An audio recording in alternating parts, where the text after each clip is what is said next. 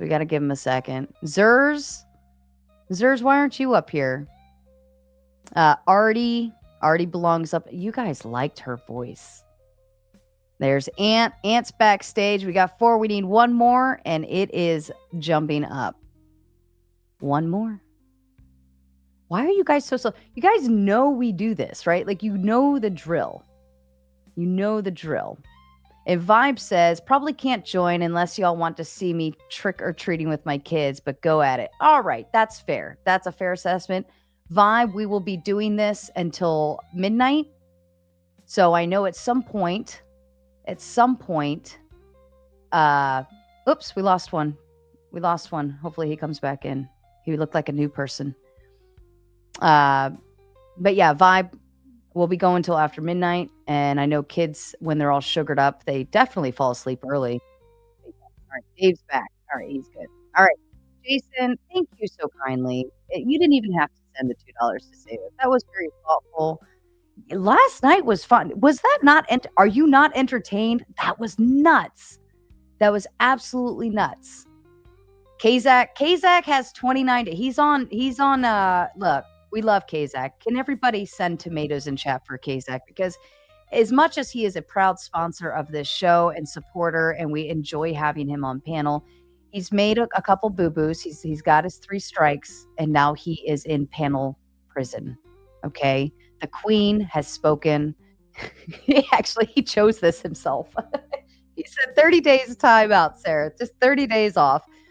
So he's in a panel prison right now, and he's got to wait 30 days until he can clean his mouth up, because we cannot have the what do you call it? The TOS violations. They're absolute no-go. We don't want to risk our channels, but we love you nonetheless. All right, we've got 5 backstage, and we're gonna have some fucking fun. Are you guys ready? And again, I will gladly take topic shifts. If you send $10 or higher for a topic shift, we'll just switch right into. I'll shut everybody up and we'll move. All right. So it's up to you. I do have a list of your topics that you chose from before, and we're gonna have some fun. Let's fucking find our panel. Here we go.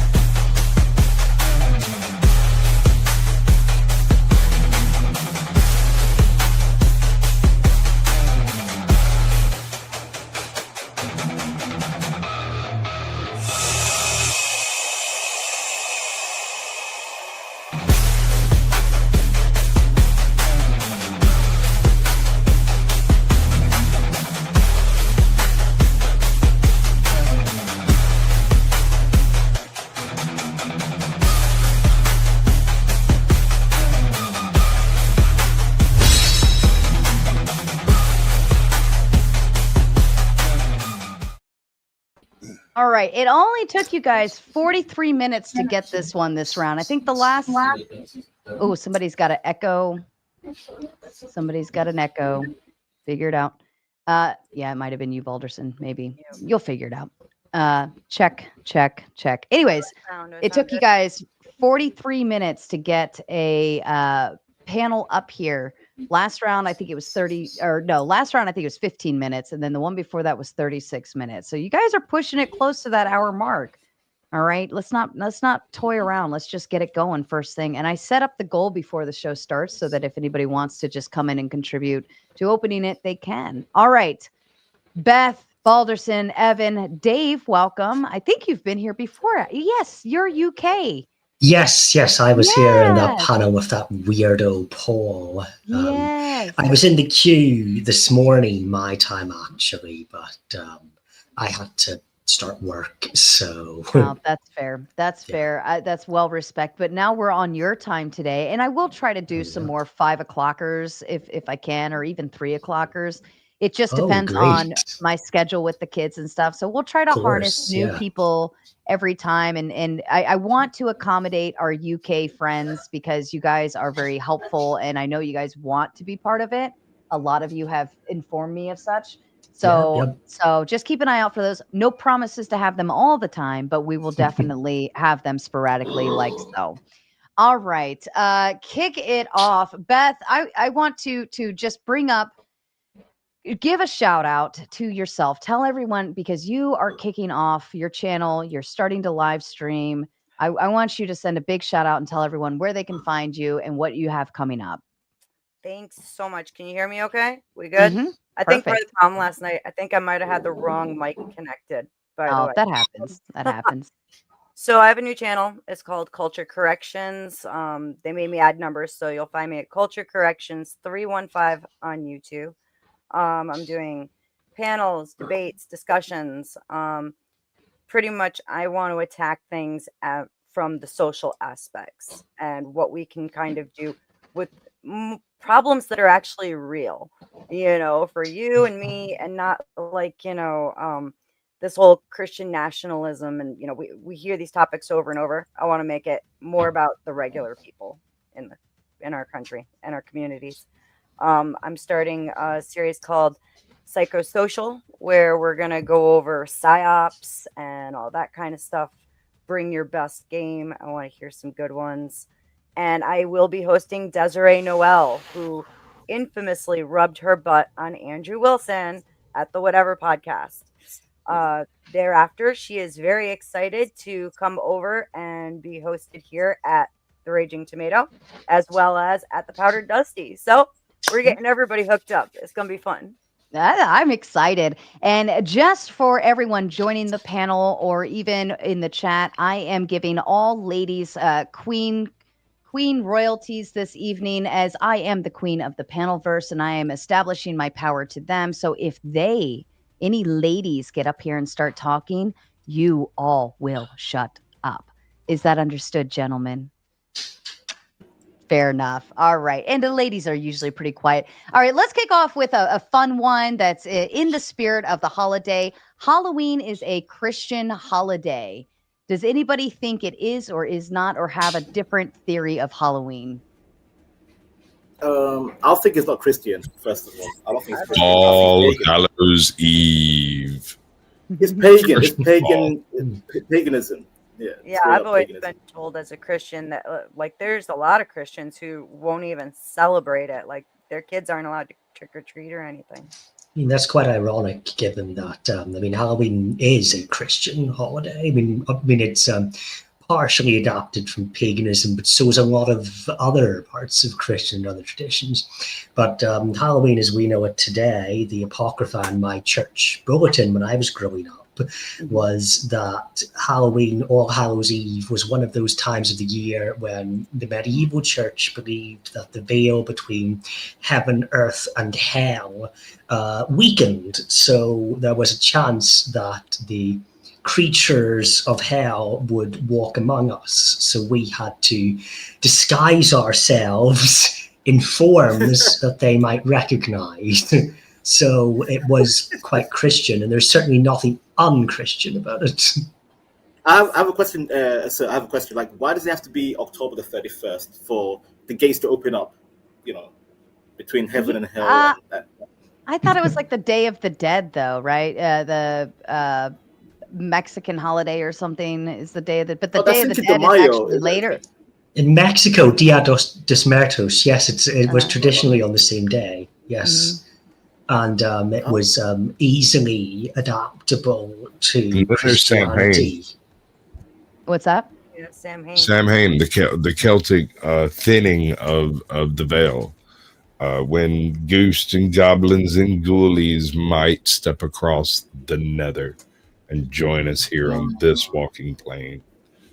See, the kind of the Christian ideas that I was raised with were that demons and things of this nature are among us all the time. So Halloween isn't any different. Yeah, my question is, like, why does it have to be, on October, and this kind of, like, has it always been the 31st of October since back then? Or has it changed over time to be a specific date? I think it's always been like the same, because it's like coinciding with like the equinox, I think. Like when the day and the night are pretty much equal. Like, and it's kind of like when fall goes over to winter. So just like the changing of the really? seasons. Yeah. Oh, that's interesting. Yeah, I did. That's interesting. I never I mean, thought it that. does occupy a very similar structure to Thanksgiving in America because of the time frame in which it takes place. And it's also kind of like Easter, like the transition from winter to spring. Right. Easter It's an holiday. oppositional to Ishtar. Yes. Oh, okay. Oh, Ishtar. Yeah, okay. Now we're talking Babylonian, Sumerian gods. Okay. I get it. Do we find Halloween to have an evil connotation? Because I know, there are some religions. Oh, we're going to take a brief interruption. Okay, a very brief interruption. Pardon me, everyone. Tomatoes in the motherfucking chat for Jason and Tom Carpenter, both back to back. They know what my favorite color is, and I fucking love it. I love it because it brings out the red in my face, and we start to match here. Look, I'll show you. We start to match. See the red? It brings it out even more, and it just gets me so excited. Tom Carpenter says, was just waiting for these great folks to make it happen. Halloween is as Christian as I can't even talk. Halloween is as Christian a holiday as Christmas is today. Samhain merged with All Saints Day and Samhain. Samhain. With All Saints Day and Saturnalia. Is that right? Is that the right word? Most likely. Merged with Christmas. All Saints Day gave way to Halloween and Christmas to what it is today. Thank you, Tom. There better be more fucking tomatoes in that chat. These gentlemen have just made me a happy tomato, and we like happy tomato so that I don't turn into raging tomato. Okay, go ahead. Something interesting about that super chat, actually. I recently heard, because I listen to a lot of like esoteric stuff and different ideas just because I like to be informed. I heard someone talking about how there's a theory that Saturn is actually where Lucifer is locked up. It goes because, like, if you look at a picture of Saturn, like from the North Pole, there's a hexagon. And according to scripture, he's locked up in a hexagon prison or something like that. I heard of that. Yeah, you're right. I heard of that. Apparently, Saturn is a symbol for Satan. I heard of that. Yes, she's kind of right. And there's a lot of symbology with Saturn, because Saturn is also in Roman symbolism. He's Kronos. Is he not Kronos in Roman Greek mythology, the god of time? And he is, right, and he subjugated Zeus. Like he didn't want Zeus to be the king of the gods, and he became the devil in Greek mythology. So I think I know what she's getting to the point. Really? Also, if you look at yes, there's a lot of cultures that believe Saturn is the planet of Satan, and I know like the ancient Near East, like the Sumerians, like the Akkadians, they were really into Saturn. And they had record of it, even though they had no telescopes to go and observe it, because Saturn is one of the planets you can't see, like with the eye. So they knew a lot of things about it, along with like the geometry of it, when they really shouldn't have known. Yeah. I wasn't here when we began, and I don't know if this question has already been asked, but I was wondering how many people on the panel think that Christians should engage in Halloween. I'm okay with. I look at it as I'm not Christian, so I can't speak on it. Yeah. I look at it as what are your intentions, right? Are you hi Pepper? I look at it as like what are your intentions with celebrating Halloween, right? Is your kid just going around collecting candy and dressing up in their coolest Power Rangers costume ever? Right? And if that's the intention, right? What is your belief system? Do you believe it has some kind of powerful meaning behind it? Because when we believe that there's a power behind something, it gives it that very power, right? Exactly. So if I just look at Halloween like, oh, we're going to go get candy and have a good time and dress up in Power Rangers costumes, I don't see any harm in that. Right, and I would understand dressing up in whatnot in Power Rangers with a Christian if they're not trying to align it with the ancient pagan beliefs and try to then make excuse for why they're supporting this ancient pagan belief instead. As you said it, where if your children are just having a good time going out and getting candy on Halloween, then that's not that big of a problem unless your children are dressing up as like witches or warlocks or demons and things like that, because then that becomes personifying the witch, the warlock, and the demon, which is very, very frowned upon in the Bible. As a Christian, like, I don't give it that weight, right? It's the same thing kind of with Easter for me, because Easter is technically a lot of years based on where the calendar is. Easter is not actually Resurrection Day. You Right. would want to count, starting with the Passover Seder, and sometimes Easter is a whole month away from that. Yeah, I can't remember, but Easter is also a pagan holiday that's about fertility and whatnot, and that's where I start to ask myself, why are there so many assumptions of these pagan holidays within the Christian religion? I can answer that. That in itself kind of We starts know the to answer stand to out that. more than Yeah, we just know the answer having to your kids. Hold on, I can hear you. That starts to stand out more than just having your kids have an enjoyable day. Instead, it's actually following the dogma of the pagan. I agree with you, but you got to remember, when Constantine established what is essentially, orthodoxy in the Catholic Church, he actually kind of made it so that the pagans would have a much easier time shifting over to Christianity. And so that's what he did, was really he took as much pagan normalcy and applied As it. did popes for hundreds of years after That's Constantine. his right. That's his right. Oh. Constantine adopted Roman Catholicism to dominate and make Europe one mono system. He wanted a mono system because too many people believe too many things in Europe. He wanted one system. I want to say hello to Pepper. Is in Evan Lord's cat.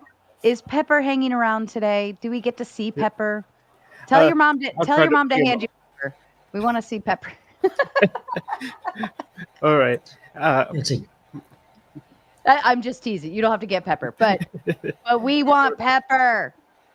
Anyways, yes, I love that. That's cute, Pepper, the redheaded kid that gets lost all the time on panel and doesn't realize. Yes.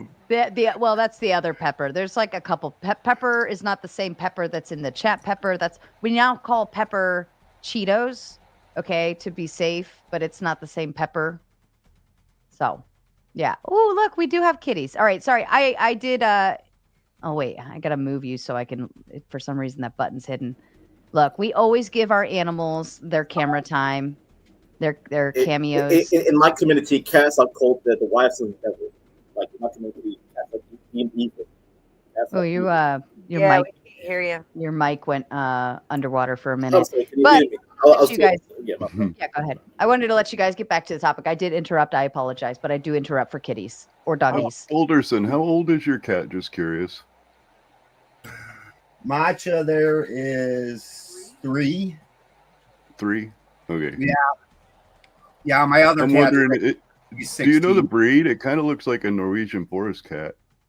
No, because I got it at the farm store. It was given away for free at the farm store, and I needed a cat. Heinz 57 breed. Yeah. Does anyone believe this? Cats are demons from hell. I have a love-hate relationship with cats. Like you stay in your end and I'll stay on my end. And I do believe cats are fucking from hell. But does anybody else think this is or have some kind of reasoning for this? No, I like all animals. I don't think that any animal is from hell. As a matter of fact, it probably I believe cats are suggests in the demonic. Bible Cats they're are- all from heaven. What it is if you look at ancient Egyptian culture, they believed that cats could see spirits and could connect with the dead essentially, and we're pretty much guardians. Beth, do you remember the cat goddess? Is it Ma'at? Ma'at, the cat. I can't remember. Or Nefertiti, one of those gods. They believe in cats, and like in my culture, we think cats is the wife of the devil. So, say what you will. Yeah, we don't like cats in my community. I know in like Christendom, like during the Black Plague, the Pope that was there, he blamed the cats as like the cause of it, and he basically said for all Christians to like kill the cats to go and stop the plague. Sure, that worked really well for them. It caused the Black Plague. Right, that was great. That caused the Black Plague. Next, we're gonna find out that communists said that we should kill all the sparrows. Oh wait, they did. Hey, birds aren't real. Back to Halloween. Also true. You guys were running down the idea that the devil is really in Saturn. And then we moved a little forward from there. We were talking about the Passover, the Easter. I wanted to pick it right back up where we left off, if anybody wants to go. Saturn is constriction in other cultures. It's time. So it's constriction as opposed to expansion. So it's really kind of the opposite of the Satan figure. And then the Day of the Dead type thing that comes from the Mexicans. Samhain just is an end to the harvest season. Okay. I'm learning. I know. Yeah, this is so crazy for me. Go ahead. I love this. Thank you, Sarah. I love this whole discussion we're having. This is the kind of discussion I love to talk about. You know, esoteric, religion, paganism. Enough with the politics. Let's enjoy some crazy babble. Halloween night. Where did Halloween come from? I think it's paganism. Some people are saying, there's equinox and the merger of the moon and the planet. Keep going. I'm just learning. Keep going. As far as the planets and the stars being entities, the only Christian references I can find to that isn't a Christian canon. It's called the Book of Enoch, but it's pretty much the only reference I can find that's Christian. And even though it's not necessarily Christian canon, it's actually refused by a lot of the Christian canon. But it speaks of the stars and planets being entities. However, the Bible speaks of them more as being weapons to be hurled at demons that are trying. I think you're thinking of the Quran there, mate. The Book of Enoch? No, the weapons being hurled at demons. There's some interpretations of the Quran that say that God throws stars at devils. I would agree that I may be mixing religions, and that could be primarily because of, as we were saying before, that the Christians are tending to assume so many different things from paganism and Greek, and Judaism, and so on and so forth. So it does seem like, I might be able to make that mistake quite easily if we continue to go down this route of mixing Christianity with things that are not Christian. Well, and when you say paganism, you're literally referring to hundreds of different religions that just are not Christian. So they have a wide variety of beliefs. They aren't the same at all. Yeah, there's a lot of branches that kind of roll out, and it almost kind of makes it even more confusing when we do that. But Sarah, that's what this is. All pagan means is not the mainstream religion. So because we live in the United States, Abrahamic religions are our mainstream. If you went to Tibet, Abrahamic religions would then be pagan because it's just not the mainstream religion. Mm-hmm. But for the longest time, Beth is right. For the longest time, like for example, for Europe had a lot of different, pagan religions, practices until Constantine adopted Christianity, and he said, you know what, I'm going to expand Rome to Europe. He adopted Christianity to make Europe one system, and until Henry VIII, where he broke the Catholic religion. He's like, you know what, England does not follow the Pope anymore.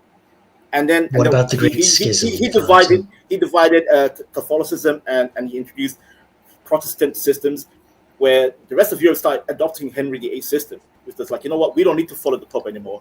Quick question, divide. what Yes, about sir. the great schism between Catholicism and Orthodoxy first? And then there was Martin. No. Okay. Wait, that's a good question. That's Orthodoxy. Isn't that like mainly supported by Egypt, Ethiopia, and Eastern Europe? Russia, Egypt, Ethiopia, Eastern Europe, with No. guest appearances from Debate University. Yes, you're right. Yeah. There was, Okay. and And by the way, I'm not a professor on religion, so I'm just observing and just speaking on what I've observed. My bad. Carry on. It's interesting you mentioned Ethiopia. That's where the Book of Enoch is mainly held, and in the Christian Church. I was wondering if because I don't know much about the Orthodox. I was wondering if, well, I know quite a bit about the Orthodox, but nothing on that subject. If within the Orthodox Church, the Book of Enoch is accepted as canon. I don't think so. It's the Ethiopian Coptic Church is the main church in Ethiopia that accepts the Book of Enoch. It's not Correct. considered. in the- Andy says, I love three Andy. books or four Andy's books. so smart. I don't know why Andy's not up here, especially for this talk. Augustine calls the pagan gods demons in his City of God, giving credence to the idea that the Greek gods are real in some sense. So actually, if you would, Well- when you start looking at like Enoch and whatnot and the stories like with the Watchers, I think that you can make a correlation between the Watchers, which are the fallen angels, which are the parents of the Nephilim, to the gods and the gods of the pagan religions. But that's just my opinion. That's something I look at. I know there's other people who hold that belief too. I don't know. I don't know much about all. Hold on. Nephilim. Evan, hold on for a second. I'm going to test something. It's Can you hear me all right? you. It's probably my. No, It's me. It's not you. That's Ryan. Wow. Hold on, Is Evan. that- Let me I unmute it didn't even again. recognize you. Hold on, everybody, stop for a second. Evan, unmute. It's you. Do you have a? Let me do this. It's not Beth. I thought it was Beth. Not me. It's not you. I thought it was you because it was the same sound as last night, but it is not. Because I realized when you were talking, I was like, wait a minute, it stopped, and she's talking. I like Yeah, moved my is this table better? all the way away. It was like, Hold putting on. stuff between them. Is this better? Yes. Thank you. That I was probably like- my computer fan. My bad. Okay, that's okay. That's okay. It happens. Like it happens to everyone, and we just work through it. All good. We're fixed now. 'Cause I always know because the fans neutralize the music in the background, and so that's how I know. Like there's something impeding on the stuff here. All right, I apologize. Back to you guys. Well, yeah, if I can chime in for just a second, I can't stay for very long, but I don't know about all the folklore you guys are talking about, but back where I'm from, the Kanto region, we worship an ancient Pokemon named Mew, which is the origin of all species. Oh It's the my God! You know what? the Enough. originator of God. entire Pokemon. Heresy. So it's actually all Pokemon that we know of descended. Hold on. All Pokemon that we know have actually descended from Mew. So there's rumors that they were actually able to find DNA of Mew and make a clone, but I haven't found it yet. But I'm actually going tonight. I'm actually going tonight. I'm almost done. Where is Arceus in your canon? Hold on. Oh, sorry, my mic just switched, so I can even It's hear you okay. guys now.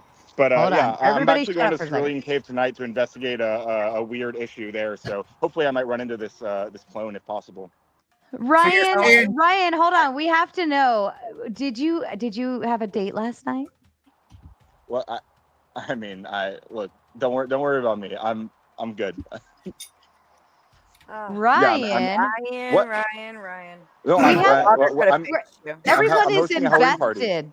Everyone What? is invested now because you came into the chat Right. last night and you're like, I've got somewhere to be. Yeah. Well, Yeah. I mean, radical coder completionists already know that I've got a girlfriend, so that's where I'm at right Awesome. Ooh, Good for Ryan's you. got a girlfriend. Does that I'm Pokeball excited for on you, your Ryan. head light I up? like you. I am Ryan. so I'm happy excited. for you. I have been Yeah. like rooting you on. I'm now. so Sorry freaking to Beth's excited. daughter, who I know It's was. all was good. Don't invested. worry. So you're saying Mewtwo is the Antichrist?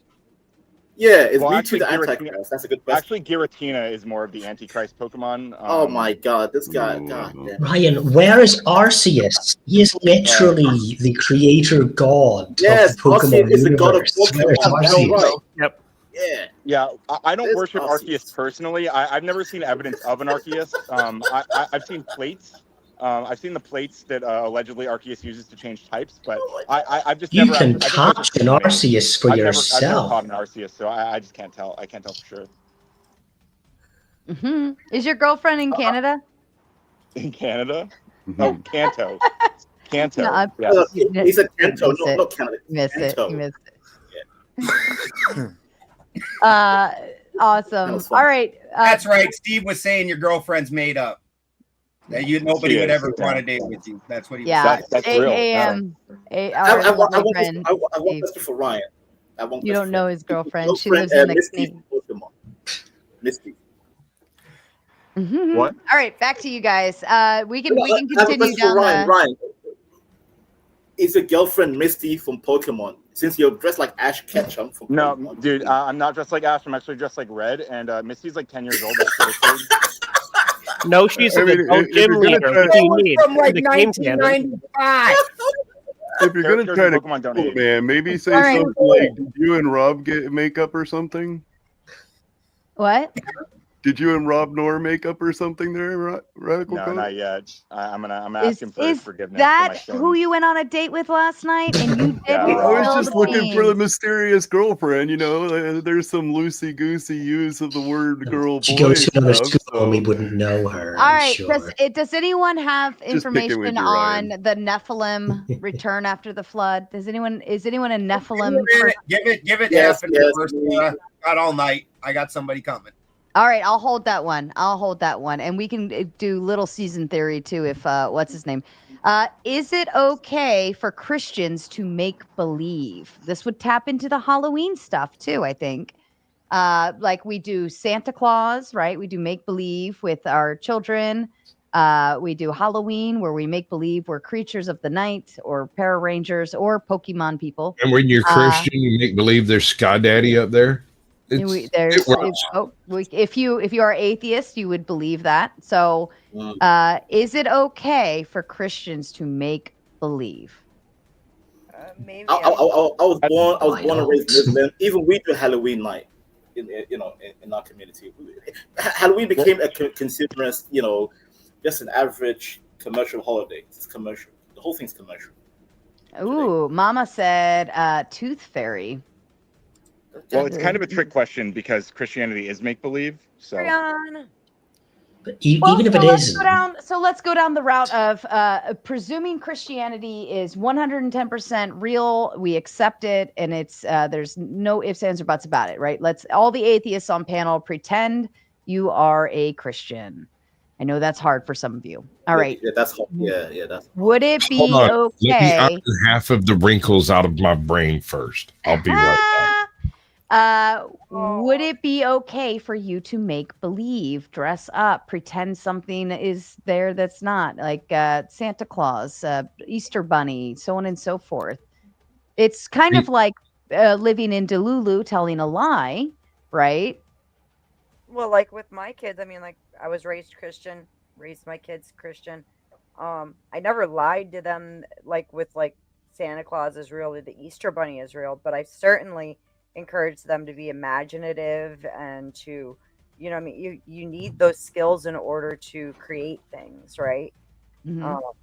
So I don't see a problem with it. I mean, there's no reason. There's like anybody who essentially wastes time trying to condemn the idea of Santa Claus.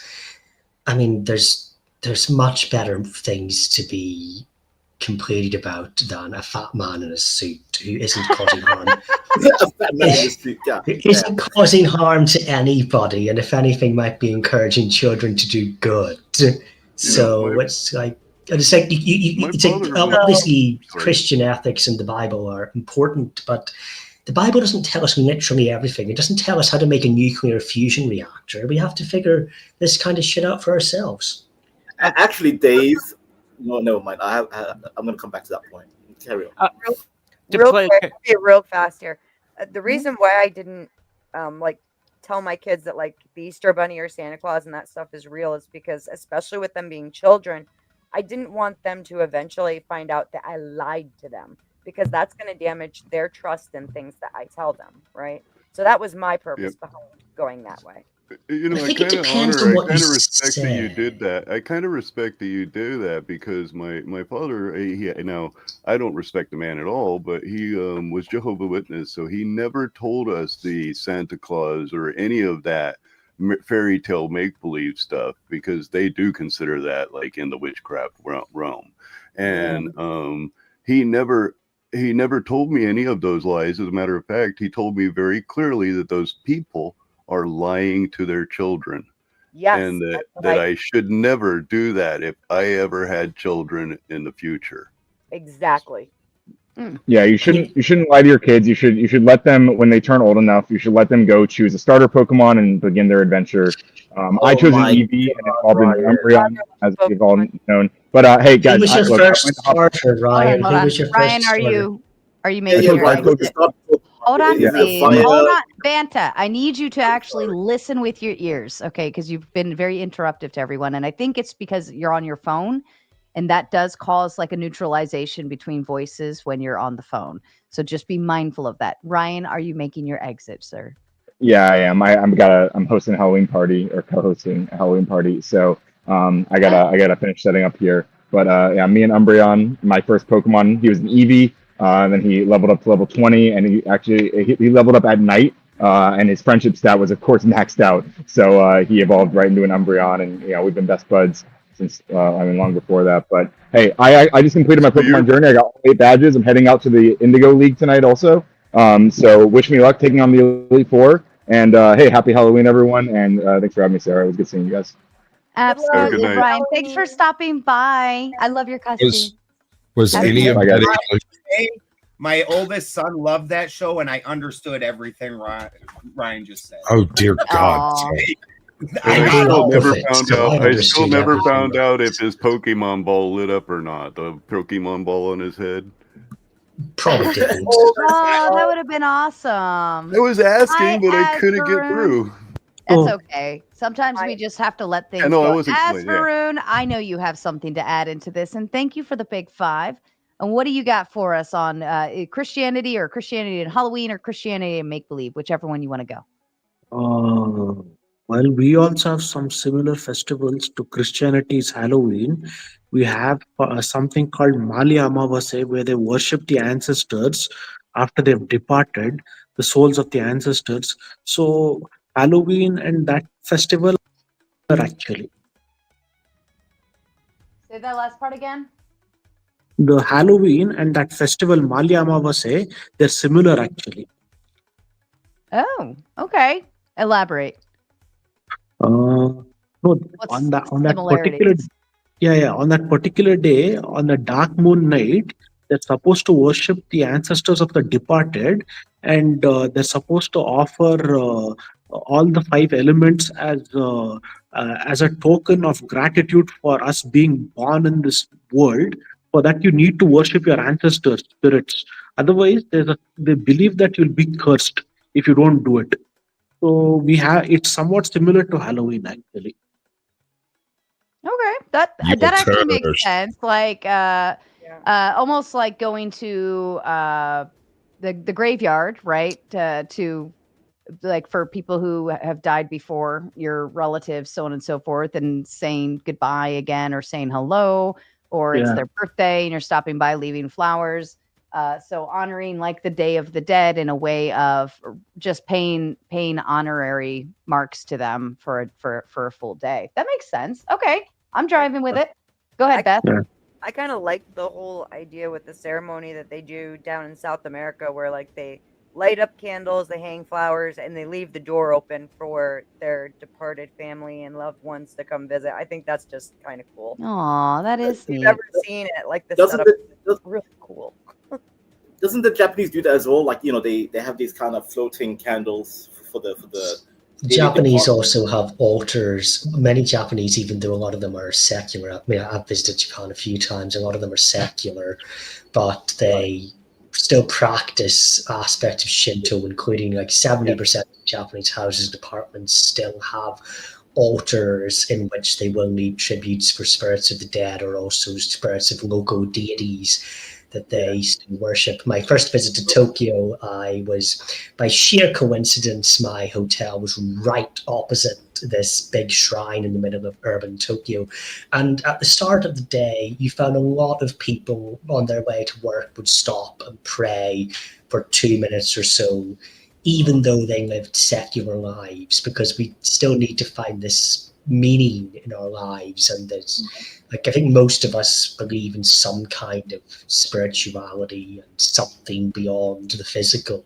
So they still engaged with that, and they still engaged with honoring the dead. And it's like, have you ever seen a Japanese graveyard?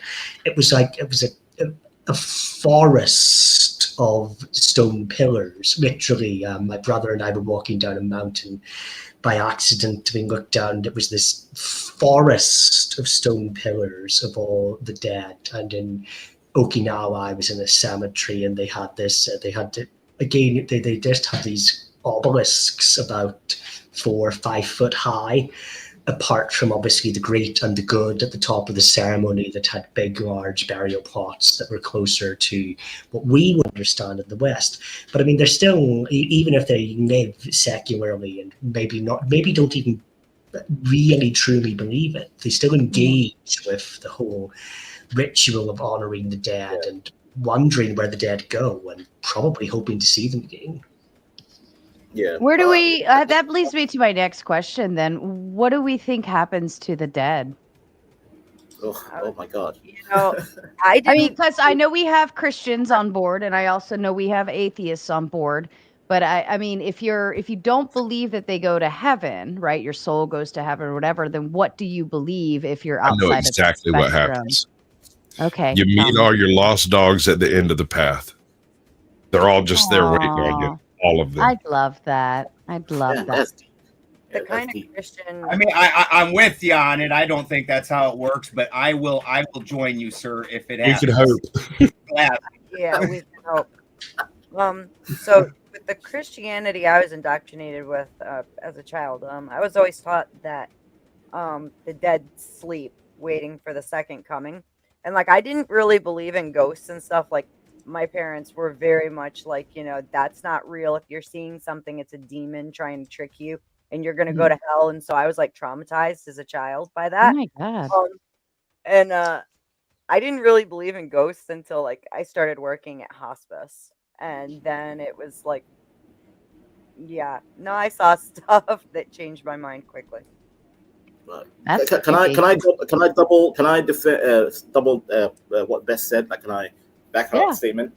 Because I was born and raised a Muslim. I no longer practice Islam, but she's right. Even in Islam, they believe once you die, you have to wait until Judgment Day. So all the people who are dead currently are like in deep sleep until God sounds the trumpet, Judgment Day, and then everybody comes back to, comes out of the grave and start getting judged. So like in our belief system, anyone who's dead right now, they're all in deep sleep until the day of judgment. Oh, okay. Yeah. Anyway, so currently, no one is in heaven or hell right now. No one is in heaven or hell currently. If you want to carry the Christian religion. Hold on, Azvarun had his hand raised. Sorry, Azvarun, go ahead.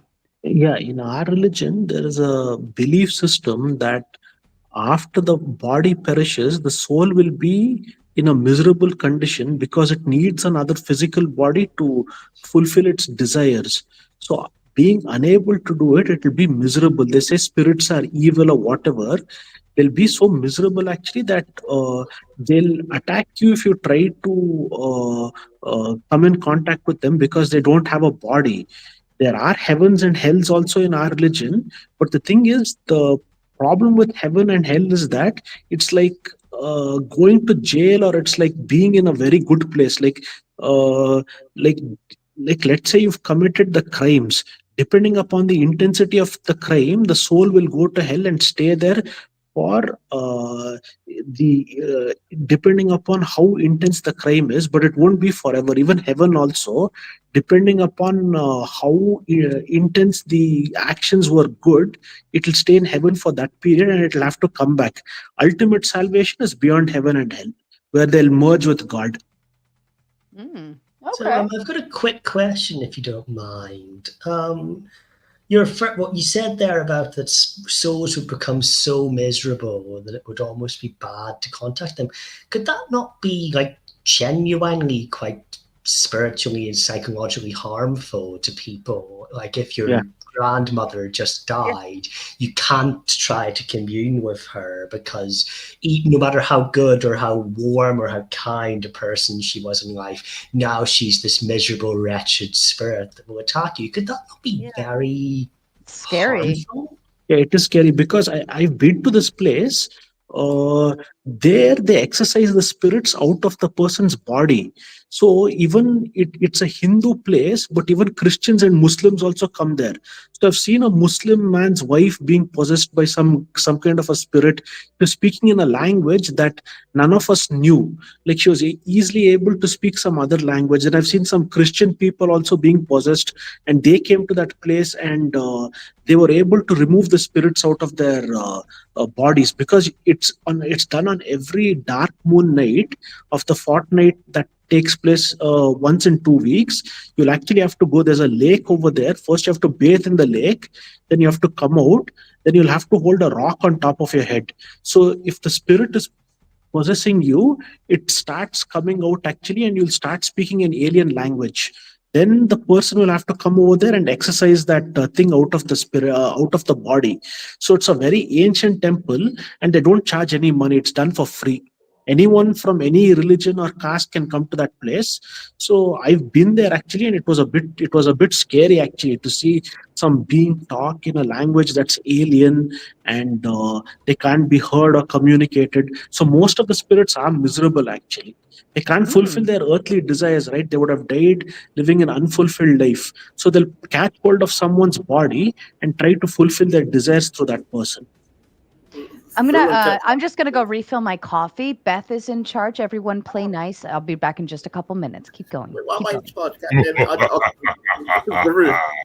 want to push back on what you said, because I had an auntie, right? You know, I'm Muslim. I'm not Muslim, but I come from a Muslim background, African, blah blah blah.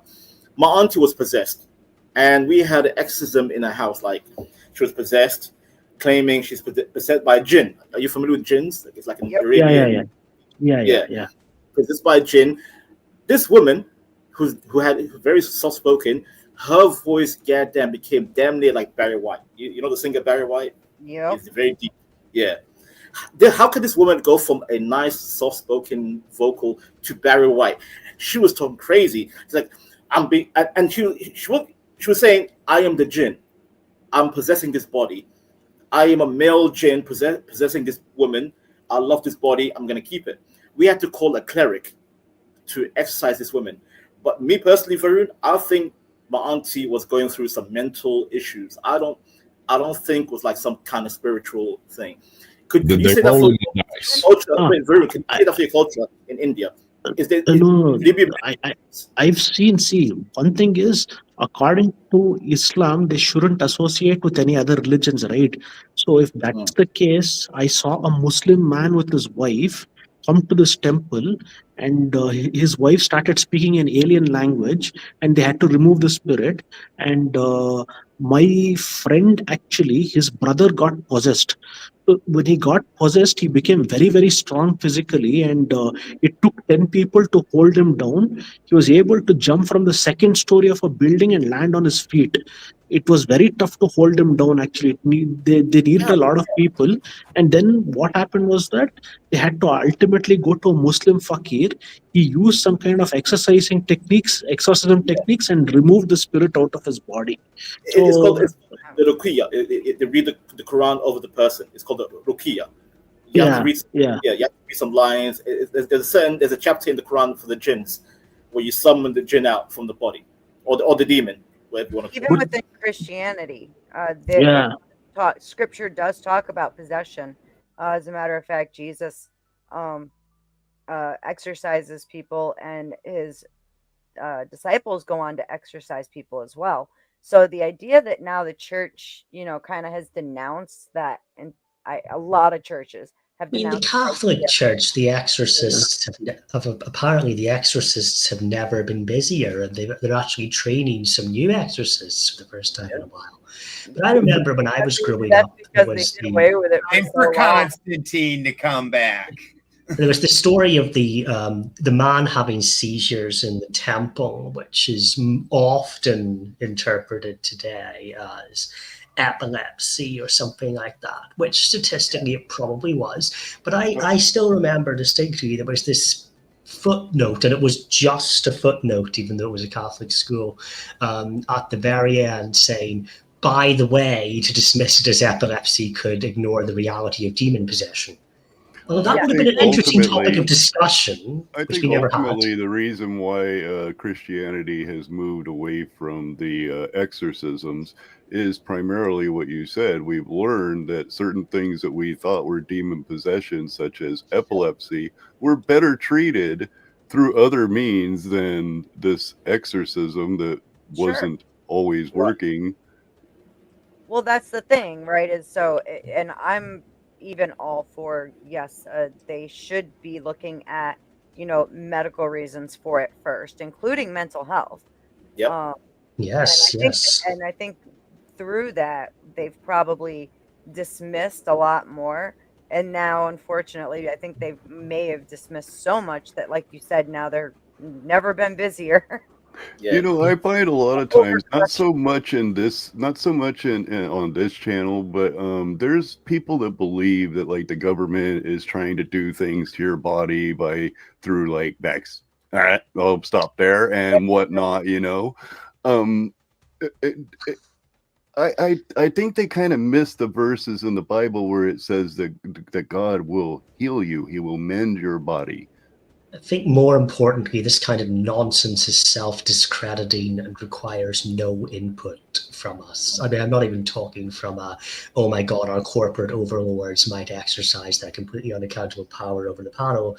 Genuinely, some things you hear mostly related to this are so stupid that I really don't think we should waste our time on them. I have good pushback.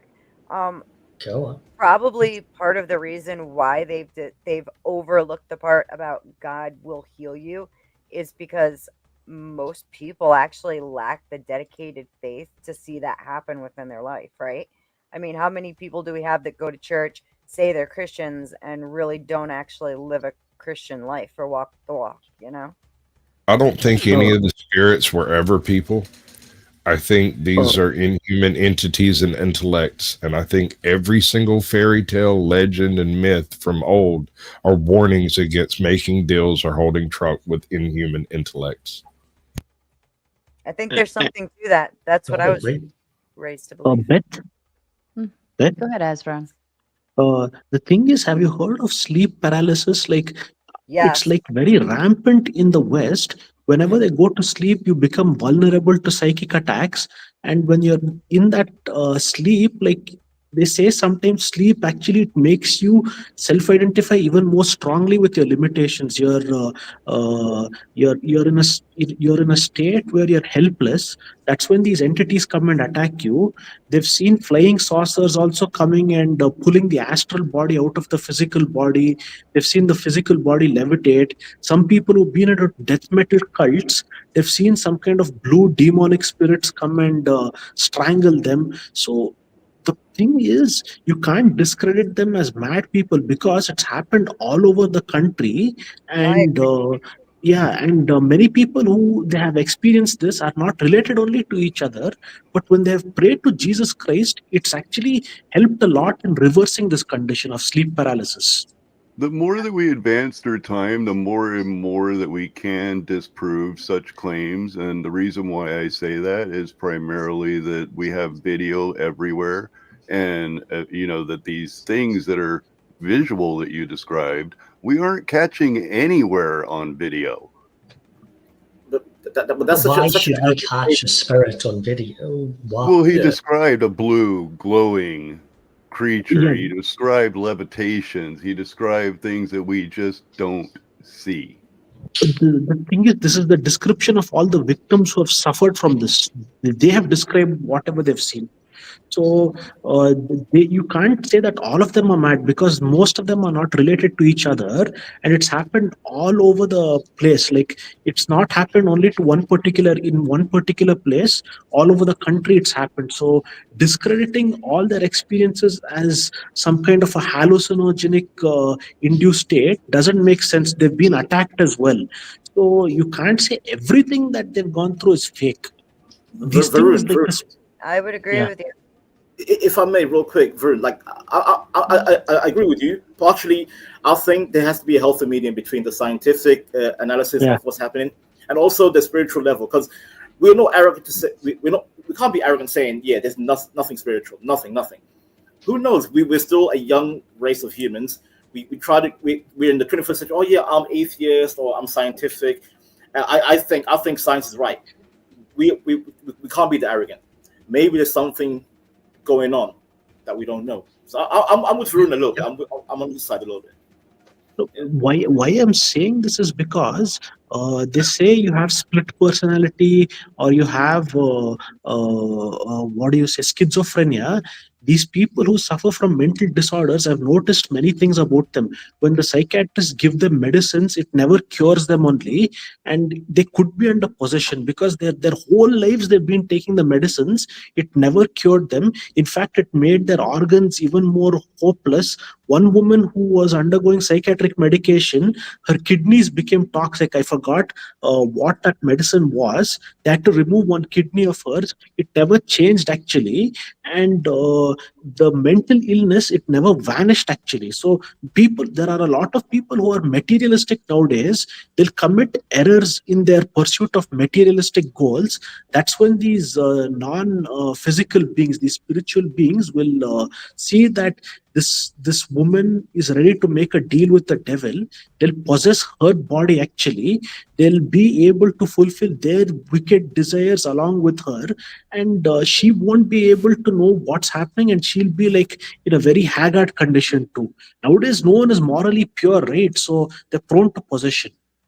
So the psychiatric tablets, I've never seen them perform any very well when people take it. I agree. I think a lot of medication can cause problems, and I don't like when people believe science is the cure. Science can also be your it can destroy you too. It's not all good element. So honestly, remember thalidomide, the tragedy of the morning sickness pill that caused all those birth defects. Yeah, that one was horrible. Yeah. Oh, but they make more money. Thalidomide. I'll post it in chat. We've all wondered why all these muscle heads are all stupid. We just learned that there's a lot of lead in those protein drinks that they've been, and those protein shakes that they've been drinking, because they're not a food, so they don't regulate them the same as a food, and they're not a drug, so they don't regulate them as a drug. They're a supplement. So there's tons of. There was up to like 7 nanograms per serving of lead within some of those protein drinks. Let's do a sound check. We're going to do a sound check for P. Fletch. Are you coming in? P. Fletch. Are you here? Can you hear us? Oh, there you are. We got you there. And Ant, let's do a mic check on you. Are you coming in? Am I here? Hello? Yep. All right. You're both in. Okay, good. Go ahead. Sarah, are you familiar with the you had a weird look on your face, the morning sickness pill that Dave brought up? So this was like, it was right after World War II, right? Or right before, somewhere in there. It was in the 50s and the 60s, I believe. They created this magical pill that cured morning sickness, but damn near an entire generation was born with horrific birth defects from this medication. Yep. And it was actually made, like, the company that made it is still making stuff. There's a documentary about it on Netflix. I'll find it and send you the name of it. That's creepy. Why are they still in business? Yeah. Because they can afford to pay the fines. Sorry, Thalidomide. Thalidomide. I've put it in the StreamYard chat. Thalidomide. Something like yeah. what is it? The That's devil you know, or the devil next door, or something like that. I'll find the name of the. But no, just to pick up on This what was feeds into said. what I was going to say. Baby melting drug. Ew. Another report I've seen on that similar subject was that there's as far as like medications and things that are supposed to do good, that there's oh shoot, I can't think of the word right now. Well, it wasn't I'd like to pick up on that. That's why we've developed all these extensive testing protocols. what is it, like Viagra? Wasn't that originally supposed to be like a blood pressure medicine? It was. Yeah. It was. It sends all the blood pressure elsewhere. Yeah. There was a penicillin recently that that's giving people allergies, food allergies. Somebody actually so severe that because they had to take large doses of this penicillin, that they can't eat like anything, peanut butter, olive oil. You mean antibiotic, not penicillin? Antibiotic. Yes, thank you. Antibiotic. Okay. Yeah. I was having a hard time finding the word to begin with. Thank you for helping me. No there. problem. It's fine. What you just said about the lead and the protein shakes, I mean, that honestly doesn't surprise me, because we now, but especially in America, we have this whole industry of pseudo-scientific woo-woo wellness products that position themselves to very, very neatly avoid regulation from all of the agencies. They put themselves, and they pay lawyers six-figure sums to put themselves in legal categories that just walk the tightrope between all of the regulations. If you're familiar with Dianetics and Scientology, the E-meter says it doesn't, officially has a disclaimer that says it doesn't do anything. But once they indoctrinate you, they can put that disclaimer on, but it doesn't mean anything. And these wellness products will sell that, oh, we're not making health claims, but we really are. And we're marketing to people who already believe it. So they do all this legal chicanery to push woo-woo quack medicines, and usually, especially targeting Christians and people who are especially conservative Christians, and Mormons in particular are targeted by all of these companies that also then exploit them economically to sell this woo-woo to other people as well through multi-level marketing schemes. Utah is the biggest headquarters of MLMs in the world. Salt Lake City. Dave, is marketing 101 scary? That is so scary to ride the lines, like to not put our safety first, to not put the human interest first, and to merely ride the lines of legal, not legal, death-defying, okay, that actually bothers me, because it's like they're putting forward the profit, of course, and if we make this drug, how will it? This is why when it says like this long ass list of side effects, I'm like, I'm not even going to take it, because to me, it's not worth it. It's never been worth it. The long ass list of side effects is actually the opposite problem. It's the pendulum swinging in the other direction.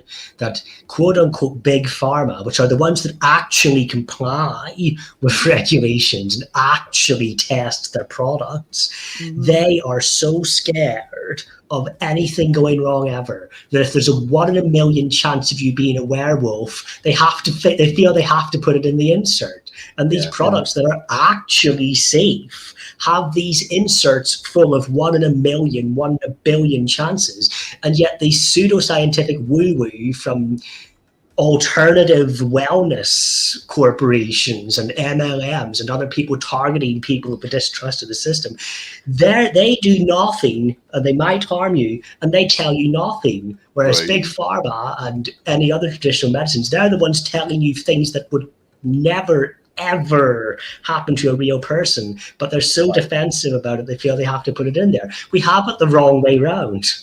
I don't know. Dave, go ahead, sir. If Tom hears woo woo one more time, he will donate. He will donate $1 million. So woo woo woo woo. Say that again, Dave. Say woo woo again. Say woo woo. So Hey, woo. all I was gonna say is I don't know what scares me more is that there's these companies making these products that skirt the lines with the FDA and other authorities, or that there's a market for it. You know, they wouldn't make these things if people didn't buy them. I think I'm not, but I don't know how we educate these people in a way that they'll accept the education. But it's also the way it's marketed, right? It's marketed to make you think you need it. Just like when I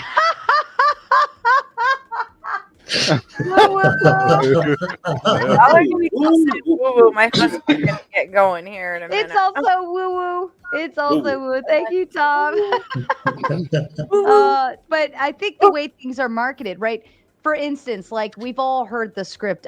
Here's a pen. I want you to sell this pen back to me, right? And you have to create a scarcity for the pen in order for you to feel the need to buy the pen. Right. And I think that the way things are marketed to us is a way of like, you can't live without this. You can't do something with, you can't lose weight without this magic pill. You can't do this without this magical thing. You can't do that without this magical thing. I think it goes a bit further than you can't lose weight about this magical pill. What these typical ads say, and they're all over the internet. You go onto your MSN homepage and you'll find it in a few scrolls of the page. It's that this is the weight loss pill that they are suppressing and that they don't want you to know about. They're very much targeting this distrust, this conspiratorial mindset that all of this has been hidden from you. I've also noticed news media outlets pushing some of the, as you call, woo-woo, non-medical type of treatments, and that's a little strange. But it's marketing 101. The problem is when you guys keep seeing that, there's all kinds of plant medicine that we all know actually works and has been documented to work. And 50 years ago, everybody used it, but guess what? It's not FDA approved.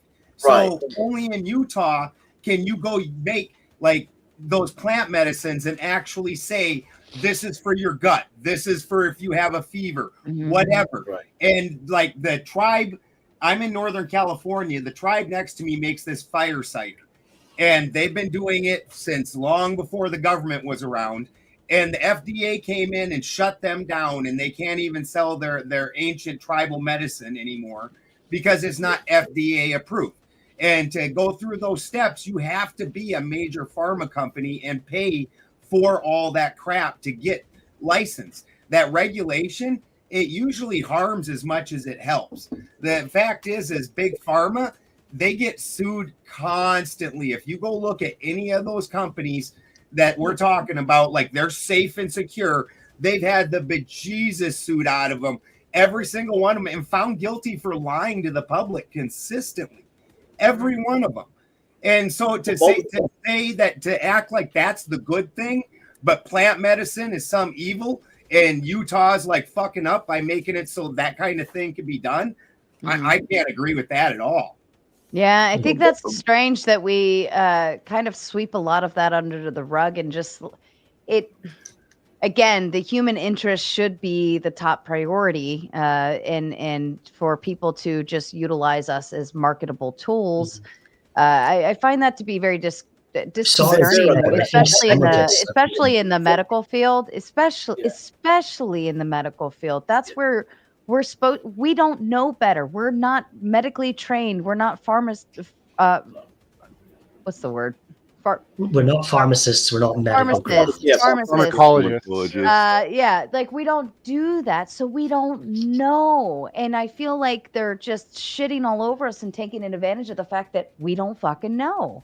And the internet is full of so many crazy things, so many woo-woo things that you don't know what is true. Like, you know, like when the C-19 thing came out and you're like, well, all of these people are saying it's good for us. All of these people are saying it's bad for us. Who's the woo-woo, you know?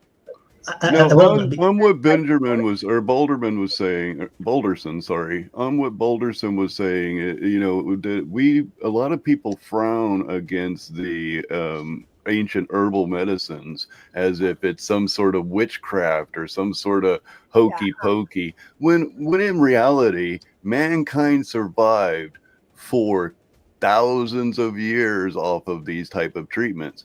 Now we haven't totally absolutely abandoned such treatments. There are often derivatives of those ancient treatments within the medicines that you take today. One would be like Silversorb. But Silversorb, as I bring up Silversorb, there's a as you were saying, marketing. There's a marketing twist with Silversorb. It cost like maybe $7 to make the tube or something like that with the amount of silver and santal that they put into it.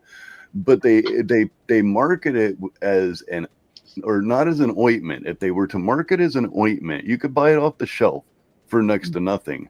But instead, they market as a treatment, as I think it's an antimicrobial.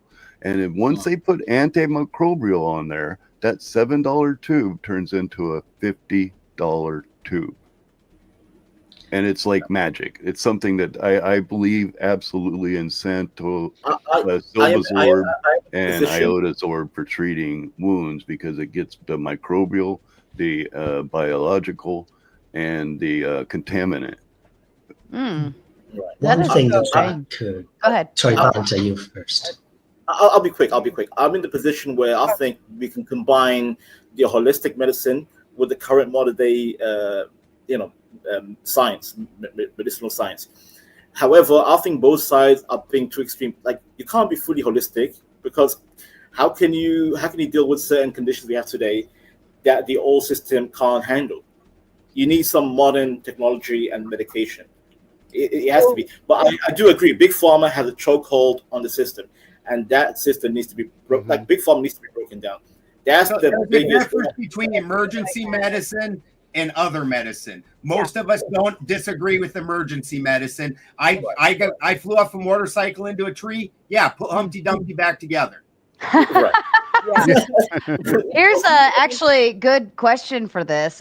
Is the internet manifest destiny for democratization? No, I think opposite. I think the internet has ended up spawning many channels, such as, we'll just go with Rumble on itself, was created primarily to spread non-democracy, you know what I mean, non-liberal views. I don't see Chinese propaganda all over.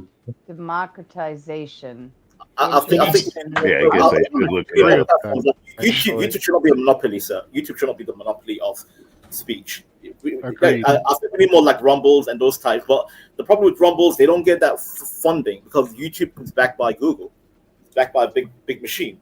So Rumble doesn't have that, sir. It's hard. It's hard to expand different platforms, speaking on different opinions. Democratic views. Yeah, this is why I was kind of questioning how you were saying it. Democracy does not equal liberal views, actually. I think the biggest. So is the internet manifest destiny like just over a surplus of information and almost like too many views, right? Like, for instance, when we go to Subway, you have anyone gets Subway Eat Fresh ads, hit it in the chat. Subway, Eat Fresh. So if we go to Subway, for instance, you have a very specific set of options of things and condiments you can put on your sandwich, right? Now, if I had 50 options, how much harder would it be for you to make the decision of what to put on your sandwich versus if I only have 10, you can move through a lot. Like, you go to Jersey Mike's, if you get an ad for Jersey Mike's, let me know. If you go to Jersey Mike's, it's like 7 condiments and that's it. And it's fast. And they even have it to where you can say Mike's Way, whatever, and they already know exactly what you want. So fewer options, fewer things, right? It makes it easier to decide. I don't think so. The paralysis of choice. That's the problem with human beings. They can't handle too many options. They get paralyzed by too many options. That's the Netherlands just had an election of like 40 parties. Without the internet and without the overwhelming amount of information that we have on here, people wouldn't know things like, for instance, going back to what we had just been talking about, like I have chickens, I put oregano in their water. and that acts as a natural antibiotic for them. Red pepper flakes, it's strong. they don't get any like worms and stuff like that. Star anise can bring down a fever. Cinnamon is like right up there. It's not a replacement for penicillin, but if you're getting sick, there's things you can do before you go running off to the big heavy hitters. God bless my son. When he was little, he used to tell everybody his mom was a witch just because, oh, you're getting sick here, and I make something up. Did you use a big cauldron with bubbles and steam coming out? Yeah, just my little shot glass. It worked almost every time. But without the internet, like giving the information that, you can try this stuff first, you'd never know about it. Right. I am going to have to go. But is it in? Yeah. Go ahead. Before I go, I would just like to say, just to respond to Sarah for a moment. I think what you said works perfectly well when you're ordering a sub, but not when you're choosing what you want your country to look like.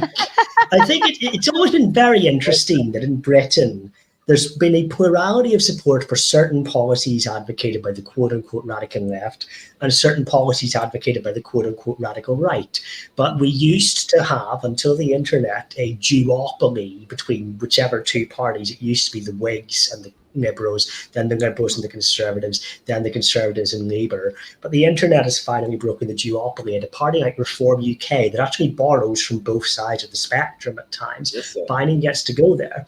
And I mean, there's a lecture in Oxford last week by this guy in America who is allegedly the philosopher behind J.D. Vance. And he talked bullshit about wanting an enlightened guardian class and advocating that corporate structures were good. It's like, well, corporations are the ones engaged in partisan censorship that get to sidestep it by saying, at least I'm not the government. The First Amendment wasn't written because the government is uniquely bad. The First Amendment was written because we see a problem, we see a principle that we want to uphold, and we are directing that principle at the people that hold the power today. That was, in 1776, that was the government. Today, it should probably also be directed towards the people that are controlling the information superhighway. But their control of the information superhighway is a lot less secure than some on the right like to believe. People can and do build their own websites. They do build their own forums. They have alternative payment providers. They have alternative hosting services. It's a lot more democratic than we like to believe, but it could be better. And we should absolutely call out big tech and use the language of essentially governance, because they are behaving like a government that's even less accountable, with no elections, no debates, nothing. Now, I am going to have to go on that, hopefully. From the floor, Brett, I want to ask Dave a question from the UK.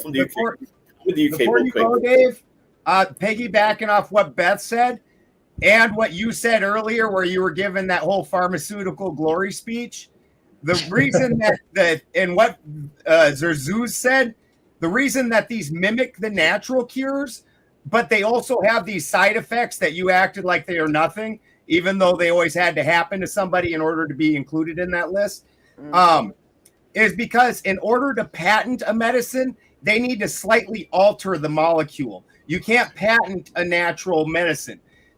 So they need to slightly alter the molecule. And now this natural medicine that our body's been taking in for thousands of years and using, it's not quite right. And so Boulderson, I think you're making an assumption that isn't necessarily proven. There's no proof that there's no proof that sir, can I finish saying this? Let him talk. There's no proof that the ancient herbal medicines didn't also have side effects. Sarah, I just want to ask Hold on. You wanted to ask Dave a question before he leaves? Before he leaves, yeah, because I'm in the UK right now. I'm in London, Dave. Yeah. I voted for Brexit. You know why? Why did I vote for Brexit? Because I wanted the UK to be separate from the EU, because we want to hold the Parliament responsible for all the nonsense going on currently on the nation. Do you agree, Dave?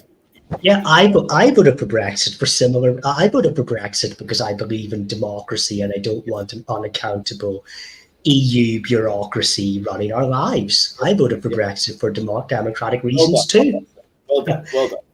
So I'll hopefully see you all later. But yeah, it's getting a bit late here. Okay. It was a pleasure being here. So God bless you. We'll catch you on the next early round. We'll try to Okay. keep you tied in. I do promise. I will do those at least once every 2 weeks to 3 weeks, maybe. Oh, But very nice. yeah, Yeah, as much yeah. as I can. It is hard to schedule. But thanks Yeah. for hopping on, Dave. We appreciate you. Thanks for Go having ahead me. and let's go ahead and make this a twofer because I have to go shopping to get some dinner for tonight. I Sure. might come back in a little bit. But just for Dave here, here's how you exit without having everybody ask you a bunch of questions. You don't filibuster your way out. Bye. Bye. Bye, Zers. Thanks for joining. We appreciate you. I love Zers. Turtle. And number one, Tom says, I need someone to order me a number 16 with jalapenos on the grill and mayo before I pass out. Hurry. Yeah, I love Jersey Mike's, by the way. It is astounding and lovely. And I love I think it's a number 6 at the roast beef sandwich at Mike's Way, plus the hots. Highly recommend it. And if anyone gets a Jersey Mike's commercial ad, Jersey Mike's, Jersey Mike's, Jersey Mike's, hit us in the chat with a bunch of maters on it. Norman Maslov, Mazzy, the famous Mazzy, coming over from the vinyl community. Look how that turned out. Brexit fucked it up. What do you have to say for that, Vanta? Brexit was poisoned. Sorry, by say that Parliament. again. Say that again one more time. Look how that turned out. No, Norman, no. See, what the Parliament did, they screwed up the process of exit. So now we caught in between because the Parliament wanted to be in the EU, but the people want to be out of the EU, and Parliament did not respect the referendum. That's why now the UK is in like in a weird bizarro state. It's like we're inside and outside. We're confused. But Norman, the people.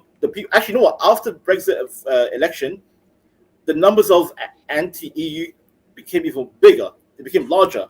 Now most Brits think the EU is a bigger problem. A lot of people think the EU should just collapse. We don't like the EU. We don't respect the EU. F the EU. Break the EU. Well, it's supposed to be a trade pact. It wasn't supposed to be a governing body. Exactly. Initially, it was meant to be like a trade. It was meant to be a trade common thing. But then it eventually evolved into controlling your borders. Like, who are you trying to control our borders, sir? Yeah, exactly. Yeah, that's why the people realize, why is Brussels controlling the British borders? Why? We should control our own borders and decide who comes in and who goes out. Simple as that. That was the whole process about the film. So yeah, but you know what, sir? You know why Parliament wants to stay in the EU? Because they get a big fat check from the EU Parliament. I'm sorry, Sarah. Oh, no, that's okay. I wanted to bring something up. I think it was Daniel said something earlier regarding how he misses his old giant CD case holder. Oh my God. But here we go. I have 2 CD books, but I have no use for them. And then right before that, he was mentioning how he missed them or something like that. Burned albums. Yes, I was an avid participant in having a huge CD, like multiple of these giant books. They each hold like 200 CDs. All of my I love movies. Okay, so I collected DVDs like it was my job. I collected CDs like it was my job. Like music and movies were just like my beautiful thing. Sarah, top 5 movies and songs. Yeah. Huh? Top 5 movies and songs. What's your top 5? I'll say Inception is still one of my favorites. Somebody's got feedback coming back. Inception is all Chris Nolan, every Chris Nolan movie. That's just for the win. Also, M. Night Shyamalan, however you say his name. My God. Yeah, the Indian guy. His Devil movie. I ruined horror movies for me for the rest of my life. I will never watch another horror film thanks to him. I watched Devil once, and I never watched. And this was like over 10 years ago, by the way. My daughter, who's now 16, was like maybe one. So he ruined horror flicks for me 110%. Anyways, but I want to bring this to the idea of tangibility, right? the way our world turns, we tapped into the idea of the internet and maybe an oversaturation of information and having everything available at the stroke of a few keys. But with everything so available in the cloud, on the internet, everything, I could pay my bills here. I can take my credit card anywhere without actually having a tangible credit card on me. I can call everyone. I could watch a show from my phone.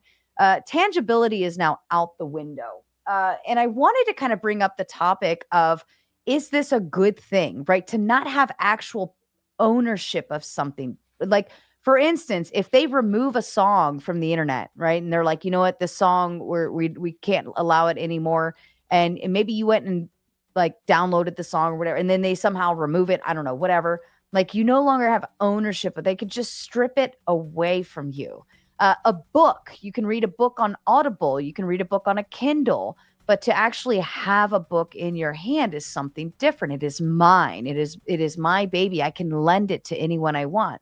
So is tangibility no longer being like in existence, affecting our society by way of not having an appreciation of ownership? Also, it's the barn wall. It's a what? It's the barn wall. Anybody that enjoys dystopian films or books or anything, Animal Farm is one of the most famous of the dystopian books. And the barn wall is where they write all the information on it. And then eventually only a couple animals can even read. But because the barn wall is changeable, when they go up, they're like, that's not necessarily what it said, but I can't really remember what it said, and you can't prove it. Easy example is for the C-19. They literally changed the definition of the word pandemic, and now it's just a whole new definition. And on the internet, they're able to do that. They're able to scrub that pretty deep, unless you're one of those hacker people. But Balderson, can I pick up on a point? I remember when that pandemic started. I remember Google had the recovery/death count, right? And when the narrative, when the count was going against the narrative, because people recovering more than dying, like the recovery was higher, they scrubbed out from Google. They scrubbed the count. It got scrubbed up within a couple of months. Gone, poof, because it went against the narrative. Mm-hmm. I got seen that happen, actually. I have screenshots on my phone from the CDC's website saying that that dust masks would not help for disease in any way, shape, or form, and that it actually could cause problems. And it had a list of problems. A month later, gone. Only the screenshot in my phone from that website is the only way to tell that even ever existed. Smart man. I wish I screenshot that the Google count. I wish I screenshot it. Good man. Yeah. I've been going to them for their definition of a vaccine, and I watched it change like within a day to accommodate the COVID shot. Because if you looked at the prior definition, it would not have qualified as a vaccine because it doesn't immunize. Right. That was the part that tripped me up the whole time, because they were saying, "Well, get this, and it won't prevent you from getting it. It won't stop anything from happening, but it'll help other people not get it." And I'm like, that doesn't make any sense whatsoever. Why am I getting it? Why would I get something that has no impact or change to what would actually happen? Exactly. And it really didn't either. A lot of people got it afterwards, and I know in my state, they were making it mandatory for quite a while, where like my daughter had paid for her semester of college and she was not allowed to step on college campus without that card saying that she had it. And for every day she missed, she was getting a 0 for classes that she just paid thousands of dollars for. Jesus. It was horrific. That's almost you know what? I think in the coming years, because I have the same issue, Beth. I'm a kidney transplant recipient. Ooh. And I was told by my consultant, if you don't take this goddamn needle, next time you need a transplant, you won't get it. If you reject the needle, you'll never get a transplant. Yep. You'll never get a transplant. And guess what I did? I told him, okay, I won't take it. I will see you in court. Straight up. So I told him I'm not taking the needle, and I'm gonna keep this transplant that I got today. And guess what? I didn't get the goddamn thing. You know, the flu, whatever they want to call it. What 2025? When did it start? 2020? 5 years? Nothing. Not even one cough. Nothing. We had it twice in our household, and the second time my kids bounced back really quickly. For me, both times I was so sick they tried to hospitalize. The first time, they didn't even know what was wrong with us. My daughter had gone on a college trip to Ireland for 3 weeks, and she got home literally like 2 days before they announced that Ireland had broke out with it. And like I was sick for like 6 weeks. Like, I thought I was gonna die both times. I feel like kids, it just didn't touch kids. Like they got a little cough and then they moved on.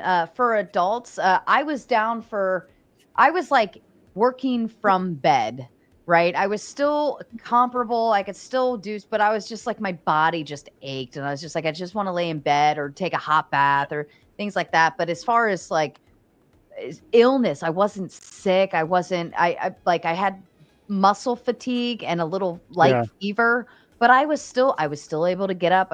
Now my ex-husband, because he got hit with it right before it hit the news. It was like right before, I think it was like around March 15th ish when it really hit. It was like, we're shutting everything down. This is what's happening.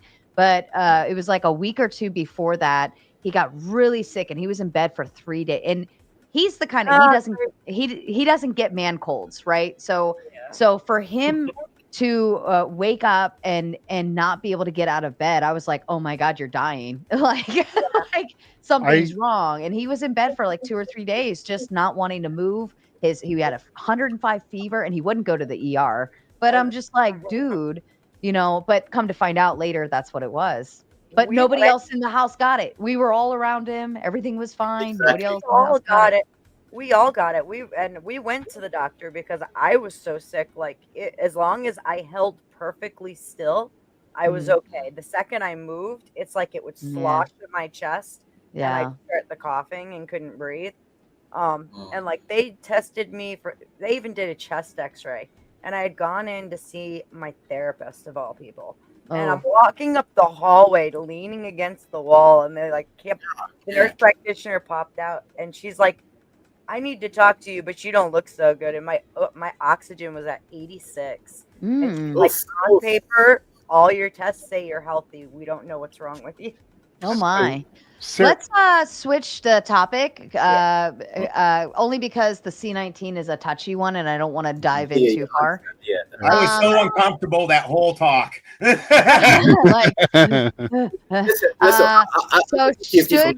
Should psychology and psychiatry be reclassified as pseudoscience? I don't think so. Definitely. Yes. Definitely. Go ahead, Ann. Look at things like epilepsy, schizophrenia. We know these things are real, right? Yeah. They need to be studied. Who does the studying? Like, I understand that the practices of psychiatrists and psychology should perhaps be looked at and reformed, but I don't think the field of study of the mind necessarily is pseudoscience. You didn't mean epilepsy, right? Yes. What did I say? I'm sorry. You said epilepsy. Yeah. Epilepsy. Schizophrenia. Well, that's where you have seizures. Even right, but that's a psychological disorder. It's a problem in the brain, misfiring. It's a neurological disorder. But it's not a mental. The neurological is the brain. Other orders that you qualify for this topic, for this field of study, though. That's neurology is very separate from what we're talking. Thank you, Beth. Yeah, exactly. Now, personality disorders, schizophrenia, dementia, Alzheimer's, these things, that would all fall into this, and I would be. You can drop epilepsy; it's not important. I was just trying to make a point that there are recognized mental diseases, and we need to study them. Well, the problem is you can't replicate results. So anything where you can't replicate a result, and with mental disorders, that's near impossible. Like what triggered it, what the reaction's going to be, what they're going to do. All these things, they're so variable, and there's not a replicable result. In order to fall under true science, it needs to be replicable by everybody.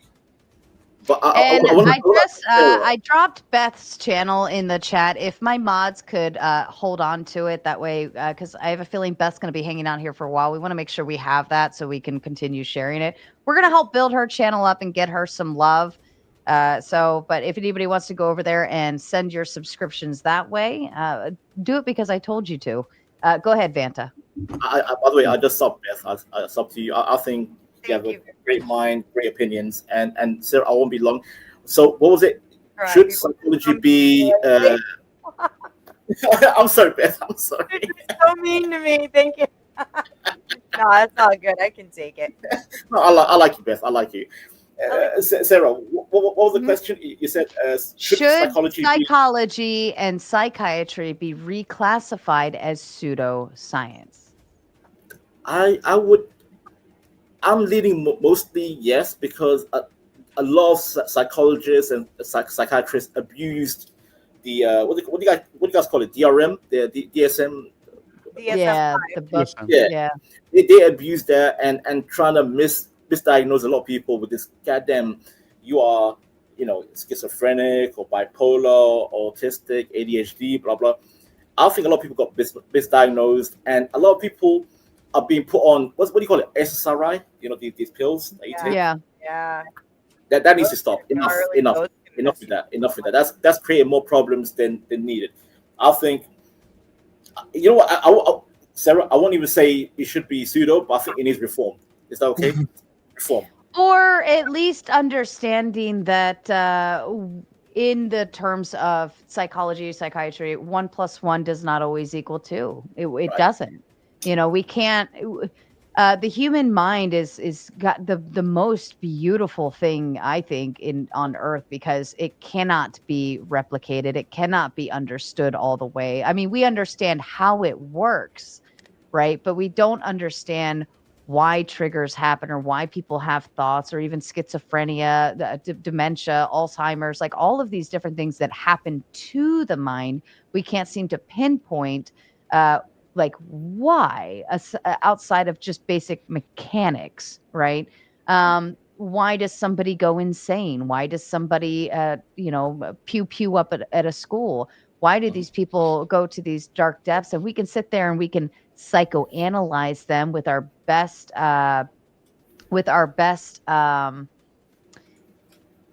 best abilities, right? But profiling, social profiling, the general understanding of stuff. But until you say, what is that movie? It was Jennifer Lopez and someone else. Cell. When she goes into, oh my God, it was so good. But she goes into his mind to actually try to understand, get and extract information from him.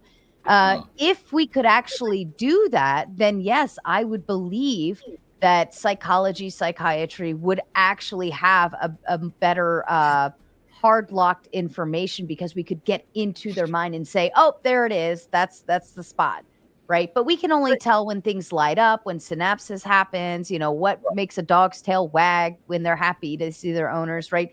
But we still don't know why the dog's excited. We can just assume it's because they see their owner. You know what I mean? So, yeah, I'll take it. So it takes studying in order to reach. I mean, if we're not experimenting and constantly broadening our horizons, we'd never reach that spot anyways. At least there's a potential to someday be able to understand these things better. I mean, even we've come so far in understanding Alzheimer's. It's crazy. And I want to say, is it Alzheimer's or one of them? I think dementia. Are you talking about dementia? Generate. Am I wrong? It's all, I think you start to lose the neurons, or I forget. Yeah, I don't. I'm not. You lose cognitive ability to recognize memory. Like there's some synapses. Treatment that they've come up with that either slows down the degradation of it or something. But here's a good soda is a big one with that. Here's a good analogy. Laughing Cedar says, right now, looking at the brain is like monkeys looking at a computer and trying to figure out how exactly it works and how it's put together. I would agree with that. I would. That's true. Sarah, you need a segment like, what does Varun think? I often wonder. Go ahead, Varun. You have any thoughts on this? Regarding this, regarding the in our system of medicine, we have a field called Ayurveda. In Ayurveda, they say that all illnesses start with an afflicted digestive system. So if your digestive system's health is ruined, it gradually leads to the deterioration of a body. An afflicted digestive system causes illnesses in the body. So even mental and physical disorders are caused because of an afflicted digestive system that has to be repaired first. Gut health. If the gut health is bad, even the brain health becomes bad. That makes sense. I know about brain health and not brain health. Body is mind, mind is body, right? I'm a big avid believer of that. And I don't even mean just in your thoughts and so on and so forth, but if your mind is tired, if your brain is burnout, if it's stressed, if it's this, if it's that, that connects and talks to everything else. One of the, like, I put on like maybe 10 pounds over the last, I don't know, 6 months or so, whatever it was. And I knew it, like I was very aware of it. My face was starting to get chunky. That's the only place I gained weight somehow. But like I knew because I haven't slept in like 2 years. Like I'm burnout, I'm tired. There's a lot of, obviously the show was kicking off and doing all of these big things. And I wanted to make sure I was still pushing forward and not letting sleep get in my way. But all of those things like really added up to where brain's tired, I'm stressed from dealing with tards all night. And then I get 2-3 hours of sleep and then I have to get up and go to work the next day. And so as soon as I started sleeping, everything else went back into place. Lost Sleepy tomato. 10 pounds. Yeah, the sleepy tomato. lost the 10 pounds in less than like let's see, 2 months, just gone. I didn't do anything for it. I didn't go to the gym. I didn't whatever. I slept. The brain literally needs rest. And one more thing. I just wanted to make one more important point regarding sleep. There's one more thing actually. Like according to Ayurveda, between 10 to 2, your kidneys in the night and in the afternoon. In the morning and noon, between 10 to 2 and 10 to 2 in the night, your kidneys, spleen, and liver needs to recharge.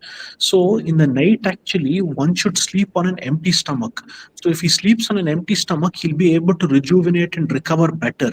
If he sleeps on a full stomach, he can't repair himself. That's true. Yeah, that makes sense. And fasting is not a bad thing. I often skip breakfast, even sometimes lunch. Sometimes I'll just kind of have one small, like today I just had some scrambled eggs, and to me like that feels okay, right? I'm not starving, I'm not hungry, I don't feel like I'm missing anything. But even at that, like you have to kind of let your body be hungry, because then it goes for all the bad stuff and triggers it. And it's like, I'm gonna find whatever I can find to be resourceful. But hey, that's something good. I need that. I should not touch that. But hey, that's bad. I'll take that out. As it was explained to me, like all of the waste collection systems for your brain, like all the stuff that cleans out all the garbage that accumulates in gunk, that only occurs when you're sleeping. Mm-hmm. It will not. It can't do its garbage collection while you're awake. So you need to be sleeping so that your brain can actually heal itself and go through its processes like that. And there's specific foods too that you can eat that actually really help a lot with brain health. And it's like a certain kinds of protein feed your brain better than other kinds of. Beth, I want to ask Beth a question regarding food. Would you agree with me? Certain people from different ethnic groups have a certain diet that they can work with, because certain groups can't handle milk. Certain groups can't handle meat or other vegetables. Like, I think people need to do their whole nutritional DNA bloodline and realize what are you most comfortable with and how you can get the best out of your nutrition, honestly.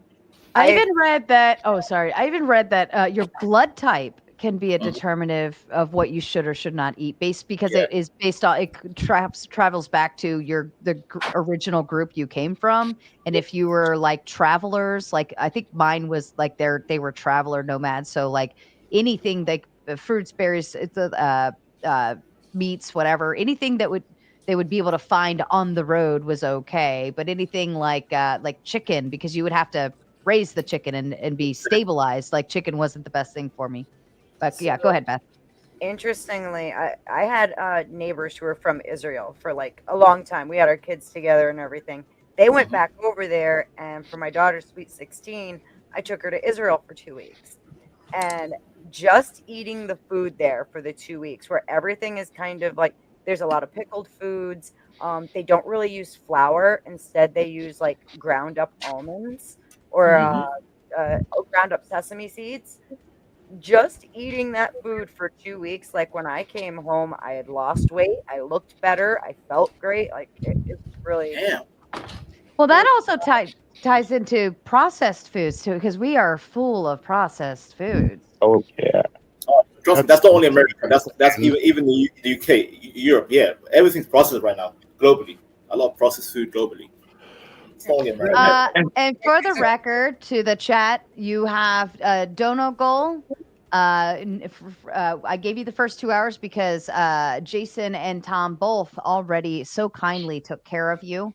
But now we're getting into the time where it's pay as you go. So you have the Donegal set up. It's been up for 20 minutes. You have 40 minutes left. Zai actually mentioned Kat Katibi.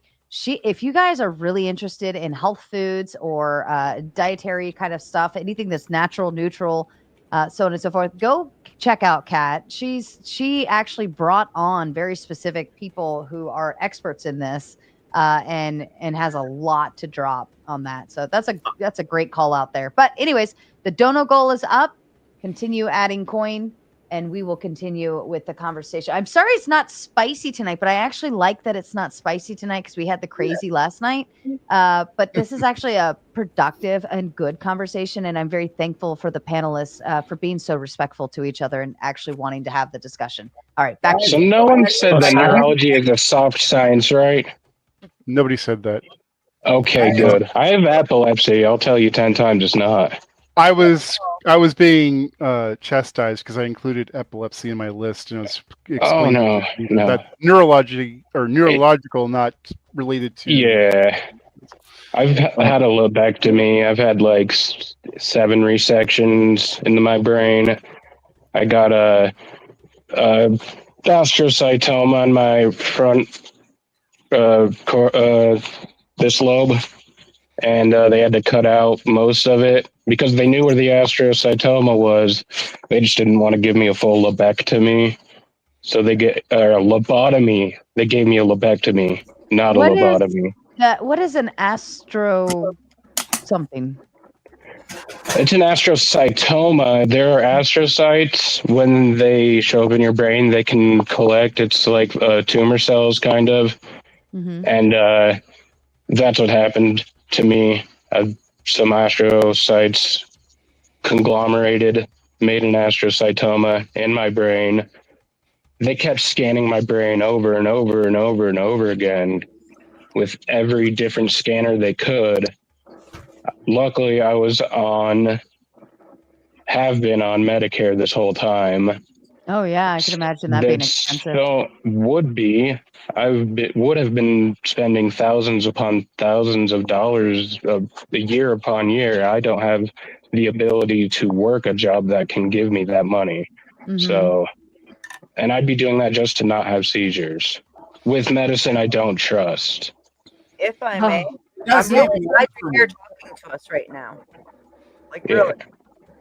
I mean, I smoke a lot of weed. I can tell you that it is probably not the probably not the Western medicine. God damn. Sarah? Yeah, Asvarun. I wanted to make one more point. Just correct me if I'm wrong over here. I feel that the entire human body is one unit, and if one organ starts malfunctioning or one part starts suffering, the entire body will suffer. Before, they used to treat the whole thing as a separate entity, but now actually in the human body, everything is interrelated. If one thing goes wrong, everything goes wrong actually. I believe that. Yeah. It's a machine. Your body is a machine, Yeah. and just the same as a car. If your starter doesn't work, well, guess what? Neither does the rest of the car. If one wheel goes flat, guess what? You're not going to be moving anywhere. If your transmission isn't firing, guess what? You're going to clunk out. So the body operates the same, and because everything feeds into something else, right? All of your organs are helping other organs do their job, and then that organ helps something else do its job, and then that, and it's so on and so forth. So if one thing goes, everything else goes with it, and that's what you'll see when somebody gets sick. Is it me? Oh. When somebody gets sick or like you have a kidney infection or something, other things will start to happen, and you'll see it. So 100%. And one more thing is, actually, I've noticed this in the older you grow, like food is very important for nourishing and strengthening the body. Between 16 and 25, you'll be able to eat a lot, but after you cross 30, you can't eat like the way you were able to eat in your teens and early 20s. I've seen old people, their appetite decreases, so they're more prone to illnesses. Actually, they can't eat a huge quantity of food. If they work out, they can't recover quickly. So all these things I've noticed, as the older you grow, your appetite comes down actually. So Varun, it comes down to metabolism. After 30, your metabolism shuts down, and again, it depends on your body type. Are you an ectomorph? Are you, there's different body types, right? In your early teenage years to the 30s. Once you hit 30, your metabolism slows down, and now you have to realize, what's my body? What can my body handle? What can you handle? Yeah. Figure out for yourself. Yeah, even the IQ and testosterone levels of a human being, scientists have said their intelligence starts coming down after 30, their strength, their testosterone levels also start coming down after 30. They can't do it like the way they were in their youth. Correct, Varun. That's why a lot of men today are going to their GP, their doctors, and saying, "Can I check my testosterone levels?" I think young men should, once you pass either in your mid 20s or in your 30s, check your T level.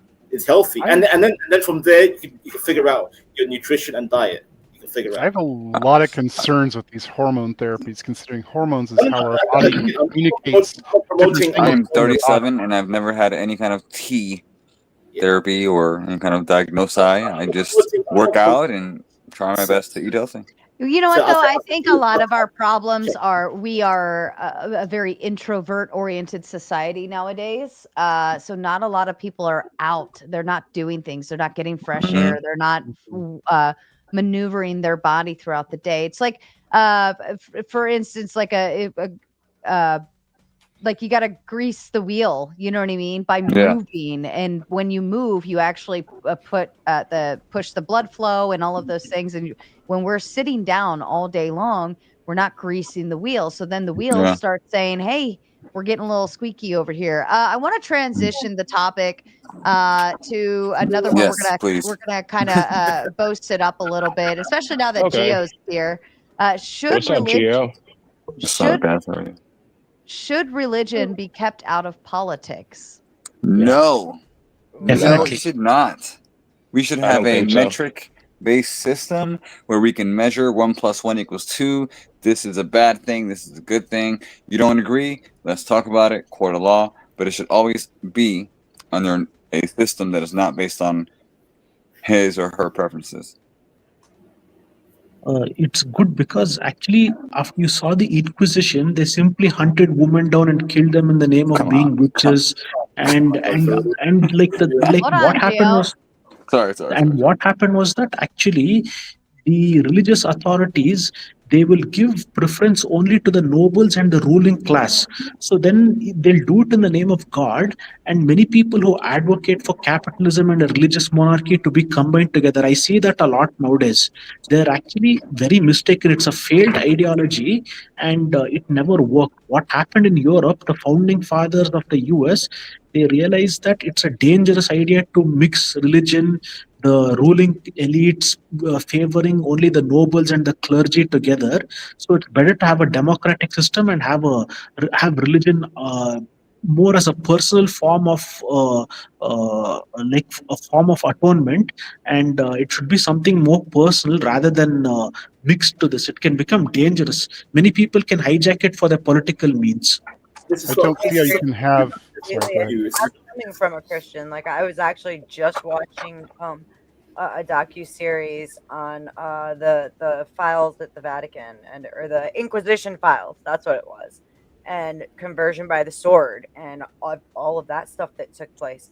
And yeah, unfortunately, no matter what group you're talking about, there's going to be zealots and bad actors.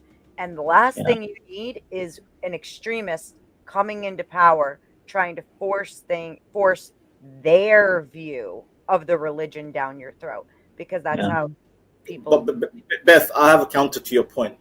Okay, take out religion, politics. Just people. You can also have the secular system where it becomes fully like this whole technocracy, where science is the like we talked about earlier. The pandemic in the last 5 years.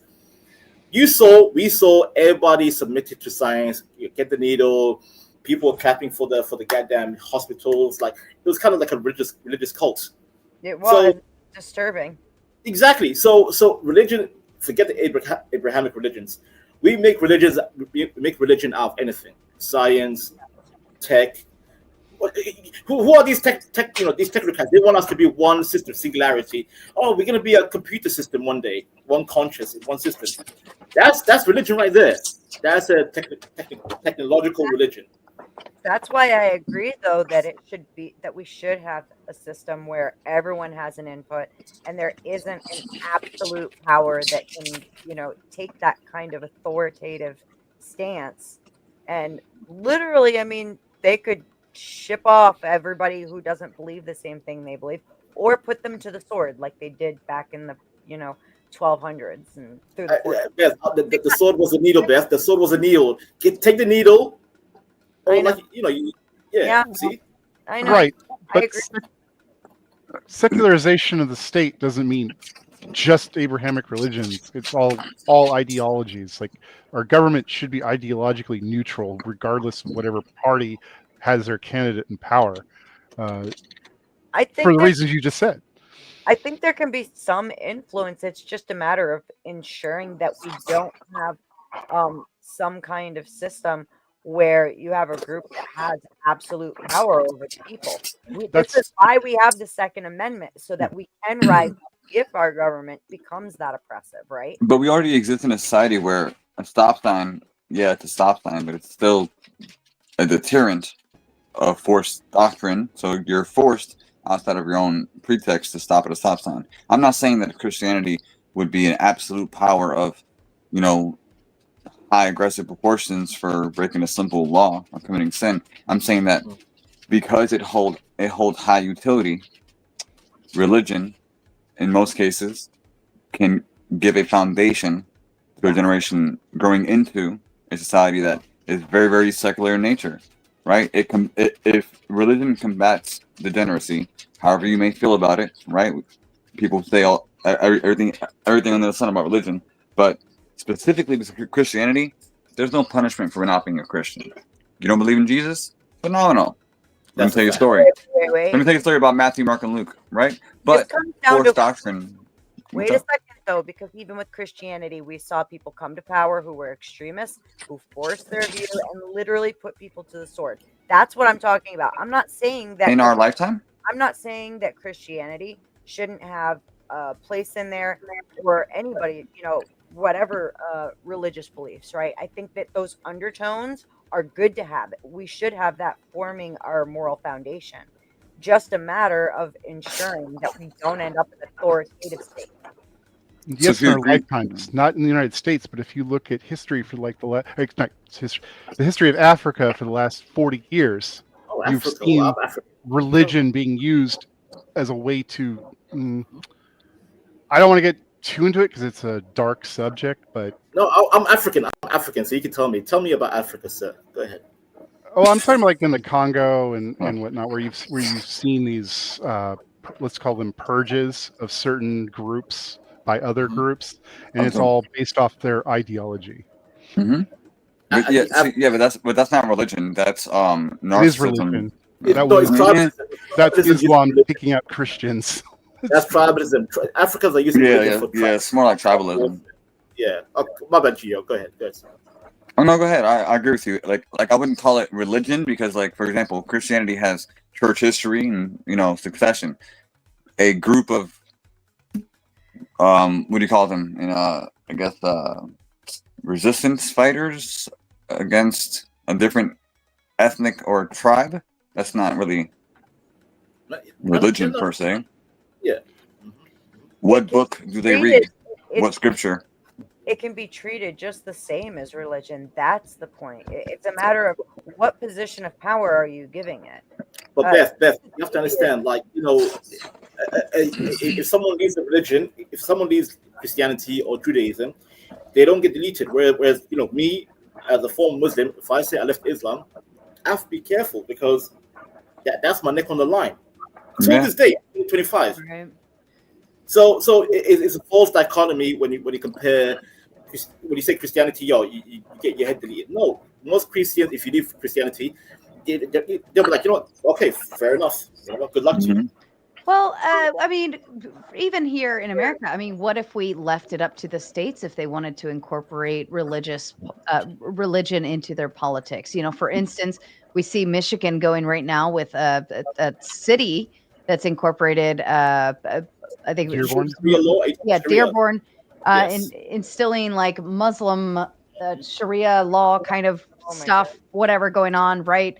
But that's their small little place, right? As long as they don't cross the line over our general. Oh no, it's small rules. now. Right. Well, it's small now, right? So in essence, if we let the states kind of take over that ruling and say, look, this state will be ruled by Catholics. This one's baptism. This one is Buddhism, whatever. I mean, because essentially you want your community, you want your state to be in line the same way. Now I wouldn't promote Sharia law kind of shit anywhere, but in essence, that's where that allowing the states to run their own stuff. Now, the federal law did come over and say you cannot rule based off of specific things. You do have freedom of religion and so on and so forth. But I think that would be the better deal if we're going to do religion in politics, to let it be led by the state, and that way people can choose to stay or go if they want. That's how it was in the beginning. Yeah, but a choice of that much power is very dangerous, because if they choose Sharia law, like you and I would reject, Sarah, how could we combat it? How could we combat what we have voted into? You can't. And also, Sarah, they practice Sharia law under your own government. And even if they did, Hold on. on. Vanta was going. Let him finish. I'm sorry. Even if you have the Supreme Court and you have the law of the land, these people are still going to practice Sharia law under your system. They have underground laws that you can't even control. I think the Western world needs to have a hardcore line saying, this is our law. We should not allow religious freedom. I'll be straight up, Sarah. They should not. Secularism allows religious effery, because I don't want to say the F word. There needs to be a hardcore line saying, you can't practice X, Y, Z under these laws. If you practice it, you will be found out, and anyone who practices, either you get deported or you get fined on a systemic level. Enough. It's happening, Sarah. It's happening. You say Sharia law, right? It's happening under your nose. You don't know it. Yeah, no, I'm aware of that, but that's why we still see somebody's got feedback. Essentially, I think we will run it out. right? We're not happy with it, and we can see we're not happy with it. But if we incorporate religion in to some degree in the way we want it to, we can run it out. Does that make, because what's the majority on religions in America? Like, what's the percentage? Are we more secularist, but outside of that, 60% of Americans identify as some denomination of Christian. There you go. We'll run it out. And with all of our lacking of letting people just come into the country right now, all of our legislation kind of being pushed through on that end will stop any others from coming in the door, right? And then we'll just slowly start pushing them out. I think it's gonna fix itself. Who's making a bunch of noise? Somebody's Gio, stop making a bunch of noise. Mute yourself. You're moving. I will mute. There you go. And just as a kind reminder to the chat, you have 22 minutes to start hitting that goal. You haven't done any to keep the show going. I know we're running a little slower on this end right now, but that's because we're still in the early hours. Okay. It usually doesn't get crazy till later. But yeah. Okay. Keep going. I'll let after. Oh, Azvarun. Yeah. Yeah, Sarah, I need to go right now. I need to sleep. It's 6 o'clock in the morning. So thank you for having me on your show, Sarah. Azvarun. We loved having you here. It's good to see you. Bye, everyone. We should put together a reel. Bye, Azvarun. We should put together a reel of all just Azvarun and him, just his like little mic drops here and there. I agree with him, but he's an interesting dude. He is an interesting dude, but we should do like who was saying it earlier? Cedar, I think, was saying like just a Azvarun, like what's Azvarun think? Just put it all together. You guys call him Azvarun? I call him Varun because I just see the name of Varun. Varun. Azvarun, Varun. I mean, it is what it is. The precedence has been set before with things like this, like when the Mormons basically owned Utah, and they had entire wars where they were trying to stop settlers from crossing Utah, even because they didn't want it having fights with the Mormons and whatnot. They removed the governor of Utah, who was Brigham Young, and they removed him because he was a polygamist. Like things that go against the law of the land, it doesn't matter if your religion says that that's a thing. It's the law of the land holds sway, and they will go in and remove your leaders, and it doesn't matter what you have to say about it, even if your people voted him in, if they're doing things that are against the law of the land. Mormons think that he was a wonderful man.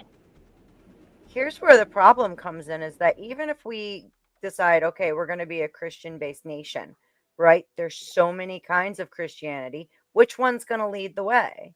And I think that's where my pause comes in, because it's like, what if I don't want to be Orthodox? What if I don't want to be charismatic? What if I don't want to handle snakes? Okay. Or be Mormon. Right.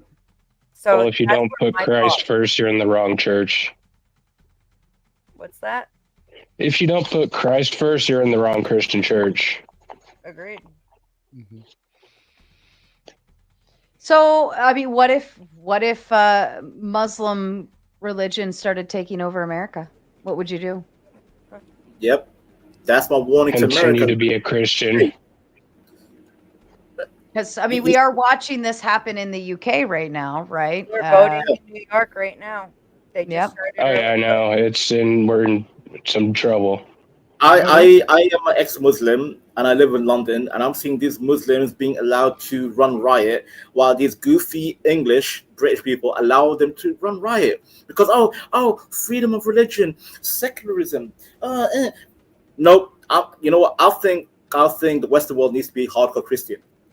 Yeah. Like I'm kind of pseudo Christian right now. Like I think the cross needs to be raised up and say enough is enough.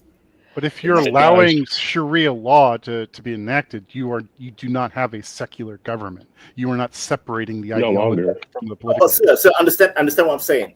Understand what I'm saying. These Muslims are coming in with their money and they're backed by certain governments from the Middle East to bribe off people in parliament. A lot of the MPs in parliament are bribed off to allow certain things to go unscathed. A lot of these Muslim immigrants get by. That's why you see the natives right now. You see this whole, the protest, this whole Tommy Robinson, whatever's happening in London in UK, because the natives are realizing, you know what, the English can't even open up their own stores. You know what stores open up? Kebab, a Turkish barbershop, a Muslim store, a mosque.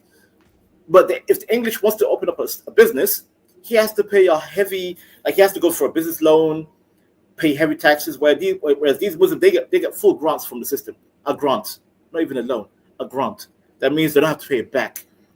That's where the problem, and that's gonna happen. That's gonna happen to America. I keep telling Americans, UK is your warning. Look at the UK. Yeah. Right? I agree. And Tom Carpenter says, "Hey Beth, don't knock my West Virginia bros." Did I? My bad. Well, that either very way, different topic. Tom contributed towards the dono goal, and everyone else should start following Tom's lead. Tom is an excellent leader. Okay. Why do you think he has the wrench? Here's the correction, Beth. There are some awesome documentaries on YouTube about West Virginia snake handlers. Pretty wild stuff. I was one once, but they didn't get them out, thankfully. I'm just saying, I'm not knocking it. I'm just saying it's not for me. That's all. That's fair. That's fair. All right. Should activists radically transform Reddit? Say again? Should activists radically transform Reddit? Reddit has quite a reputation. Hi, Obstacles. How are you? I mean, wasn't it Yeah, created a lot of really radicals? liberal people. Yeah, there are a lot of radicals on that website already, and they're fucking crazy weirdos. I don't Boomers and shit. See you again. I was at one once. Sorry, I read that wrong. I'm a dunce. I was at one once. I wasn't one once. No. Okay, that's my bad. Thank you for the correction, Tom. I appreciate it. And if anybody wants to, those who have a membership, or go get your membership if you haven't, Tom is coming on to Sunday night for an interview to learn all about the artificial intelligence and its impact on society. I'm really excited. His credentials are phenomenal. He's written a shit ton of books. He's like the director of some crazy computer nerd shit.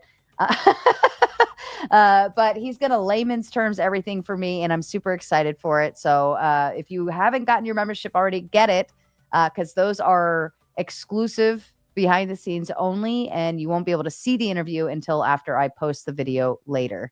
All right. Should activists radically transform Reddit? Reddit is known for a lot of crazy stuff. A lot of trolling goes on in there. A lot of I think there's a whole Destiny Reddit over there too. Gross. There's a whole underground world on Reddit, and I think part of the Epstein stuff. What's her name? The lady that was Ghislaine Maxwell. Yeah, I believe she was on Reddit too. And Nuke contributing number 3 towards the dono goal. Keep it going, guys. You're so close. You only have 14 minutes to keep it going before I put the big red number up that you have to hit if you don't make this one. So this is better, and it's in smaller increments, and everybody can help pitch in. If it goes to the one big one, then one person has to do a lot of work, and we don't want that. Okay, Reddit. I'm going to let you guys handle this one because... Is anybody familiar with Reddit territory and what it does? I don't really go there. Okay, that's fine. We can find it. I'll hold that question for another one. Let's see. Iotan says, keep up the grind, Sarah. Thank you, Iotan. I'm glad we got that settled. It's Iotan. Let's see. Anybody know anything? Anybody big on Ukraine versus Russia? I could talk about it, but That's okay. If we're not, that's fine. We already did Internet Manifest Destiny. Let's see. Hold on. There were a couple others on my post. Hold on. I forgot to pull them over. That's my fault. Error. He's still taking a shit, man. I don't know. Everybody who has Dusty on Discord, text, email, Insta, X. If you want cereal, you got bound up too. Everyone go explode Dusty's phone and tell him we miss him. Okay. Let's see. DC Ballroom, the Führer Bunker, the new DC Ballroom that's going in. We could talk about that. Vanta, of course, up here on stage says, "Take my British Muslim pounds, woman. I love this channel and the panel has been great. This has been a great stream. Well done hosting, you sleepy tomato." Yes. Thank you, Vanta. Finally decided to pitch forth. All right. The DC Ballroom. I know that we're talking about the big tax, the big beautiful bill, the budgeting. We're trying to cut costs in all of these other corners, but yet here we are building this big golden ballroom for the White House. I didn't know about this. You didn't know about this? So I don't watch the news, like hardly ever, unless there's something really like important going Smart on. women, well done, women. Don't watch the news. News is bad, big bad. Yeah, Hell yeah. it's all propaganda. Oh my God. No, you have no idea. When I went to Israel, like the things that were happening here in the US while I was in Israel, like while I was there, a Hamas general or something had gotten detained without incident. Okay. Like I'm sitting there eating my breakfast and I turn my phone on and I've got just messages telling me from my family here, "Are you on the way to the embassy yet? Oh my God, you need to get home." And I'm like, "What the fuck are you talking about?" They're like, "They're at war." And it's like, I go out and I look on the street and I'm like, I don't think so. And I haven't watched the news since. It was wild. Obstacles. Are you familiar with the new ballroom? Trump's building it. That's about it. People are complaining. Usual distractions. Any thoughts towards the budget and how we're trying to save money and we're already in debt up to our earballs? Any thoughts to why are we spending money elsewhere instead of putting it towards we should be putting it towards other things that are more important than a ballroom, for instance. Okay. Yeah. Look, I mean, we had that conversation a little bit about that the last time we were on here. So first of all, shout outs to you, Sarah. But I also just think, government, I always say I was in the government. I served top secret security clearance. I also served on the front line. So I served as a diplomat for 4 years. The government is complex. It's not an easy thing. So, I mean, the nation's 27 trillion. There's about 380 million people. We try to combat and beat 8.5 million people in this world. So it's not an easy thing. It's easy for me to criticize, but it's hard to command. And so a ballroom, I'm not about to go back and forth. I mean, Trump said what he said. He wanted to make it a better space because it was a lawn. And okay, cool, whatever. The empire strikes back and builds strong. But could it be allocated to other things? Yes, but I think we're doing a good job. I think he's steering the ship pretty good. Mm-hmm. All right. Also, There's a lot. Oh, excuse me. I'm sorry. I just wanted to add this. There's a massive amount of investments that's coming back to the United States, not only just, American corporations themselves, but also foreign countries attempting to invest in and getting good with the American structure right now.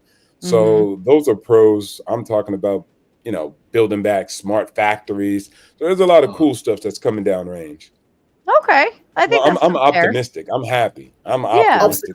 If I may, obstacle, can I ask go ahead. Yes, sir. Obstacle. I'm glad that you guys have Trump because Trump has officially unveiled the problem that's been going on for the last 30 years. He told the EU, because I'm from the UK, London. He told the EU, NATO said, "You guys have not been paying for defense." Because I met a lot of American, soldiers in Germany, in the UK, and they say we're defending you guys from Russia because NATO is about keep Russia out and keep Germany weak. So I think Trump finally said, you know what, you guys need to pay up, and these Europeans are now scared. And I think if America's the empire, they need to act like an empire. Is that wrong? Obstacle? Am I wrong saying that? What do you mean by that? I don't want to say something. No, by the last part, you said if they need to act like an empire. What did you mean by that? I mean, if you're going to be the global hegemon, you need to put the foot down, and you should request payment for security. And Europe was not paying for security. Obstacle. No. Yeah, I would agree with you on that as far as their payment. And they have been trying to ante up a bit. I think except one, Trump put them on blast. I think it was Portugal lagging a little bit.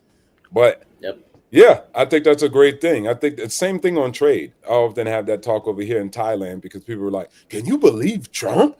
He did trade with Thailand. And I'm like, hey guys, don't you have like a 300% tariffs on our cars? And they're like, yeah, but it's Thailand. We could do what we want. And then I'm like, but Chinese don't have any imports on their cars here to Thailand.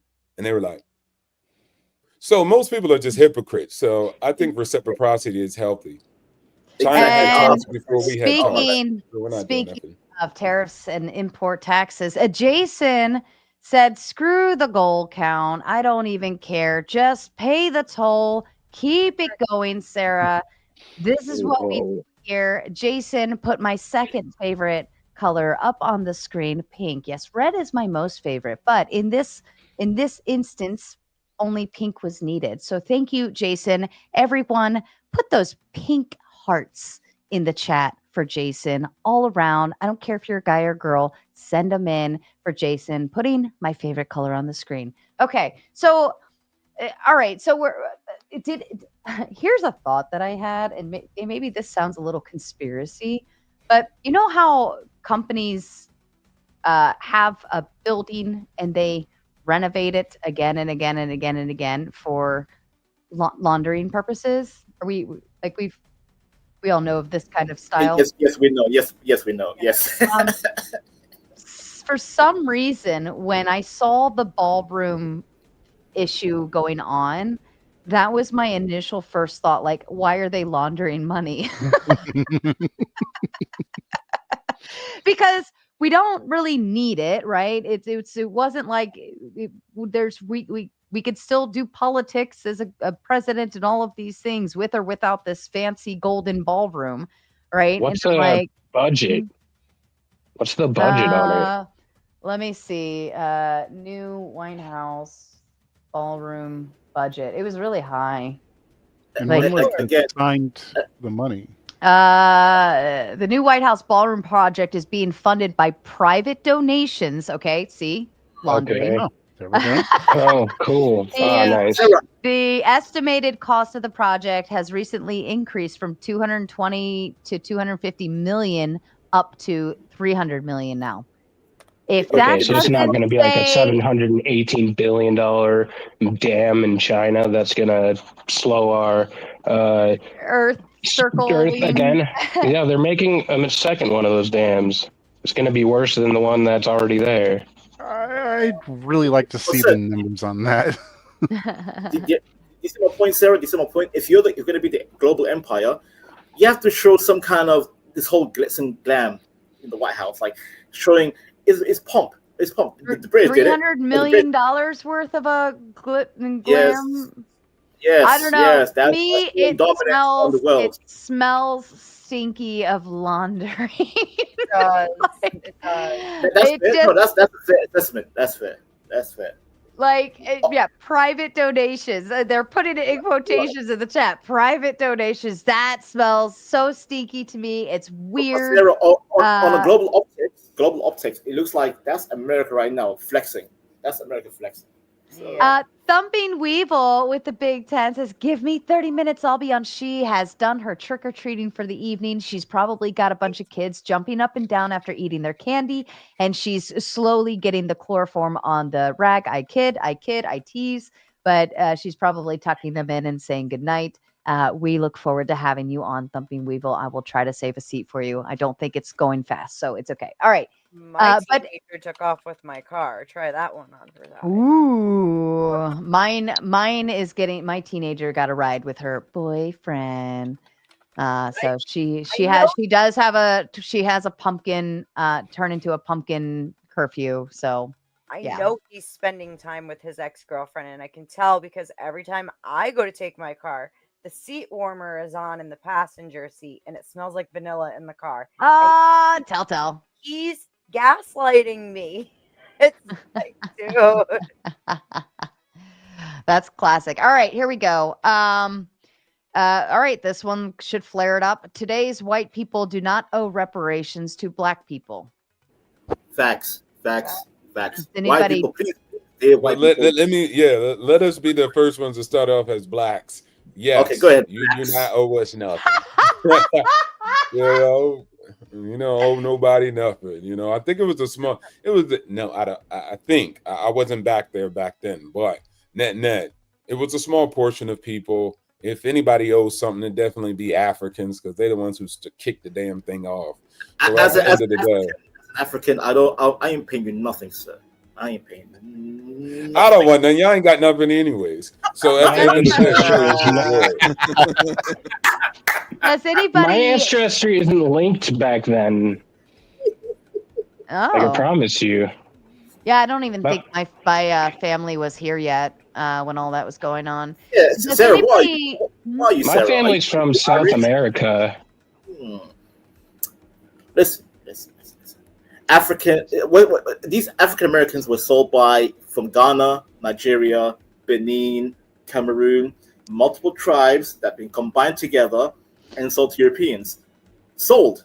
It was a purchase because Africans got gold, alcohol, materials from Europeans. It was a fair trade. Mm-hmm. It was a market. That's the one thing that I don't think most people understand. Like, we look at it as bad, like, oh, you're evil people, bad. But during that time, and I'm not saying it's not bad, it's bad, right? We shouldn't sell people. We shouldn't force people into. It is what it is, Sarah. It is what it is. It was pre steam engine. It was people used humans for capital. Human labor was capital back then. Yeah. But the thing of it is this was a market, right? Just the same as, and I'm not comparing people to iPhones. Please don't misunderstand what I'm saying. It would be just the same as selling someone an iPhone, right? It was considered a market. People were on the market. Slaves were on the market. Slavery was not just limited to one ethnicity. It was worldwide. There was an actual trade system going on, and this is what people did, right? It would just again just be like Calvin, I'm on my way. You are here, Calvin. Do you have pushback, or are you on board, or like where are you at on this? Hello, I hear music. What music? Hold on. Music. I'll go on mute. I need to figure out something. No, it's I'm teasing. There's music in the background. Okay. It sounds cool. We always joke. Whoever comes on is like, "Where's that music?" And we're like, "You have a tab open." He plays like kind of Looney Tunes music. I'll hear like ding ding ding ding ding ding. I'm like, what is going on? I'm like, it just started. You know what it does though? For people with ADHD, it keeps your brain busy, so you don't get bored with the conversation. You don't get bored watching or whatever. But yeah, it keeps your brain like in full function.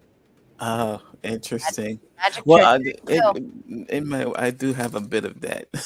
Well, hello, all. I think this is my second time on your panel. The last time I was here is when Rob and Ryan debated, and I've generally been a commenter in the comment section. I like that section a lot. But I thought I'd come up here because I've watched your panel. You have discussion, Black Talk, and things like this nature, and it's interesting to see this conversation be had and no Black person is around. So I thought around to offer their input, and usually it's Ryan or a white. Sir, he's right here. Sir, he's right here. He's right but I see Calvin, he's right next to you. Well, hello from Africa. Hello. Go ahead, Calvin. Go ahead. Yeah, but you are right. Most of the time, there is not a representative on panel. You are correct. Yeah. So this time we had 3 in the house. So my position is I am for reparation. And I think what was the question again? It was today's white people do not owe reparations to black people. Now, of course, you're coming in on the negative stance, so you're saying otherwise. We do owe reparations. I want to get some pushback when he gives his position. Yeah, let him go. Sure. But see, you position it as today's white people. Here's how I look at it. I don't particularly look at it as today's white people, today's black people, whomever, today's Russian people. I look at it as a debt America owes black people, not per se that any particular group. I say America owes black people reparation, and unfortunately, as being taxpayers, that would come from everyone who's contributing taxes, which would include black people as well, or whatever. But this is how I perceive that particular issue, and I'll park it right there. Okay, go ahead, Beth. I have 2 questions for you. One, so based on what you just said, what would those reparations look like?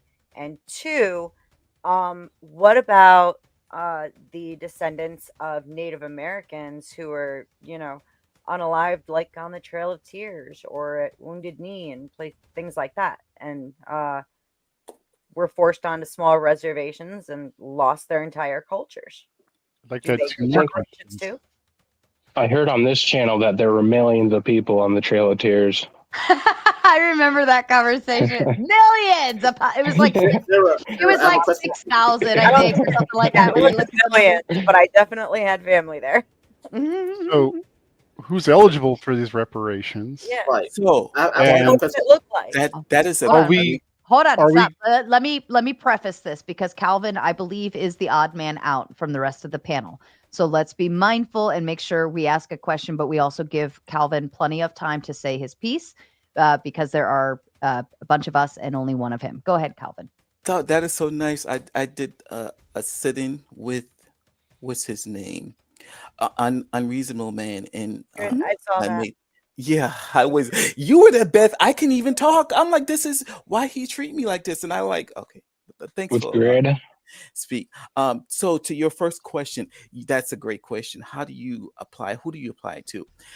The way I see it is, I don't think there should be any mass payout to any particular person. I think the effort should be targeted to address the Black race as a whole. So it would probably look like programs and things of that nature that probably target probably Black cities or whatever. And the goal is to put Black people in the position that they would have been had they received the reparation back then. That's how I kind of look at reparation and in this type of thing, is to put the injured party in a position that they would have been had they received that reparation back then. And had Black people had received reparation back then, I think there'd be a lot more progress and ownership and things of that nature. So that's how I would focus it. Maybe around programs like housing programs, things that uplift specific Black communities or Black cities or whatever the case may be, but no specific pay out to any specific party, because genetically speaking, that's going to be very difficult to do. The second part is, what about the other? I think you said Native American. What about them? Like Native Americans were, had their entire culture wiped out in this country, and I mean, you can even argue that during World War II, Asians were forced into camps. I remember that. There. So that was overturned later, though, and deemed incorrect, and people who filed lawsuits were compensated. Okay, so they got compensated, but yes, yes. Go ahead. My response was that, were they ever promised or suggested any type of reparation? And that's how I look at it. In this particular instance, I think we can go on record and see that at least one point in time in history that Black people were at least offered or promised, or and that's on some type of record. Secondly, I think I agree with Native Americans. They were one of the original they were around back then. So they should definitely be compensated. I thought, and I could be ignorant in this part, that they were in some regards compensated, especially with I think they own their own land within the United States or whatever. The sovereign land, it's so small. It's shit. Like, it's absolute shit. Like Okay. they were given the worst parts of. But I do want to add. I want to add to that. Gentlemen, Go ahead, they're Obstacles. going to pick up where I left off. Great. And again, I'm not even going to go at you, Calvin. It's just speaking to the actual overall conversation. But at the end of the day, it kind of shows proof of what you just said about Native Americans. They got their reparations, and then we're still complaining about it wasn't good enough. The land wasn't. Look, you lost the battle. That's life. What do you think? They're about to give you the best land available? They were going to give you the ports? It's nonsense. So I think we have a real immature mindset around history and real life and reality to be thinking, I got beat up and lost. And then because my mom born me here one time on the soil, I own it forever. Like, it's just a real inferior mindset. You get beat up. Everybody. The Native Americans used to beat each other up and slice each other's throat because they stole all the each other's time. land. It's just a human thing. And What if we kick them away? That's it. Different obstacle, real quick, if I may. Yeah, go ahead. I'm going to obstacle real quick, Calvin. Calvin, he's right. Obstacle is right. Sir, you lost the battle. And by the way, America doesn't owe you nothing because you're currently in America. You're having a good life. What are you complaining about? You actually have a better life than most Africans. I'm African. You have a better life than most 99% of Africans from the motherland, the continent. So why are you still crying, sir? Be content and move on. Can you move on? Listen, the Ottoman Empire enslaved the East Europeans. I don't see no Polish. I don't see no Hungarian. All these East Europeans claim, oh, the Turkish owes reparations. They moved on, and guess what? People go to Turkey. People go to Prague, Czech Republic. They go to Hungary. They go to Warsaw. Beautiful countries. They moved on. They built, and they. Can you do the same thing, Calvin? Can you do the same thing? Me personally, or me? No. Your people, because you're speaking for reparations. Are you speaking for the past? No, we can't. No. Here's how I see it. America is considered is the richest nation in the world. And Black people were instrumental, or we were a part of that legacy, and we are entitled to the inheritance of that. Entitled. Oh, yeah. Buzzword. Don't say entitled. You're not entitled to shit. You're not Well, entitled. hold on. Can I ask Calvin? Can you defend that entitlement? Could you have defended that entitlement back during the slave trade and during those moments? Could you have had the upper hand to defend it and fight back? Repeat that. Let me make sure I'm understanding you. You said, because I'm clearly, So- I would say no. We clearly can fight back. So I'm going to tap into what people around these parts like to call the force doctrine, right? So we all say, I have rights, I have this, I have the entitlement of living a long, prosperous life, whatever. Can you defend it? Can you be the biggest man on the block to defend that block? No. At that time you couldn't. So the entitlement is not granted to you because you have no ability to defend it. You aren't the stronger, bigger alpha man, whatever, or the stronger country or the stronger community. You were found as the weaker link and you were taken over. If you were able to defend it, this would have never happened to begin with, correct? Now, and I'm not chastising that. I'm not saying shit on you, you fucking weaklings, right? That's not what I'm saying. But what I'm saying is if you were unable to defend your right to live long and prosper on your own terms and in your own community or country, whatever, if you aren't able to defend it, then why does anybody owe you anything? Well, okay, so are you speaking in context of Africa? Are you talking to Africa, or are you talking to Black people who are Anyone who was turned into or pushed into the slave trade or made somebody took over your country, just like Europe, we've seen wars go left, right, and center between all of the countries, right? And we've seen the Scots take over this and the Irish take over that and the Germans take over this because the other people couldn't defend it on their own. Right. So we've seen this happen, this ability to take over an entire country, a community, a tribe, a this, a that, and say, you are now my bitch, right? Because you couldn't defend it. So Correct. if you can't defend that right, Mhm. then why does anybody owe you reparations for something that you were too weak to defend on your own? You bring up a very valid point and valid concern. I would say two-part. Consciously, as you, I guess, connect with your conscious and ethics, which is usually how a lot of these, I guess, reparations, I think, and you can correct me where I'm ignorant on a lot of this stuff. I think, wasn't there reparations paid to the Japanese for something or whatever, some other racial group by America based on, I think, the war or something? That's something that I guess they saw that they needed to, I guess, clear their conscience of in regards to, or felt they were onus to give that reparation to a different nation because the injustice that had been done to them at the hands of us. So from that same vantage point, again, that's how that's would be my argument towards reparation towards us, because number one, Go ahead. Go ahead. yeah, because Continue. I'm about to land the plane. It's okay. Take your time. Yeah, number one, like I said, it was at least we seek it. It was offered at one point in time, so someone thought it right to repay Black people in this regards. Cool. So if you don't feel that Black people is entitled or onus a part of this melting pot, this great conglomerate that came about, then I guess this is where the angst that comes in with Black people in America, that justified angst, because like I said, if they helped to build this great nation and yet they were not able to, they were limited, not able to take part and prosper because not, as you just stated, not because they couldn't defend their right. And if America sees it right in their regards to say this towards Black people, then I can respect any Black person that holds aught against America based on those standards, and I yield my mic. Okay, so let me go with this. You all wouldn't be here if it weren't for the slave trade to begin with.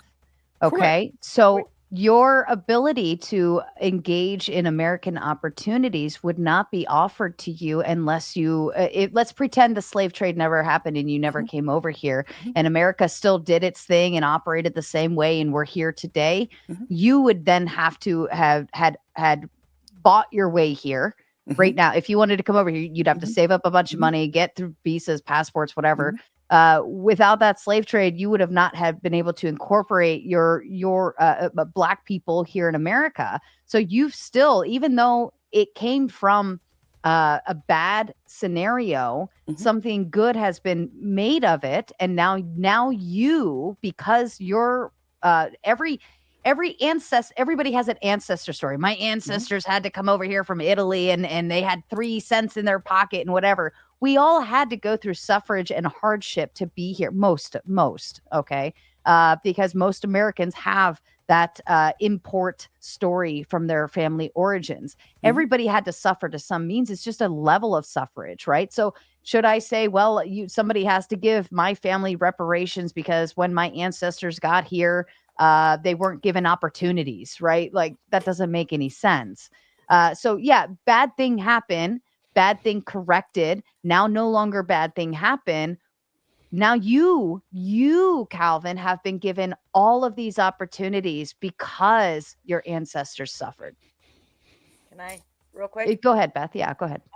I wanted to point out, number one, and we can even look at the slave trade.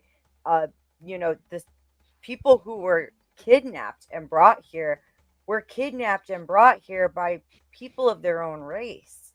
And then what about all of the programs that were developed under Reagan and like HUD, even Section 8, all of the different welfare programs that came up. I mean, you were talking about housing programs and stuff. Don't we already have them? Yeah, so I'm sure they do have housing programs and things of that nature. I would only suggest that if we're going to talk about reparation, it's be specific programs or programs that specifically target the Black community, because At that first is. they did. Say it again. At first they did. Okay, so if they're, and right, I'm not aware of that particularly, but I'm not going to discredit that. And I do acknowledge that there are certain programs, or there are certain things that the government does not do specifically for the Black community. I look at the funding of HBCUs and things of that nature. I think as I'm educating myself more, I think funding goes to all school, but I do know that HBCU get lots of money from the government, things of that nature. So this is to your point. Yeah, there is stuff that the government has done towards to repair the relationship to Black people, or specifically help Black people. I would say to that point, I look at it like, let's look at it like child support, right? You have this father, right? Go ahead. But it goes back to, why don't you start, seeking reparations from the motherland first, since it was the other tribal members that brought you here to begin with? Because they made you property. They kidnapped you. They sold you to the Spanish. The Spanish brought you here. We would be, the United States would be third in line. I wanted to weigh in on that specific thing. So if I could real quick. So yeah, go ahead.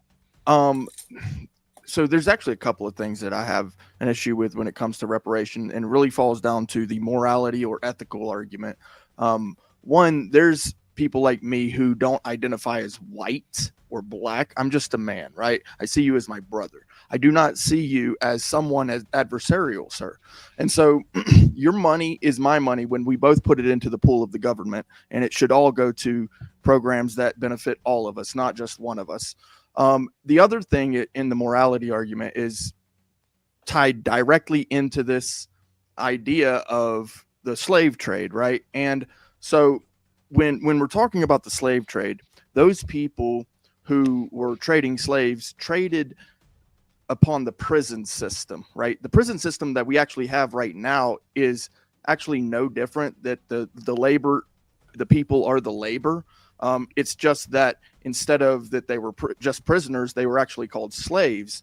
But the thing about it, the crimes that were supposedly committed were belief crimes, right? As opposed to today's crimes, right? So the crimes that we have today are based upon what we as society have deemed legal. And yes, politics is downstream of religion. However, it's a conglomerate ethical system. But when you look back in history at the legal system, the prisoners, it's like one tribe believed something different than another tribe. Therefore, that tribe would get enslaved and just be imprisoned and be used for labor. That's essentially the way the slave trade really worked. And when the cattle was traded, it was traded as cattle because it was the prison system for that day. And that is an abomination of what the criminal justice system should be. And that is why it was done away with. And we do not have the slave trade anymore. So when you're looking at the slave trade from the point of, well, we were slaves, therefore we are owed something. Well, in that case, every prisoner who's ever been imprisoned for something that they believe is injustice is owed reparations in their own mind. Of course they believe that they are owed reparations because it's an injustice in their own mind. So I'm sure people like, John Wayne Gacy and Jeffrey Dahmer probably look at that and go, you know what? This system sucks and I'm owed reparations. Of course, they're dead now, but let's let Calvin respond because I want to go after Calvin. Calvin was babbling on. My bad. Go ahead. Yeah, go ahead, Calvin. Oh, there's a lot of pots on the stove. I don't know how to get to all of them. But I guess to work backwards, Clay, I would only start by saying that I would look at the promise of reparation, and this kind of ties into what Beth stated. I can go on record and see that there was an offer of reparation to Black people at one point in time. That's why I started. That was an offer and a promise made to Black people based on what had happened to them and them being free from slavery, and that you can't apply to any type of other group that you just named. There was no. If you can tell me if there was a promise or offer of reparation, then let's move there. That's what when was this? Can I ask, when was this offer made? Yeah. Oh, I think like it's right after slavery. I don't know the time. I'm during still Reconstruction era, Calvin. yeah. It was during the Reconstruction. Name the year. You have to name a year. Weren't they given 1800s, 1863 something. Wasn't the land broken up and given to a bunch of? Am I Yeah, there wrong? was a big swamp. Yeah, it was, and then they 40 lost it. 40 and moved back acres forth. and a mule. Yeah. Was made to hold on. Yes, the promise of 40 acres and a mule was made to formerly enslaved people during the Reconstruction era, but it was ultimately an unfilled pledge. Union General William T. Sherman issued an order that temporarily redistributed confiscated Confederate land to freed families, but President Andrew Johnson reversed the order and returned the land to former slave owners. This broken promise is considered the most significant yet failed reparation effort of the Reconstruction era. Okay, so hold on, but let me tap into that real quick. Let me do a super chat. Marathon Cav saying with the big 20, Sister Sarah, happy Halloween, kids. Thank you, Marathon Cav. You should get up here, Cav. I know you got something to say about it. Angry Snowman says Black people have already received reparations many times throughout history. When is enough enough? And I think we'll tap into that. And Vanta Black says we're being too nice up here, but I think the topic is sensitive, and we should be sensitive to it because it is. And even if it was we have another one for the Jewish reparations too. So, okay, so if the promise was made and then overturned, so basically that promise said, take land away from other people and give it to you who have not earned land or not bought land, not purchased land, not came out and got your own land, right? And so I can understand why that would be overturned or reversed, because why does man who went and utilized a market as a tool to create a system that works to his benefit and he harnesses and profits and has a, whatever working off of it, why does he have to give up that? This is like going after corporations. Why does he have to give up his land to someone who merely just got put here, right, by unfortunate circumstances, and just give over his land to them for what? Because we feel bad, empathy. Oh shit, somebody sold you to me and now I have to give you the land that I worked my ass off for. Like, let me understand that, Calvin. Well, I think this is very interesting. I guess. I guess I'll look at the situation. Go ahead. Goddamn, Joe Cool. I see Joe Cool. Well, hold up, and I'll add in that Polygraph says yes, when you break the law, you have to pay for the crime, but at the time, it was not against the law. Okay. Right. This is why I brought the morality argument into it, is because so in this argument, you're not going to convince me until you make me feel bad about it. You're not going to make, I'm sorry, but you're not going to make me feel bad for what happened 200 years ago. It's not going to happen. I wasn't even alive then. You're going to have to convince me why I should feel bad enough that you don't have. Well, you don't necessarily have to feel bad about the situation. You don't need to need to feel bad about you. We can just look at the records that said that someone at least thought it was wrong and they offered a means to repair a situation that was done to a specific group. One. So if you don't feel bad, that's cool. That just kind of tells us where you are consciously wise and I guess morally wise and ethically wise on this particular stance. Going back to the situation, how America was, became this conglomerate, I'd say again, Black people and white people were side by side in this construction of this nation, and Black people were given the short end of the stick, or whatever the case may be, not as no fault of their own, but by the powers that may be in the situation. So if we have people on this on this panel that agree that too tough, too bad for you, in terms of, let me finish, in terms of what you experience, tough cookies or whatever the case may be, granted, I accept that. I cool. But I just say, then don't expect when you want Black people to be this loving nation, or just, this is why Black people has resentment. I don't care. Okay, well, I have a question. Hold up. But here's how we have to look at it. You're Here's how you 1000%. have to look at it, Calvin, though. At the time, it was not deemed immoral. It was not deemed illegal. We had a war over whether we allowed it or not. Once we said, okay, this isn't allowed, then it became wrong, right? And then we righted the wrong. We went into we did go into Jim Crow and then segregation and all of those things, but we still continued working through the issue. And like, I don't think is anybody here today they're alive when this went down? I mean, it goes down every day. So yes, I was alive when it went down. Went down yesterday when white folks when cops gave more tickets to black motherfuckers. Red line. It's still going on now. I don't know why you want to draw on 200, 150 years. No. Okay, so here's something for you. Okay, one of my ancestors gave a massive swath of land to the Sheriff's Boys Ranch in Florida, probably because they were for some reason convinced that would be best for, I don't know, their family, their government, whatever. Now, should I ask for reparations from Florida because my family members were duped? So Clay, I clarified the premise for reparation. Were the government promised you for that act? I can look on record and I can see where the government or somebody. But it was reversed. It was reversed. Hold on. President Andrew Johnson reversed the order, so it could be a promise, which is higher than the general. Okay. Yeah. But the thing that he can't say that. So he should not be giving me an example where he cannot find that's one. That's a dodge. Yeah. You dodge. No, that's not a dodge. You dodge. Every Indian treaty, every Indian agreement was reversed and reneged on too.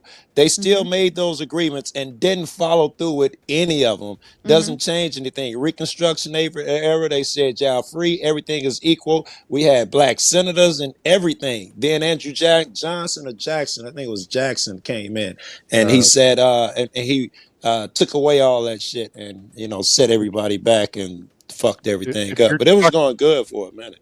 But again, and I take this back to the idea: if you cannot defend your right, then why are you entitled to be given anything if you can't defend it? Because you're basing that's the incorrect and that's not the moral way to look at things. Sarah, can I ask? Nobody has to live by that. Wait, let me just say this. I want to add this.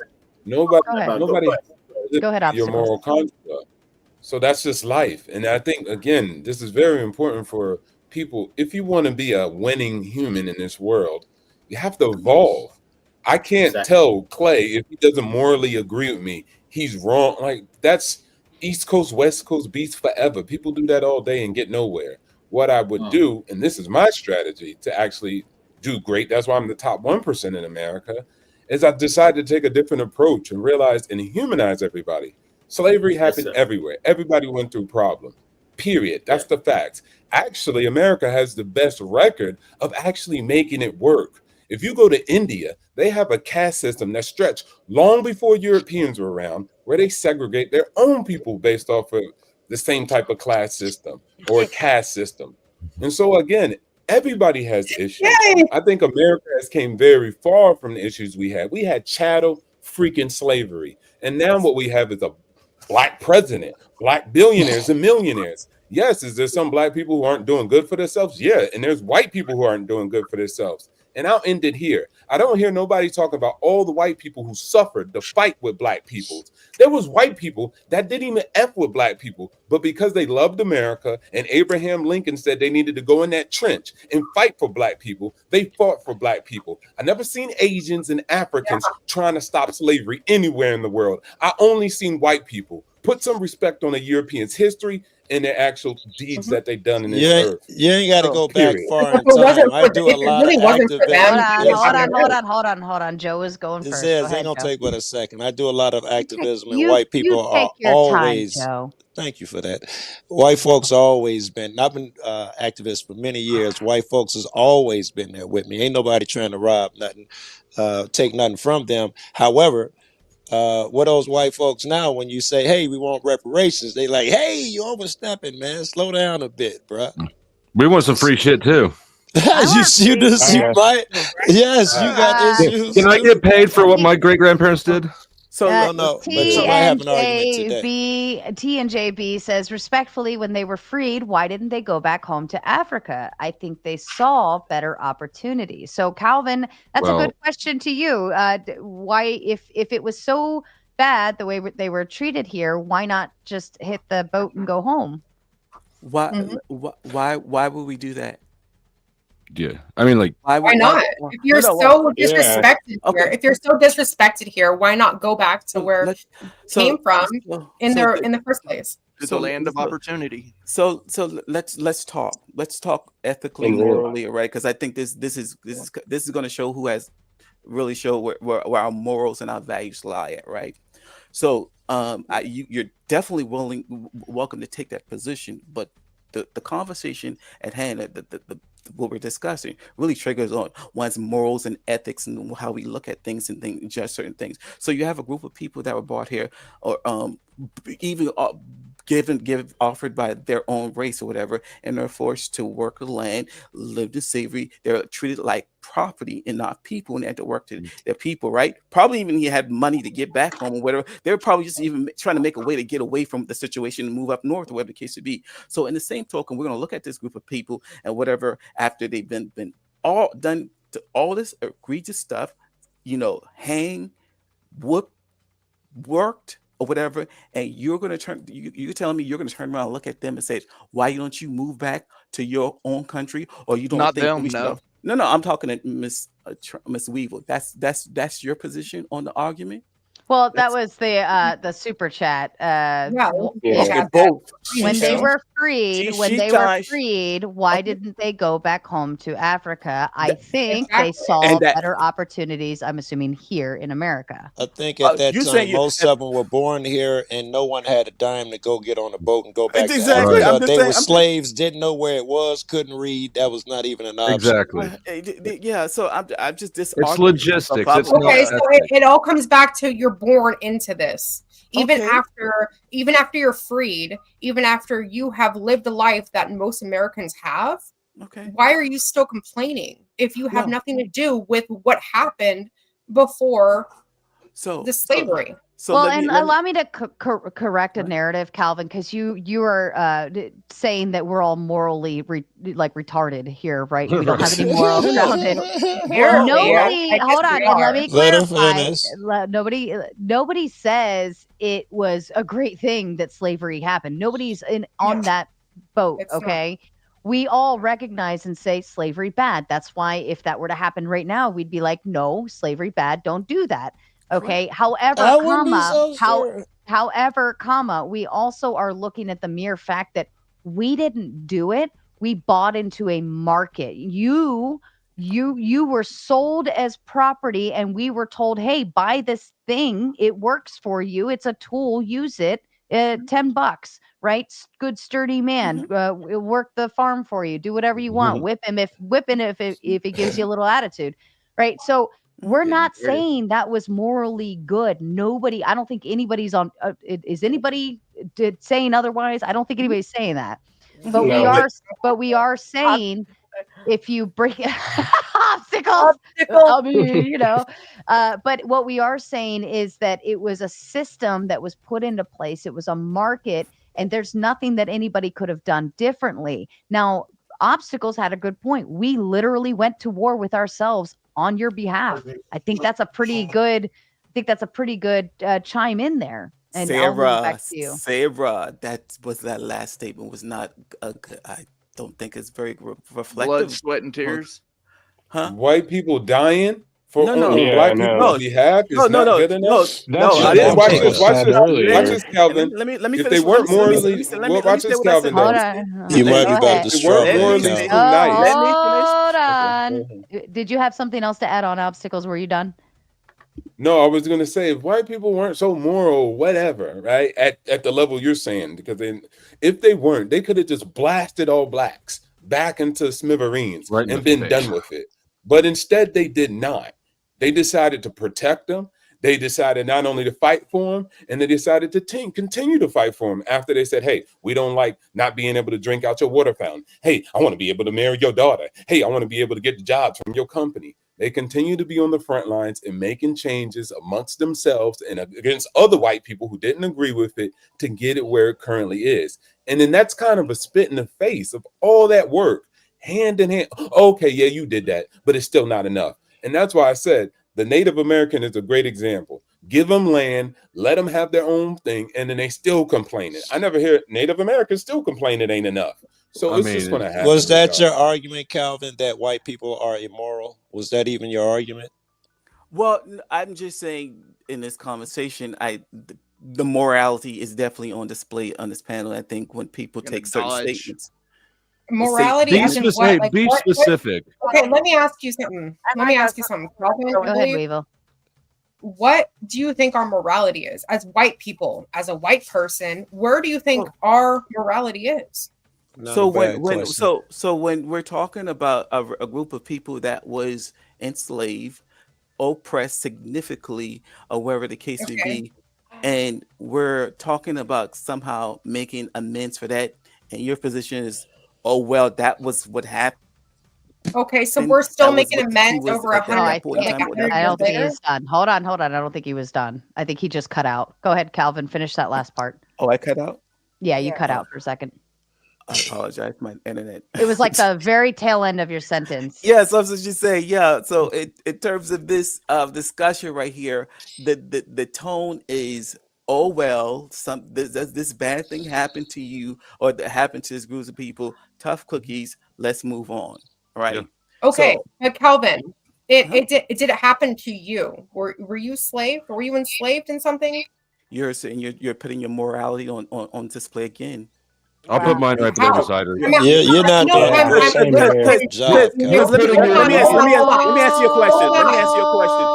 No, hold on. Let me know. I'm finish it up, Weevil. I'll answer you. Let me ask you a question. Go ahead. No, Go ahead. let me ask you something. I asked you something. You're trying to answer my question with an answer. No, we're not going to do that. I'm not going to do your question, baby. Go ahead, Weevil. Ask your question. I'm next, please. Have you been enslaved? Have you been impressed by slavery in any way in your life? I've never been a slave. By white people. Okay.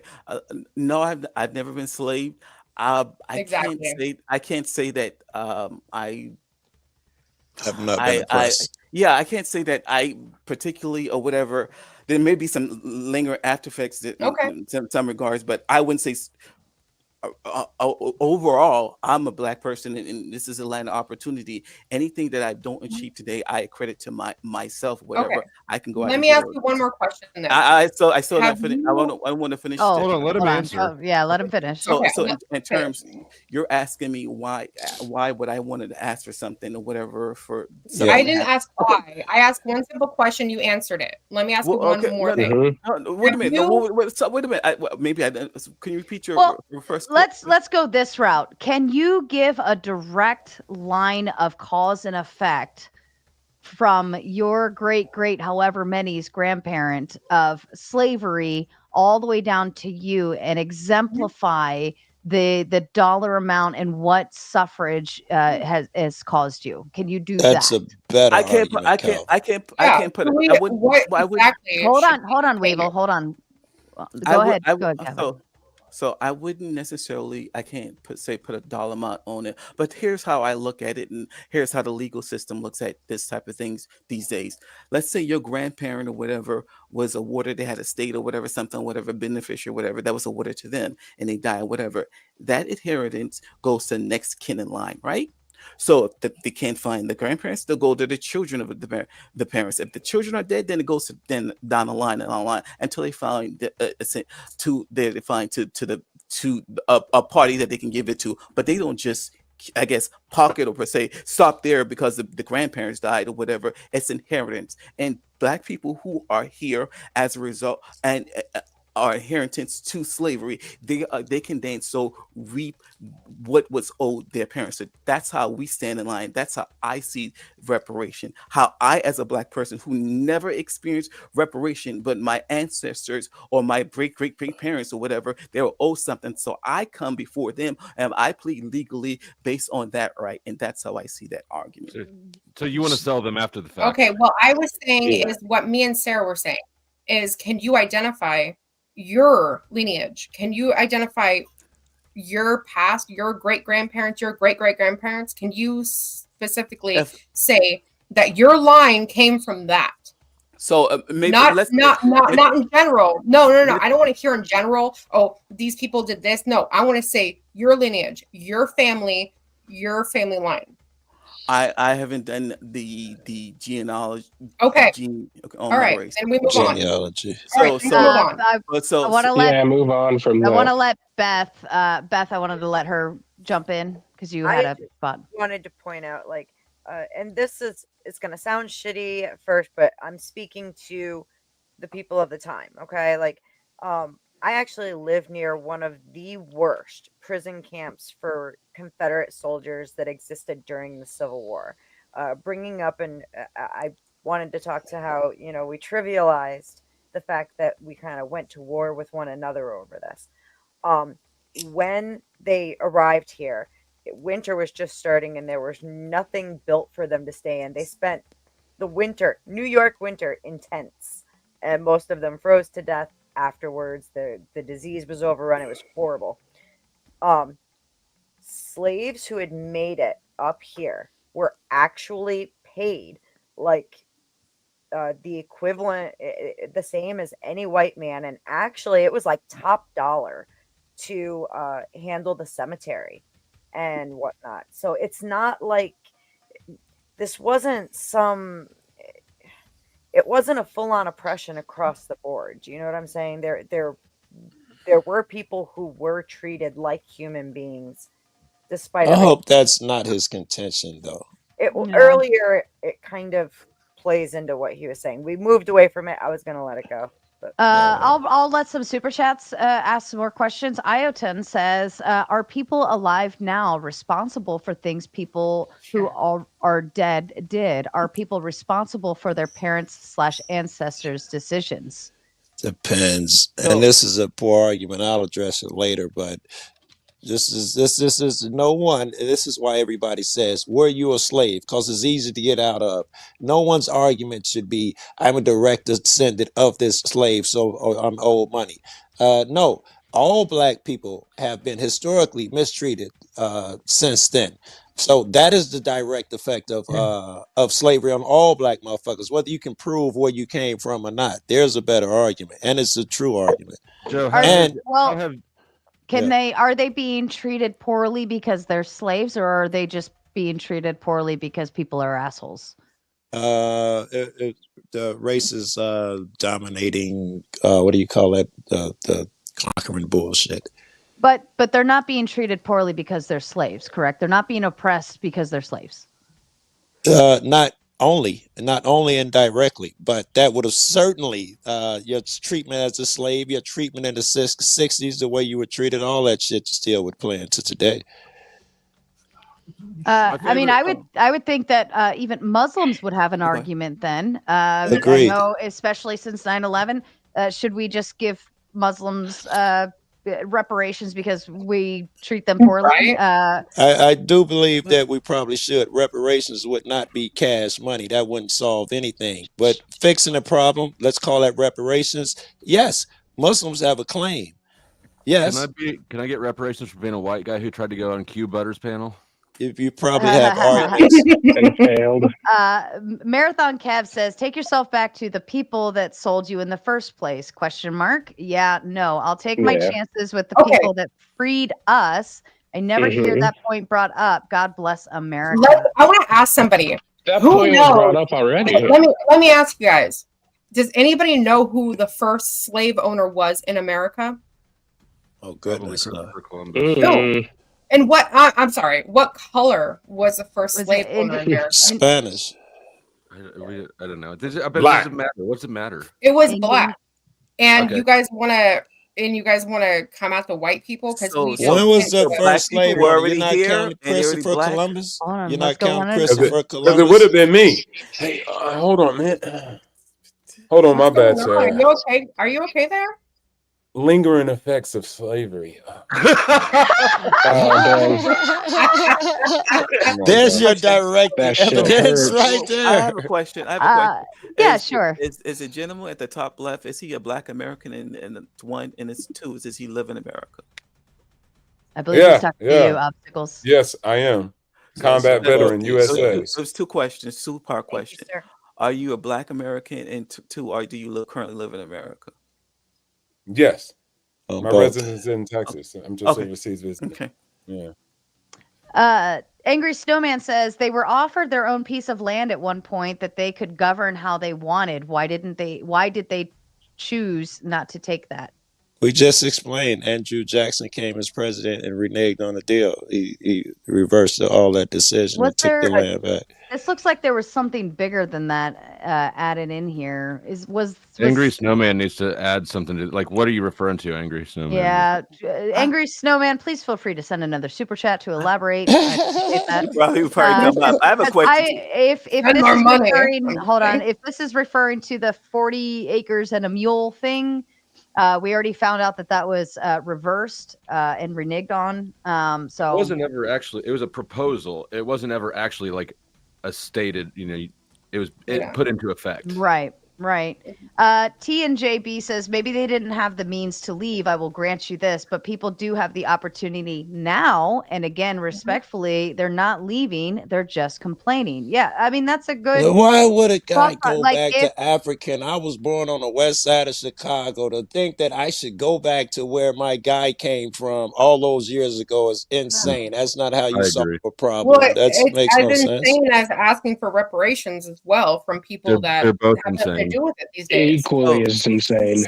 Well, let me- even at that, if let me- it's let me- let me I'm ask sorry. you this, Calvin. If it's so bad here, if we're such terrible people, why are you here? Mm-hmm. If we're so morally ungrounded and we're like, we won't give you reparations, we don't feel bad for something that we already fought a fucking war over and decided, oh, that's bad, we shouldn't do that. If we are not good enough for you, why still be here? You baked a lot into that you're not good enough, and that because- that we expect you to feel bad. As you know, personally, I feel none of those things, and I don't know is we as a whole of Black people want you to feel bad or whatever these things. Well, this is what Calvin said, that we are all morally incorrect on this panel, and that how dare we not feel bad for something that happened years ago. Calvin Now opened that up a lot Joe's of doors for y'all to walk Now through. He that did. Joe's here, I want to ask. No, we already established that nobody agrees that it was a good behavior. We all said it's morally wrong, don't do it. But that's why we have the laws we have today to avoid said things. Calvin, I'll let you respond if you want. You might. This back to ADHD. Can you repeat your question again? No, it's okay. So if we are so morally ungrounded and we're such assholes because we won't pay for something that we don't feel you have any entitlement to, then why still stay here in America?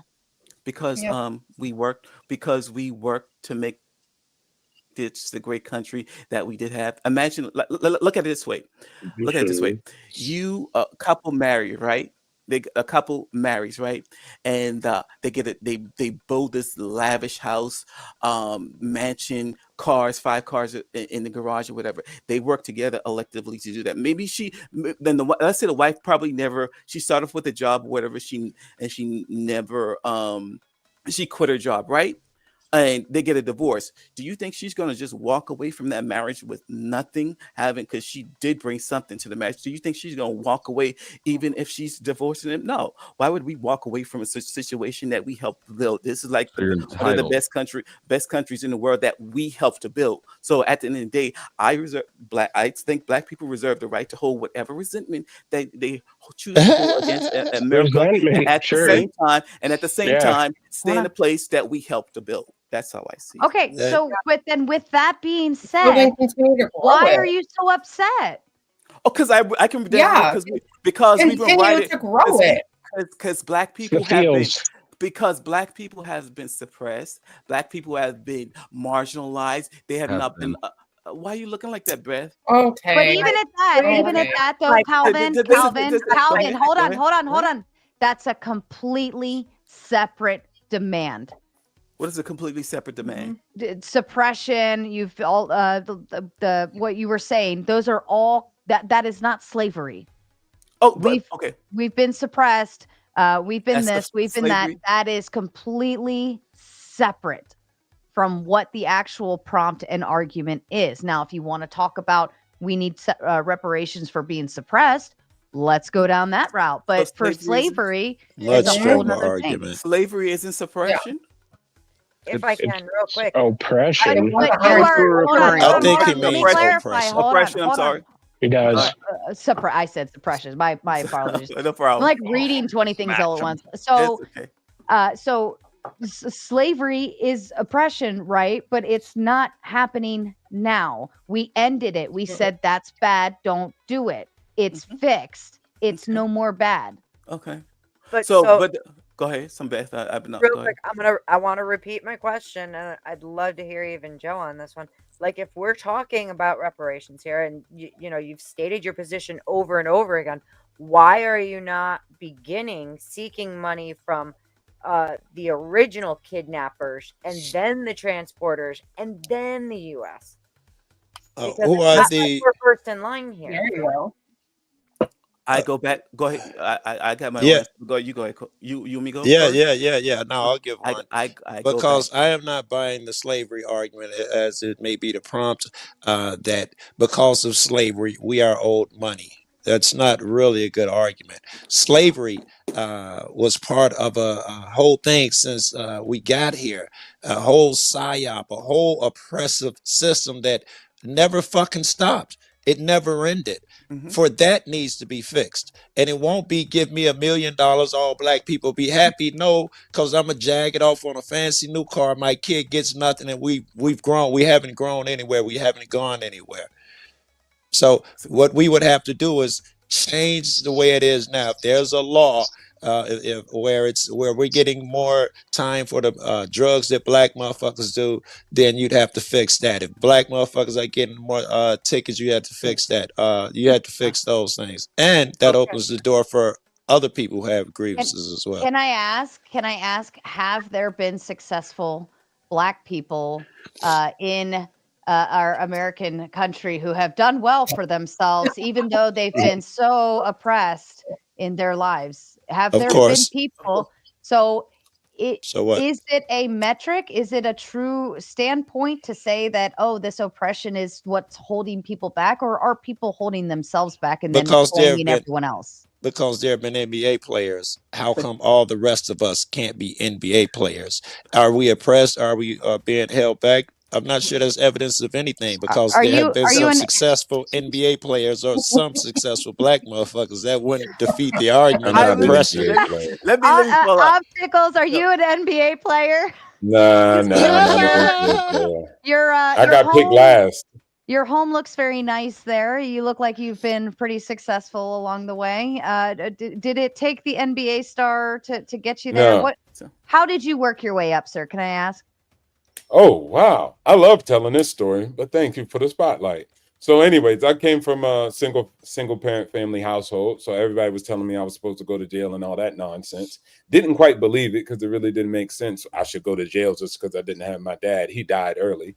So I got into the Marine Corps, served the Marine Corps for about 7 years, got out the Marine Corps, did private contracting. While I was working a job, I saved and invested my money actually just in the stock market. Bought my first home, which was like a triplex. So I rented out all 4 units, provided housing, and lived out of 1 unit, and then built up a good real estate portfolio. Then after a while, I kind of sold everything, invested heavily in the market for a long term, been an accredited investor, multimillionaire when I was 30, retired when I was 30, and then became the top 1% and just enjoy a different life and try to provide people with financial literacy to get there. No basketball, no football, dodgeball, soccer ball, none of that. I hate that stuff. So what's been your best investment? Well, may I ask, video. Obstacles, were you oppressed along the way? Do you feel like you were oppressed? Yeah, I was by other black people who tried to tell me what I was supposed to do, what I couldn't do, how I couldn't fill out a loan application, even though I went to the computer and I put in a loan application, but they told me a spooky white man was going to stop me and it wasn't built for me. Yeah, I mean, those people attempted to try to oppress me, but actually white people and other people actually helped me along the way. I'm not sure. Again, let me restate how silly this argument is. Let's say the man is very successful and he is rich. Your argument is, how come other black people can't do it? I would say he's also a human. How come all other humans can't do it? How come all the white motherfuckers ain't here on 1%? You know, he comes on. I can tell you why, Joe, because they're all none of those victims white in their people say own slavery. mind. No, that's not the argument. Alexander, because all of those people are victims in their own mind. None of them want to do the hard work to get where they need to go. Based on Obstacle's story, it sounded like he worked his ass off and made shit happen. I'm a bootstraps, pick yourself up by the bootstraps kind of girl, and I believe it tried and true, and I will stand behind that on any given day. Alexander says, just say, Calvin. Let's bring it back to you. Just saying, try not to mistake a simple lack of understanding of the implications as their moral display. Most people will not understand your perspective. Oh, I love that. I think I don't know why it's not, because I think I listen to a lot of people on this panel. I think everyone, for the most part, has their where what is morally wrong, morally right. I just think. I think when it comes to money and things of that nature, or it comes to something that you have to do, or it's on you, that your morals then become challenged. I'll follow it out. White folk more than black folk? This is heavy, right? No. Because again, I will I restate. didn't finish. Can I finish? Please do, because I got him. Go ahead. I want to go back to. I wanted to go back. Oh, I forgot. I wrote down Beth's question so I wouldn't forget. Beth, I wanted to answer your question. I think it was. I forgot it. So I should write It's stuff okay. down. Don't worry about it. Her question was. Go ahead, Clay. Go Here. Go ahead, Clay. So my argument is this: you're going to have to convince me that what somebody else did a long time ago is essentially my fault, and then morally adjust that. You're not doing that. Okay. What somebody else, and this is why, because essentially you're living in the past, my friend. One person on this panel is black and is successful. This is true. It does. Okay. Or just one. Okay. This is what. Okay, so there can be two things true at once. So one person is successful and black, and then there might be another person. However, this is my point. You're looking at it from, well, that's the exception to the rule. Well, I would say that he's the exception to the rule only because of his personal choices. Great, that would stem through both races. Because he decided not to be a victim.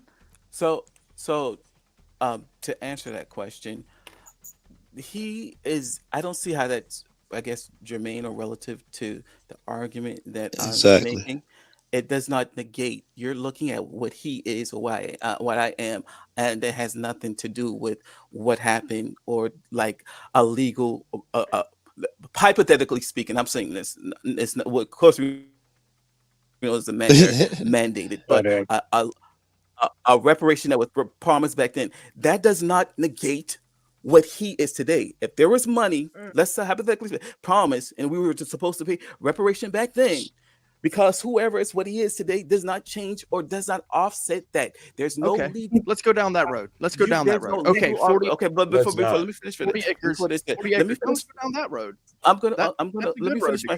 Okay, because you said yes. I'm living. It's not living in the past. I'm just like to my grandparents or whatever. My grandparents were owed $1 million and they died or whatever. Why wouldn't I go see that as a right? And if it was owed to them or whatever the case may be, that's not living in the past. Go ahead. What if we gave every black person in the United States 40 acres? Would that make you happy? It'd be a start for me.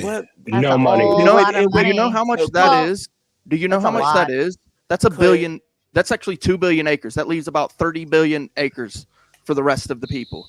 So Well, 2 that billion math acres. is You want fucked to up. I can 2 tell billion you that. acres to one group of people. So That's Clay, Well, so Clay, even if we look at the dollar amount of what that land would cost, that's extremely different from what it would have been back during that time, right? So what if we give you the dollar amount that it would have been back in that day? Would that be sufficient? Because that would be reparations are not meant to go over and above. They're meant to right the wrong. So let's say it would have been a total of $200 for 40 acres. Would that be sufficient?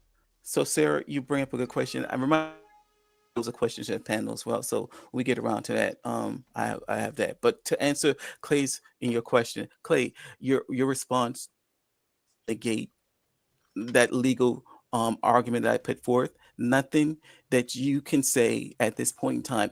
If we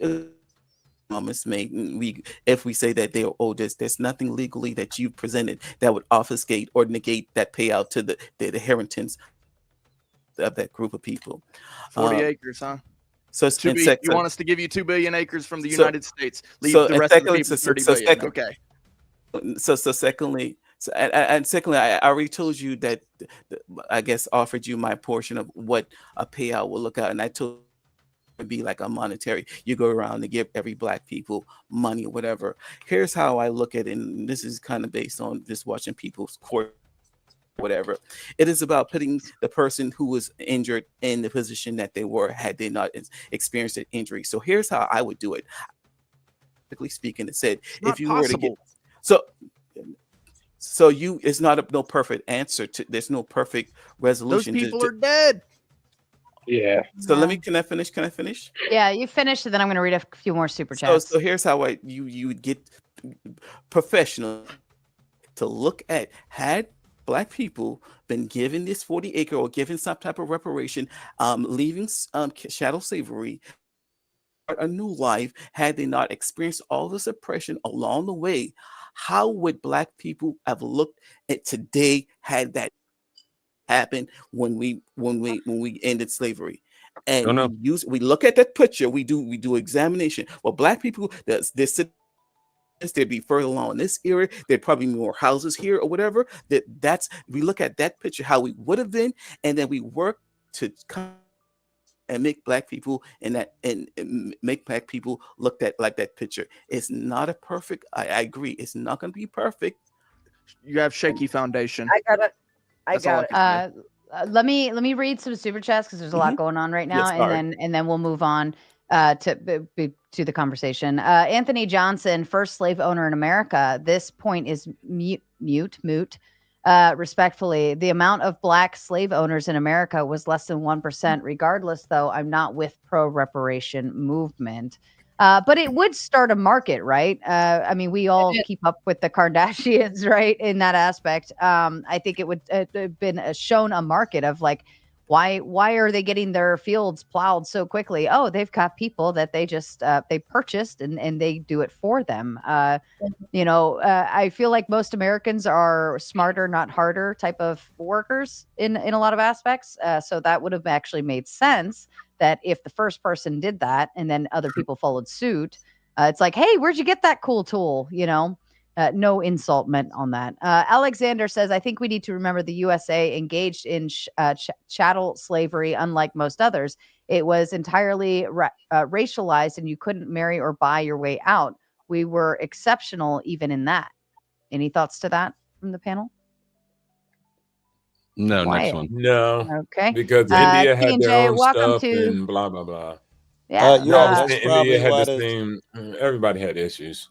That's a good point. Actually, that's a good point. That's probably because it was unique. It's probably, and it went racial, and black was so identifiable just by the skin tone. It's probably had a lot to do with why it has persisted into today, where some people think they're better or more entitled. Okay. TNJB, welcome to your new membership. Welcome to Mater Nation. And Flo would like a one-on-one with Daniel. Daniel, are you still with us, my friend? Yeah, I'm just sneezing like crazy. One. You know, it's Colorado. The pollen here sucks, man. Well, I got a question for you. Caesar right here. You have a question for me. I do. I've seen you on several panels. I've heard you make a lot of background noise. I've never heard you say a damn word. Who the fuck are you? Where'd you come from? Tell me something. Wait, hold on. Ask that last part. Who the fuck am I? Yeah, I'm just like, are you? I'm just curious about you. Talk. You know. I'm just jumping from place to place, literally, just trying to find my spot. 10-4. Literally. That's all I'm trying. I'm like fucking making like probably $900 a month and maybe $950 off of disability. I can't work a job because then they'll be like, oh, you don't really need your Medicaid, my state benefits. They'll say you don't need it. So they'll take me off of that. And I just need my Medicaid and my Medicare because I have epilepsy and I need those goddamn expensive pills. So I can't really live without it. And then when I'm sitting in here at my house doing bullshit nothing, you know what I do? I get on these things because I'm bored as shit and I'd rather just fucking hang out this way with other random people. I hear you, man. All right. Well, yeah, no, I was just curious. I did drop you in the next super chat, but I just wanted to, hear something from you. Thank you. Yep. Hey, good talking to you. Sweet. I'll be coming back often. Right on. I was on a live with Daniel last night on Martes. Yes. It was the Halloween challenge, like either or, would you want to do this or do that? And he was the winner in the end. You know, he had some good strategies that was going for him, and I was impressed. I got a question to relate to what Calvin is saying. Anyone and everyone on panel. If I rob your house and steal all your money, you're $1 million. I give it to Flow State. Hell yeah. Is it, oh, well, so what? It's got nothing to do with me? Or do you get to get to be made whole? I mean, what would it take to make you whole with theft? That doesn't make sense. That example has a specific amount attached to it. When are black people made whole? No. I want this one. I just want to know if we understand the concept right here first. I don't think I am. I don't understand the concept. If you're stealing from me and giving it to somebody else, how am I going to make somebody whole? Right. Should you be made whole is my question. Do you get any of that money back? I'll just say sure. I'll just say yes. Now let's move it on. This is why it doesn't apply. When will black people be made whole? What needs to be achieved?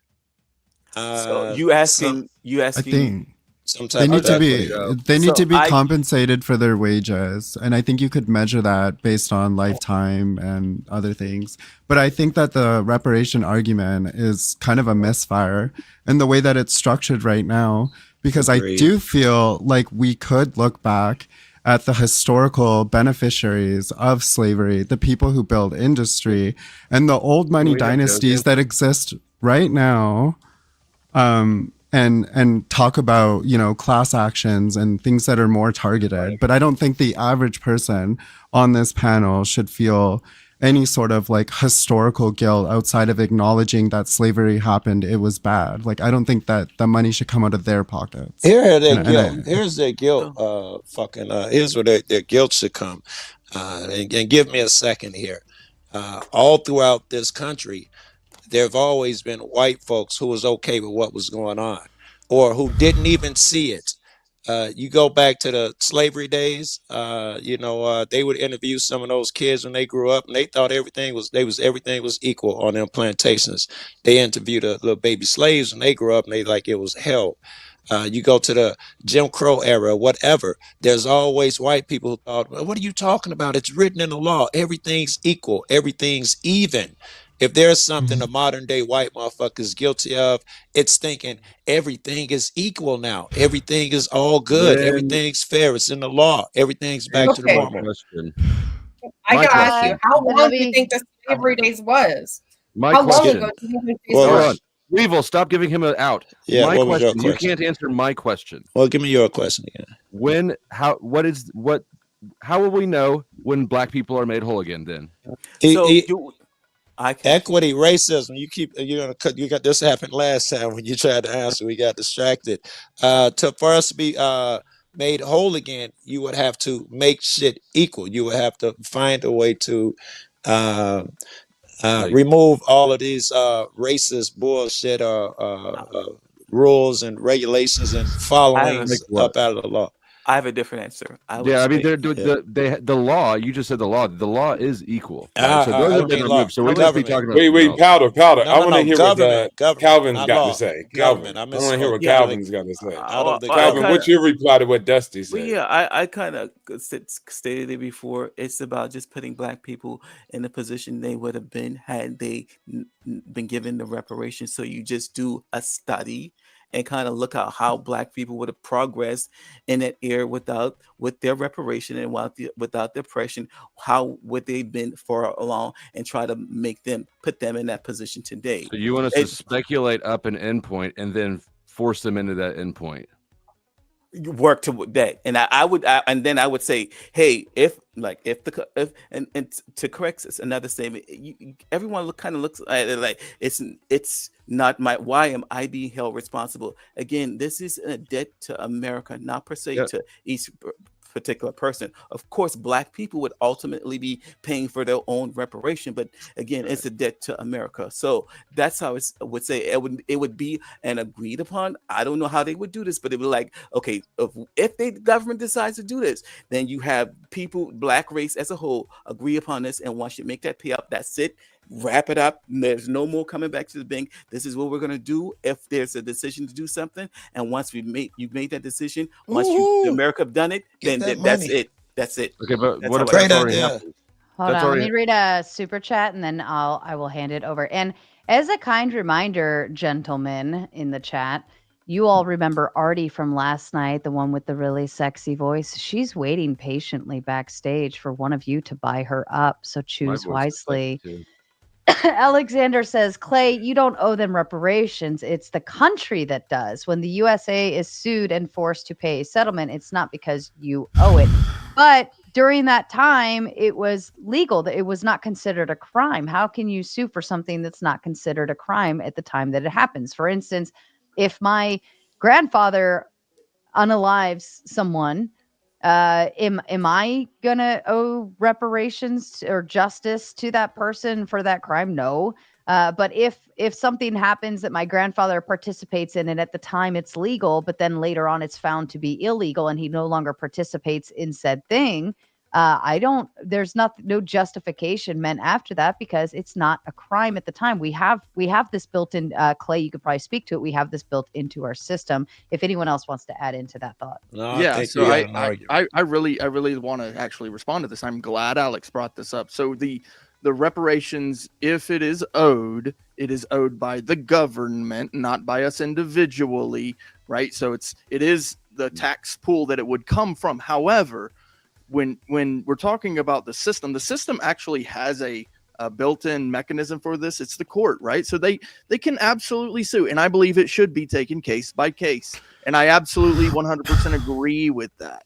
And anybody who says, well, we just want legislation passed, well, why not just go through the court? Like Calvin, if you have a case, like you can track your lineage all the way back and say, this is where they reversed the decision.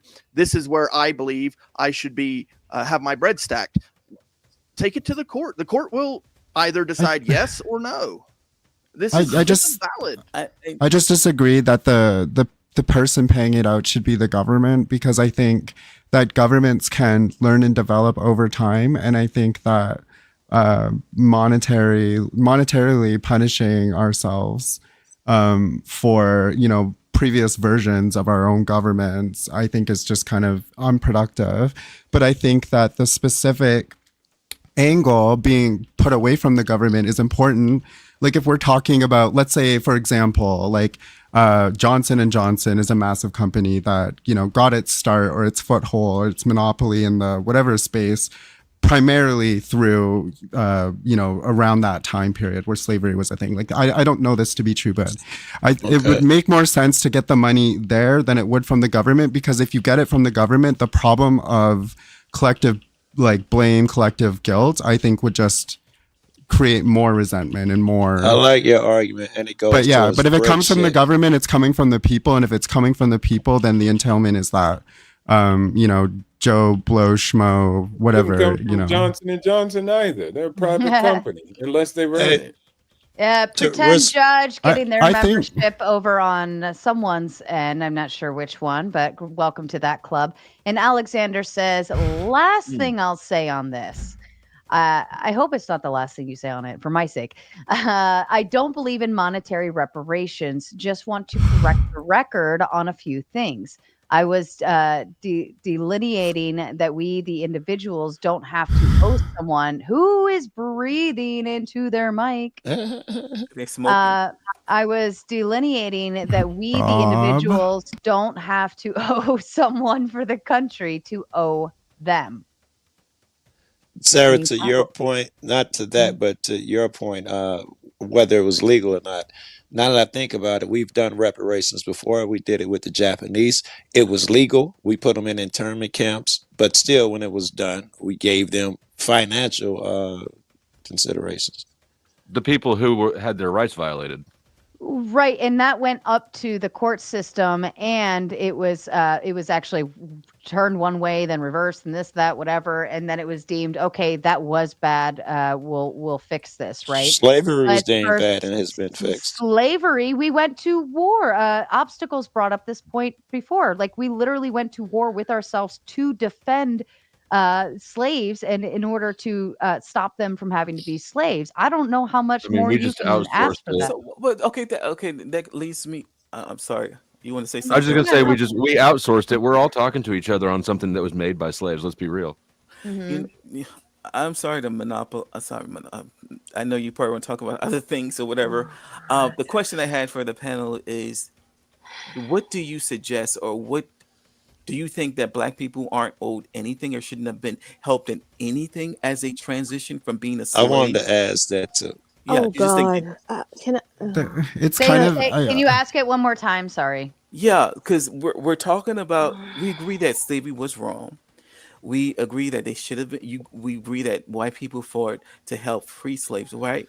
So as Black people were, being released from being slavery and things of that nature, do you think they needed any type of support as they were being given their life?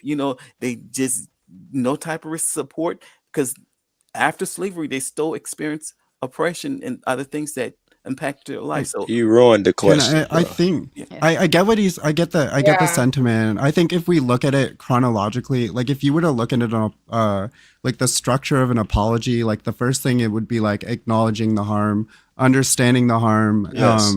with a plan to correct the harm, and then correcting the harm. And if you look at it in a chronological sense, like within the scope of time, we're in like step 1, step 2, like that shit, obviously we're removed enough where people can see, build success, build wealth for themselves and their families.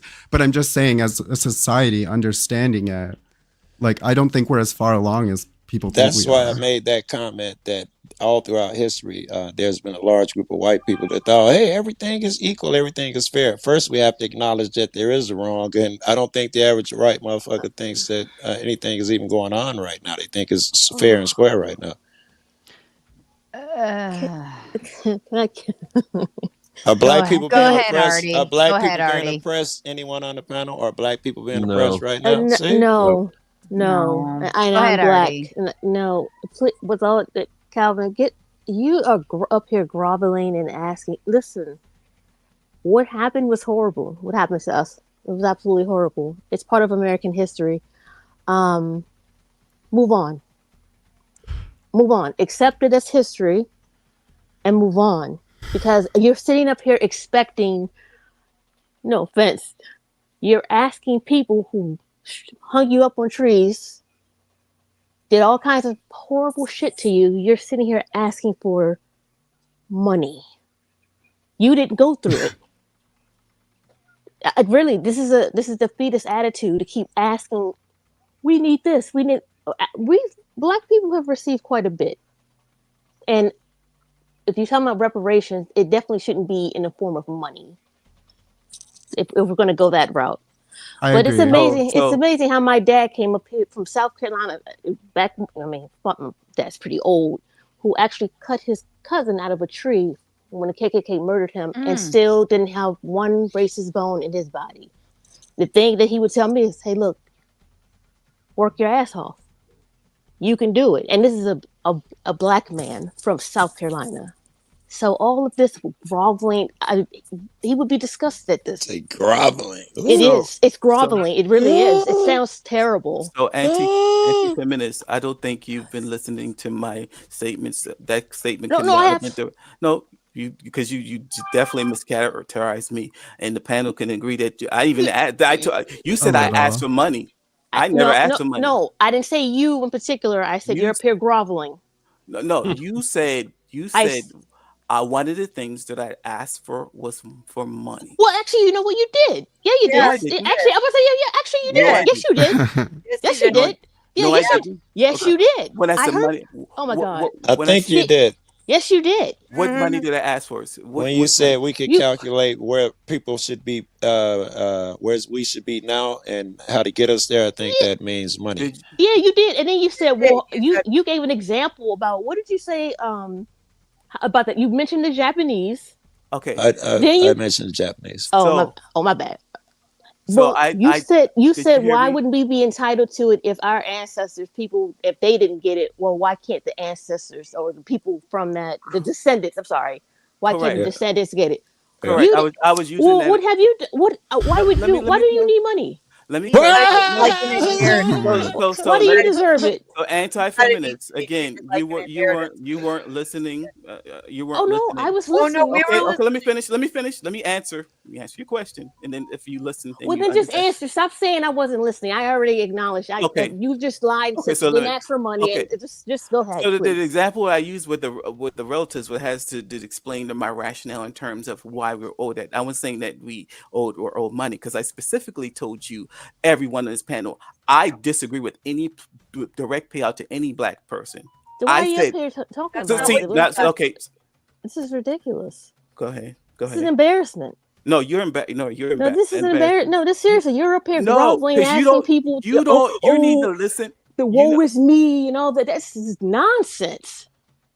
It's embarrassing. No. It's embarrassing. You can take hers down because clearly she needs to go back and re-listen to the show. There's not a conversation. You're not going to have a conversation with me because you're not. I literally just acknowledged what you said. I did, and you said first of all you lied and said you didn't say it. You did.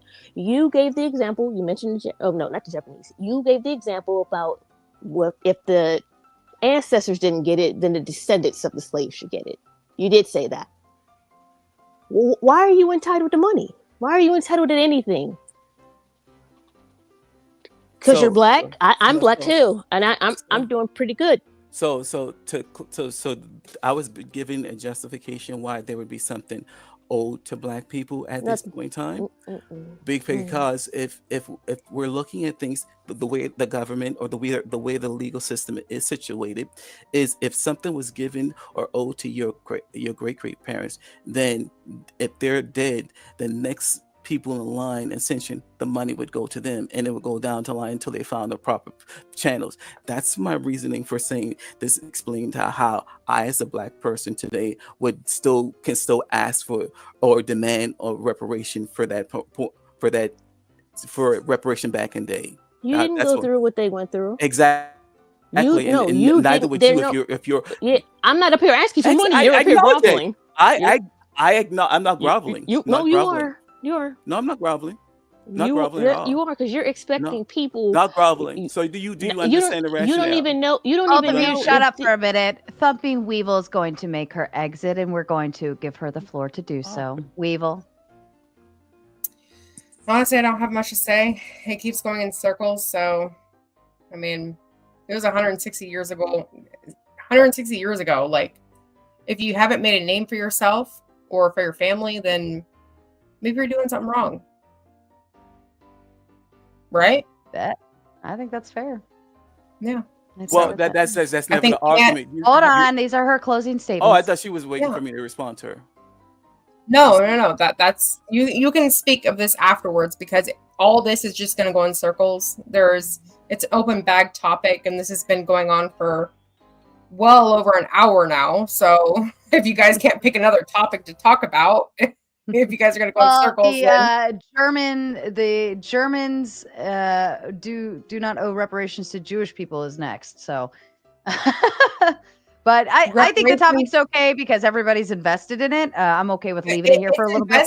But if you really hear, if you're sitting this and hearing it, it's really going in circles and it's going nowhere. It's going back to the same foundations, and it's going to go nowhere with you guys talking about this. Honestly, it really isn't.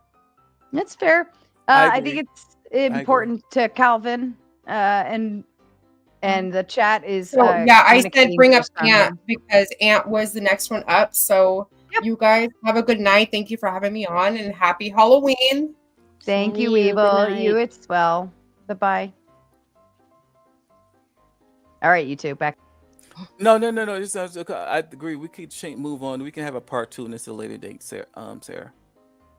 Okay. Oops. I'm complete. Oh wait, Clay was not up. It's hard to know. Okay.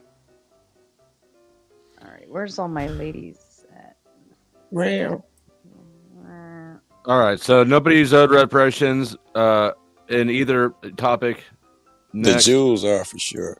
They Not already owed received anything. it. Nope, we're done with Pay it. them money. Pay them money. They already received it. Yeah, I'm pretty sure that they have received. They probably received it. They also got a country carved out for them. Yeah. And they're still getting paid. Yeah, they received it. So That's fair. All right. I will happily take suggestions for super chats. Otherwise, we're going into. Oh, let me turn the music down. Okay.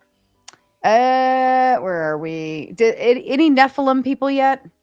No. Is that Wayne backstage? Is Wayne? Wayne? Wayne, yeah, he's Okay. he's an expert on that, and then Cheney's going to be here just shortly. Okay, we'll hold that. We'll hold that topic for when Wayne comes on. You be an expert in something that's make believe. Astrologists do it all the time. There's Tolkien scholars, so yes. He's got a number of books. How about this? We asked this question earlier. Maybe someone else has a thought on it. Should activists radically transform Reddit? What? How? What is that? Wow. How? I mean, is there some context to this question? Because I don't. It had to be a little more. yeah, I don't. That was all I was given in the thing. Should activists That's right. radically transform Reddit? Now I know there's a lot of complaints about Reddit. We heard of the Epstein things with Maxwell being some kind of top commenter, person, pusher, whatever of it. Strange things going on in Reddit. We know the Destiny people are in Reddit and they do mass like there's a lot of mass reporting that comes out of Reddit to other places. So you could take it or we could leave it there and move on to the next. What's after it? If people are getting their advice going from Reddit, that's a problem in itself. My thought was, then is it just Reddit or would it apply to all other forms of social media? Or is Reddit special? Right, That was my yeah, first that's thought. Yeah, It's hard to weird. answer. I don't think Reddit really has a foothold in any culture other than like online nerd. Yeah. Yes. And It's so seen as better days. Not to diminish it. I think it's fine. I'm just saying. No, it's fine. You Yeah. can diminish it. It's not really. No, go ahead, diminish it. All right. I mean, we can move on from that one. Are there views outside of Christianity that are acceptable to Christians? The answer is no. Probably not. Christians are stubborn as fuck. If you talk long enough to them, they're gonna tell you everybody who ain't a Christian is going to hell, and a lot of Christians are even going to hell. Christians Exactly. are brutal, bro. I find people who claim that they know the Bible so well to be some of the nasty, like people who sit up and jumping up and down in church every Sunday are some of the nastiest people I've ever had the misfortune of encountering. Agreed. So I don't care about that. I'm a Christian. I don't care. I don't Right. care. I care about how you treat people. I'm going to go by how you act. I don't care about because that's not, I don't care what you believe in. You can believe in roaches. I don't care. I don't care. I care about how you treat people. That's that freedom of will, right? Jesus would have been woke.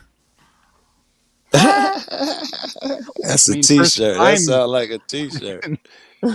Jesus, that does sound like a t-shirt. Does Oh sound my like a good shirt. Parties never switched. Yes or no? Democrats, Republicans, did they switch? Yes or no? They did. I thought they switched a couple times. Technically, but no. The Democrats are absolutely horrible. Well, they're both terrible now, but before, black people were Republicans. And it was actually the Democrats who were fighting to keep us as slaves. I don't know why a lot of people are still in the Democratic plantation. Is it possible for them to switch the way they did on race? Like that dramatically, where the parties just become dramatically redefined? Like, was that possible to happen? You really think they switched on race? Well, because I Joe think- Biden, their last president, his only major political achievement was authoring the 3 strikes laws in the 90s reforms, which were horrible for the black community. It sure was, yep. Hey, And Joe that Biden was the greatest president we ever had. No, he You absolutely take was. that He's back. one of the worst. He's a hero. Joe And Biden's I'll a never hero. forget when he got on that Senate floor and the way he talked about black people. I don't understand. I guess people forgot about that. Well, Forgot about him hanging out with super well-known racists, saying that desegregation would put his kids in a jungle. And he sure did. Calling Yeah. black men super predators. He sure did on that Senate floor. So when were Democrats not racist exactly? I think despite all of that, I think the Republican Party is worse. But but I agree. I agree. All of that is bad. I'm not I going to think defend the that. Democrats have done absolutely nothing for black people. That's a lie, but I would say They've that done nothing. What have they done? I would say that in terms of definitely, I wouldn't. Joe Biden does have things on his resume that he did do towards black people.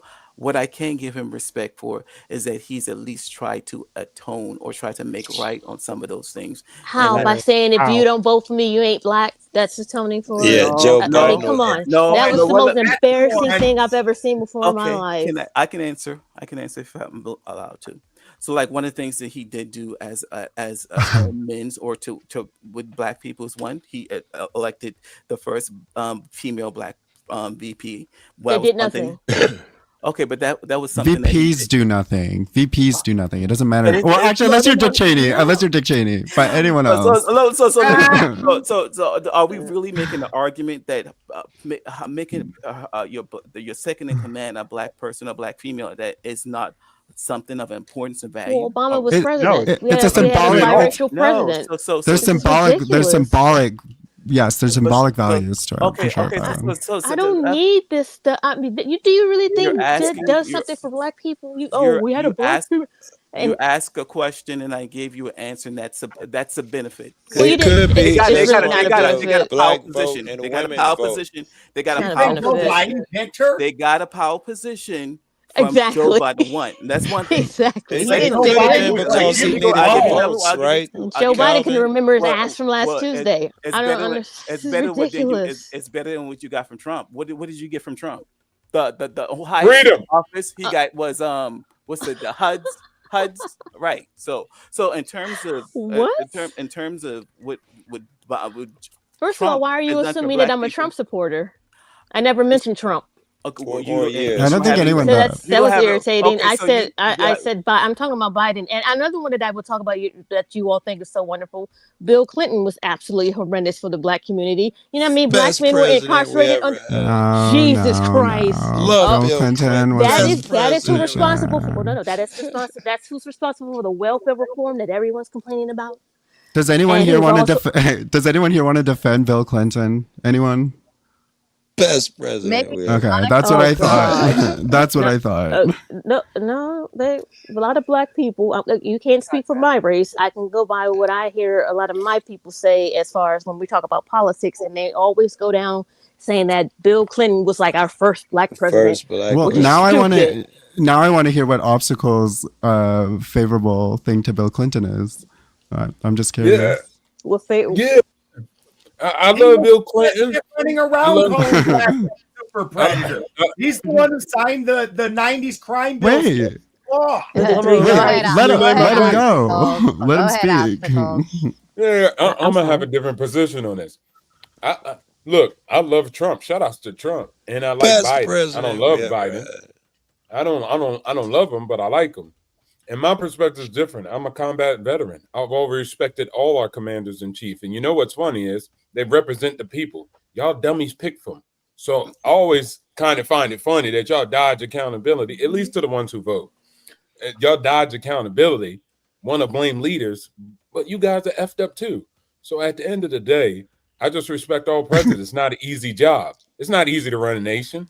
You get up and do it then, but you don't. You're fat. You're probably overweight. You're probably slagging on your own financial literacy. So how could you run a national debt? You can't even run your household. So you talk a lot of trash, but you don't walk. So if somebody, that's too okay, that's interesting. Yeah, see, now they get mad because they got to do accountability. No, but I had a question. If somebody demonstrates poor financial literacy, do you think they shouldn't be president? If somebody because if they have demonstrated, if they have demonstrated, because when people vote for him, people can say, "I like his smile. I like that he's married." Well, yes, legitimate presidents who are good at this, and people are like, "He's not married. I'll never elect him." I can see to become president. That's not I concede a lot. I will concede that, but I'm saying in your own metric, is that disqualifying? No, because the metrics at the end of the day is hold on. But are you voting on a smile you like? Isn't this why we have advisors who are experts in budget? Oh, yeah. Yeah, but I have one vote. So after that's done, that's it. Okay, but your metric isn't do I like the smile? Because he got a smile. That's cool. I'm not about to argue with you. That's your freedom. But your metric not being do I like his smile, if it were financially motivated, would it be disqualifying to have a president that has demonstrably failed financially? Disqualifying? Yeah, disqualifying. Would you consider, not necessarily disqualifying, would you consider voting for the other person? I don't know, maybe like a history of bankruptcies. Are you talking about debt? The 6 businesses that Trump went bankrupt out of the 500? Money owed, Watch this. I can say this. You prioritize money a lot, so I'm just curious. I can say this. I like his hair. Yeah, you can, but I think it's disingenuous. I think it's disingenuous, and I'm just wondering if you would consider those things. It doesn't seem like you do. You're talking about you're talking about it in a pragmatic sense. A lot of people vote.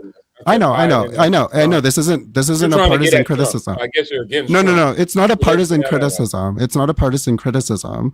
I understand that you recognize the figurehead of the American president and you respect it for what it is, and I think that's respectable. The thing that I'm saying is I'm curious if that factors into your decision making at all. You as a person, not. I vote for somebody who I think is going to be in my interest.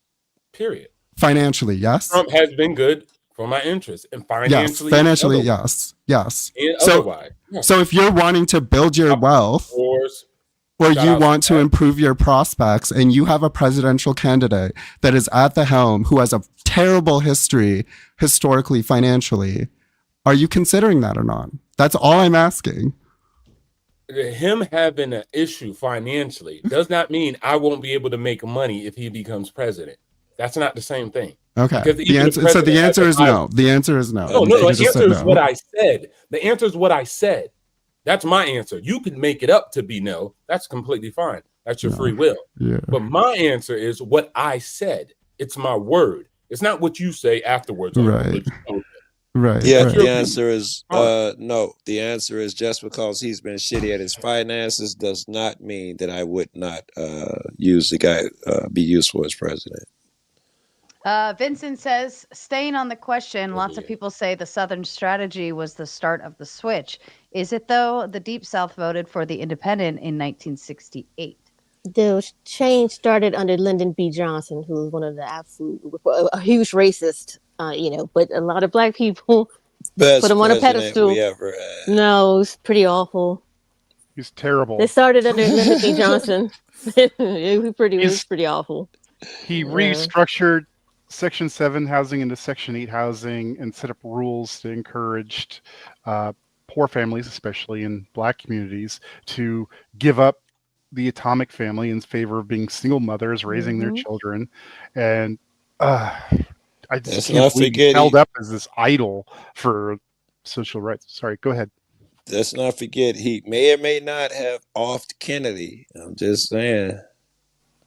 No, I don't think he. If you hear the can't tapes, put anything past anyone. So the Nixon tapes, when he called with the Warren Commission, it was like a week after the incident when Kennedy was killed. He was like, "Yeah, well, so what do you got?" Dude told him, "Hey, it looks like this guy was not the guy. It looks like there's more people involved." He was like, "No, we're gonna need him to be the guy alone." He was like, "Sir, that's not what we got. That's what we're gonna need the outcome to be, and you got 2 weeks to do it." He's like, "Sir, this could take months." He was like, "You got 2 weeks, and the outcome's gonna be he did it alone." That alone makes me think he was complicit. Calvin, I'm going to hold this question again for just a second. Jason says, Neve, he's had 10 times the successful business as he's had failures. I mean, the game isn't, are you up more than are you down necessarily? I understand that you have to invest and that you're going to take a lot of shots and some of them will, land and some of them won't. And I understand that. No, I'm not saying that just, am I? Is it? No, Neve was fine. It might have been me. I don't know. As far as Trump is concerned, I think it's still too early to see if any of his financial policies bear out. But I mean, and I think that's more of a charitable position than a lot of other people, because there's a lot of other people right now who are acting like the whole country's on fire financially. So I feel like. Yeah. I'm open-minded at least. Yeah, I mean, I'm open-minded at least. Okay. I think people forget that the people who you really should be focusing on, it's not really the president, it's your local representatives who you're putting in those seats, because the president can only do but so much on his own. It scales. You could have more power walking into your local representative's office who you see all the time. You can't even get a meeting with the mayor of Chicago. I've tried. I wouldn't take that meeting. What you gonna come in there about reparations? So I would take that meeting. Now the mayor got to talk to you about reparations. What you want? Oh man, I don't know. I mean, it's my Tom Carpenter says, year 1, 20% of businesses fail. Year 5, 50% of businesses fail. Year 10, 65% of businesses fail. Therefore, if you have a success rate of better than 90%, by no measure are you a horrible failure. That's impressive. All right. Well, we'd have to, in the spirit of the question was, would you take this person that's financially fucked up and vote them in as president? So we'd have to consider where he was when he became president for us to continue down this line. And now Neve may have a totally different argument. Most of his income has been gotten after he was president. And Calvin asked, does anti-feminists have any criticism for Trump? What does that have to do with anything? I'm interested. Because you were offering criticism of Biden. No, I stated facts. I stated what he did. Okay, those were all criticisms. Okay, so there you go. We were talking. I answered your question. I will help her because I want to direct this right at you, because I'm also a combat veteran. And I want to know how, as a combat veteran, you could ever accept a commander-in-chief that skipped out on doing the job. Like he refused to serve with us, but you think that that's okay that he's a commander-in-chief? Good question. Yes, because he's the representative of the people, and people skip got nothing out. to do with service. It's got nothing to do with serving the military. What are you talking about? You talking about Biden? We threw that out before his statement. Right. So I'm throwing it out. I'm also a combat veteran, and I don't have any respect for anybody that wouldn't go put his life on the line, but will be commander-in-chief. The two things shouldn't happen. Though, Biden or Trump or Biden or Hegseth? Who do you mean? I think he's talking about Trump. Yeah, talking about Trump. Currently, it's Trump. I also felt the same. Okay. Bowen Spurs. Because I think somebody said something about Biden or something like that too. But let's say both of them. For me, as a combat veteran, again, that's people's choice. So if other people don't have that requirement and they're going to elect somebody who didn't serve, that's the people. At the end of the day, the people decide. I don't get to tell the people what they get to decide because I'm a combat veteran. I only get to have my vote, and that's it. And then I protect their right to do whatever they want. They can say, go ahead. He's asking about your vote. You voted for someone who bone spurs, who I don't have that perspective. I don't have that perspective. Yeah, he said he don't care. Thank you both for your service. Thank you both for your service. But we can disagree. That's okay. Something you don't know, Calvin. Watch this, Calvin. Something you don't know is combat veterans can agree to disagree, because often we do, because we have to still save each other's life. See, you got time to have differences with people and be like, I hate him just because he don't agree with me, or his moral caliber is all messed up because he don't agree with me. We don't have that time. There was troops that didn't like me for many reasons, and I didn't like them.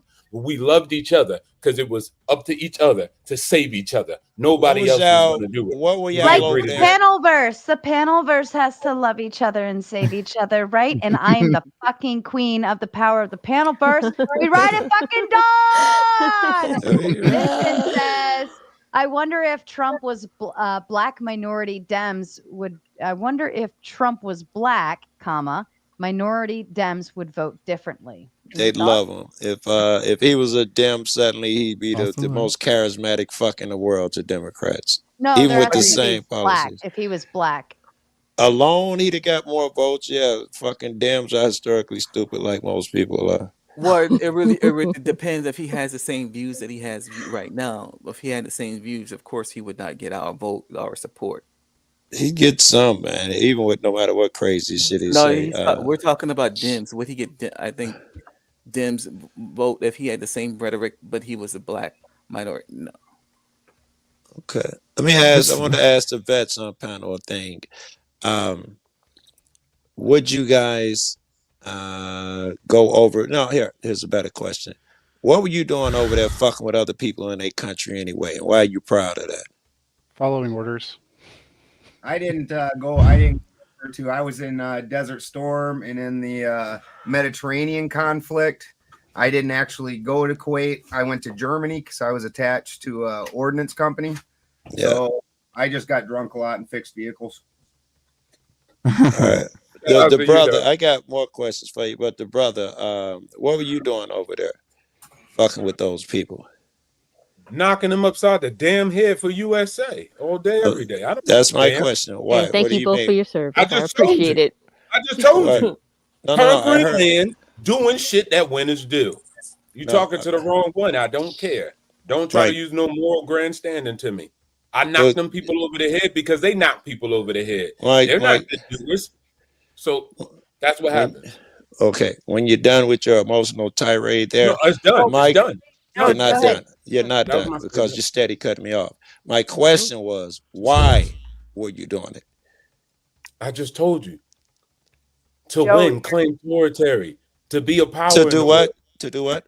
Claim territory, Claim take land, territory. and change shit. Yeah, that's what you do when you. Are you flee for the war. asking? Are you asking about his motivations for joining the military, Joe? Or are you asking?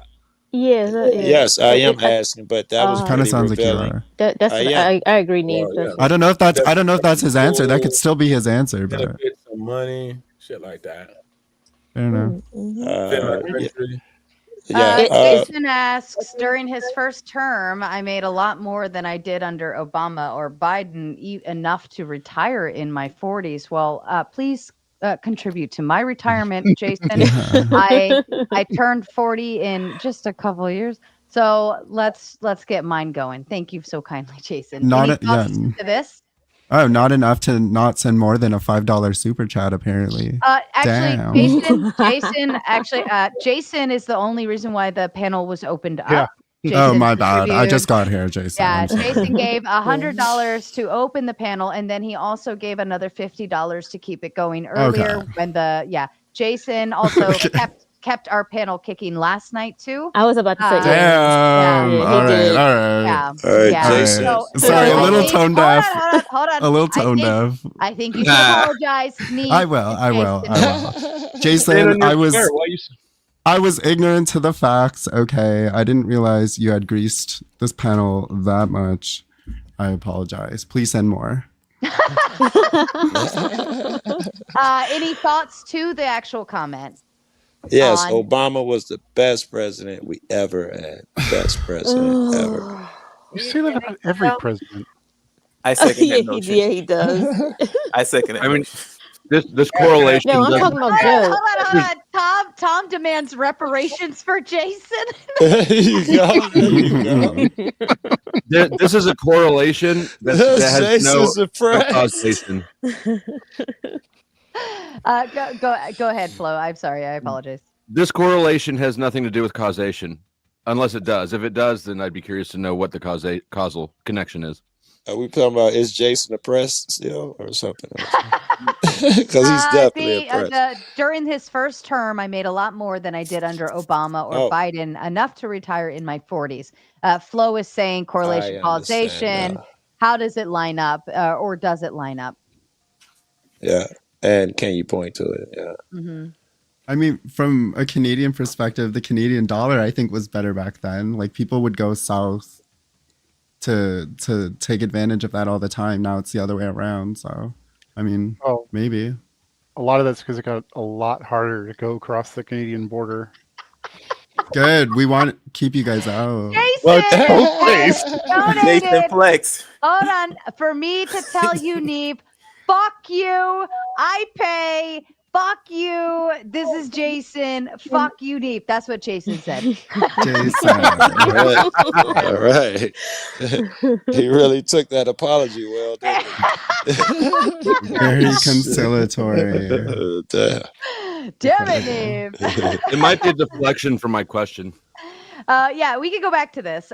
Correlation, causation. My apologies. We would need, Jason to answer that one. The guy, I can't think of your name, the brother. I was giving you shit about the military. It's a philosophy I share about the police. Everybody, wants to just thank them blindly, and I ask myself, what for? Because this person is willing to follow an order. Why would I respect that thing? I respect the guy who uses his own fucking brain. And you could apply that logic to the military too. If they sent the military over there to distract from something and they're over there knocking heads in someone else's land, they're probably not over there defending ours because the guy's not over here giving us shit. They probably over there on some bullshit. Well, I respect police because they are willing to step up and put themselves between us and those who would do us harm. They are the ones that do us harm. Fuck them. Yeah, they do sometimes, and we should be definitely policing that. I'm not gonna say they're incorruptible or perfect, but Are there anyone that you could think of, generally speaking, that does you more harm than the police? Your neighborhood gang doesn't stop you every time your wheel touches the yellow line and say you owe them money. If you forget to turn on your headlights or your tail light go out, the average person on the street say, "Hey, my man, cut your lights on.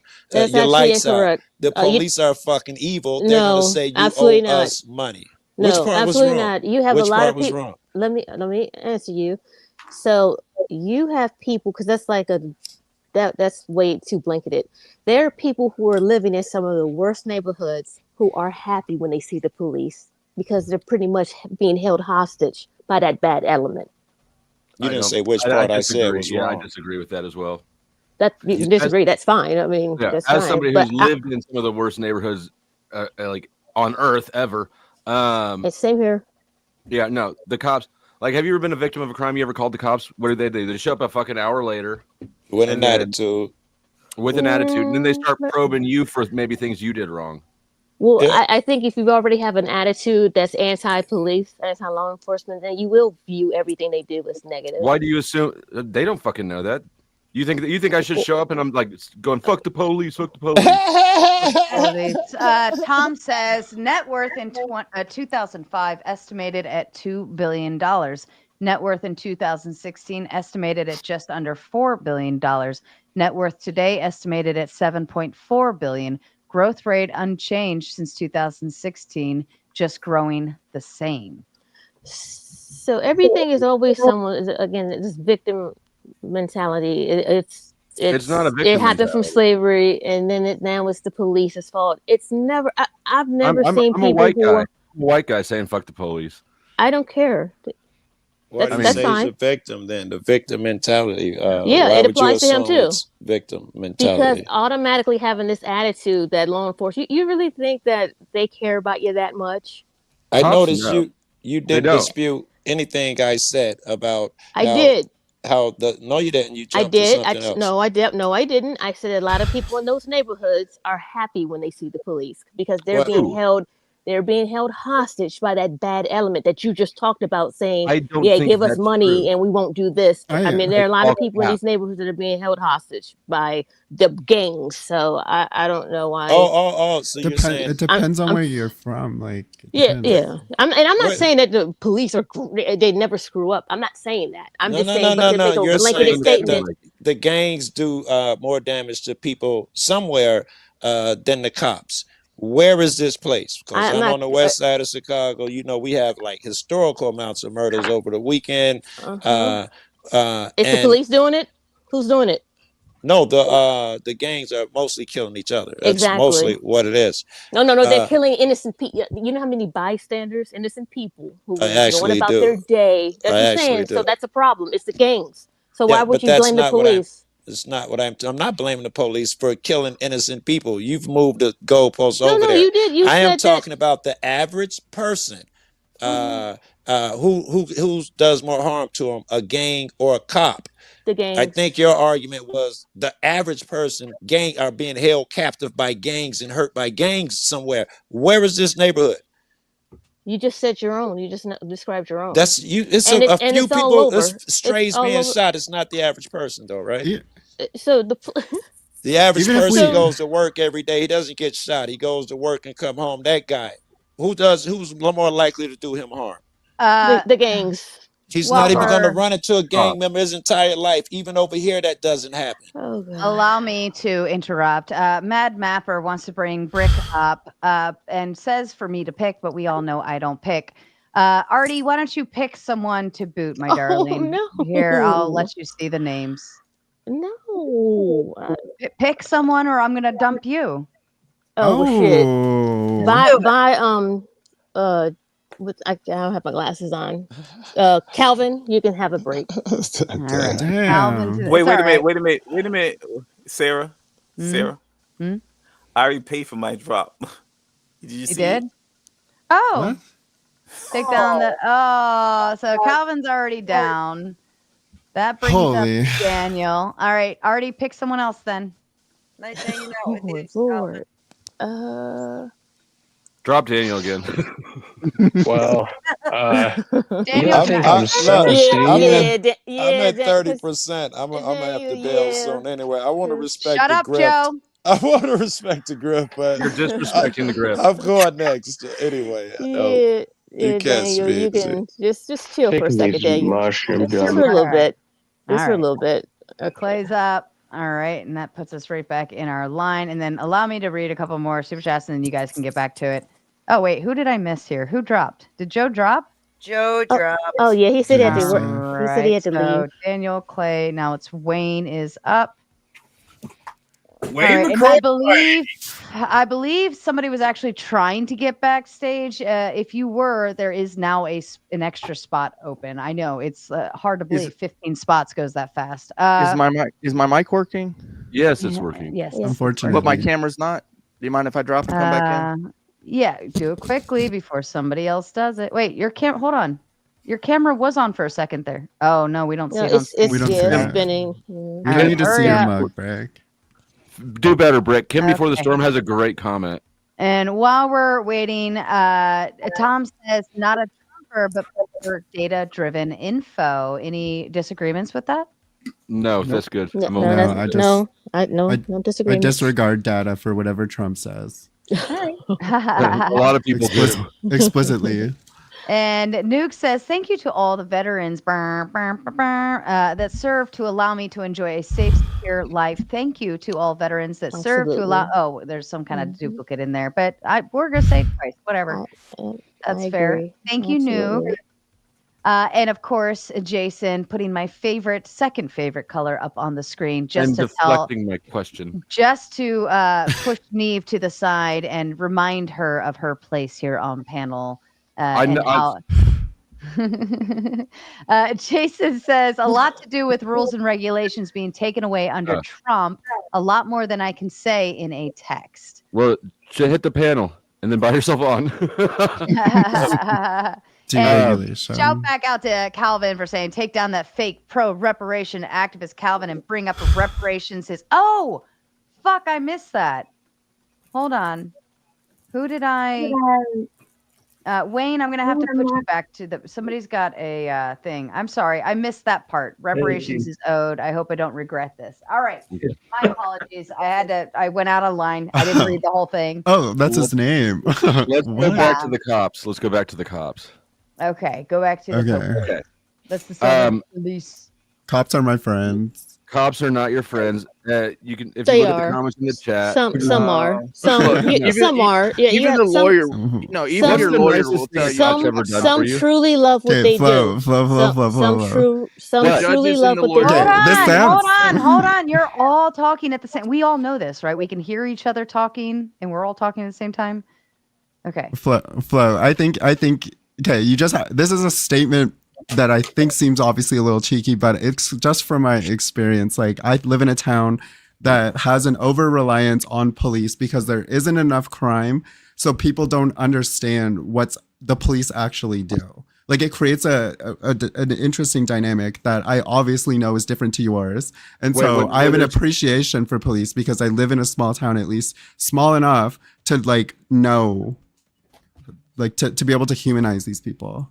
Okay, so but that's you my live in unique small- experience. You said there's like, is there too much crime and or too many cops and not enough crime there? Is that what you're saying? I wouldn't say not enough. We live in enough community to want more, is what I'm saying. I live in a place. I have lived in a place where there is a small town. I'll never live in another one again.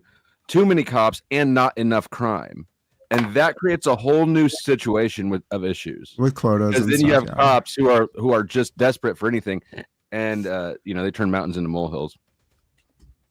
Yeah, I don't have the same experience, but I read into, like, obviously I see these things and I understand sometimes there's systemic issues, whatever. But Did you know? Just don't Did have you know that that at least in my state, I don't know. I assume it's similar everywhere. If any assets seized or forfeited in the court process from criminals, right, drug dealers' assets, shit like that, gets split between the prosecutor's office and the law enforcement agency. no, that's crazy. Like Yeah, what? Like That's selling a not- car that you would have okay. you owned or something as a proceeds. Yeah, on if it drugs? was used for the commission of a crime, yeah, they'll auction off your car. Yeah, it No, was used, but if, that's if you only get caught with it- drugs, they'll say that all that shit came from drug dealing.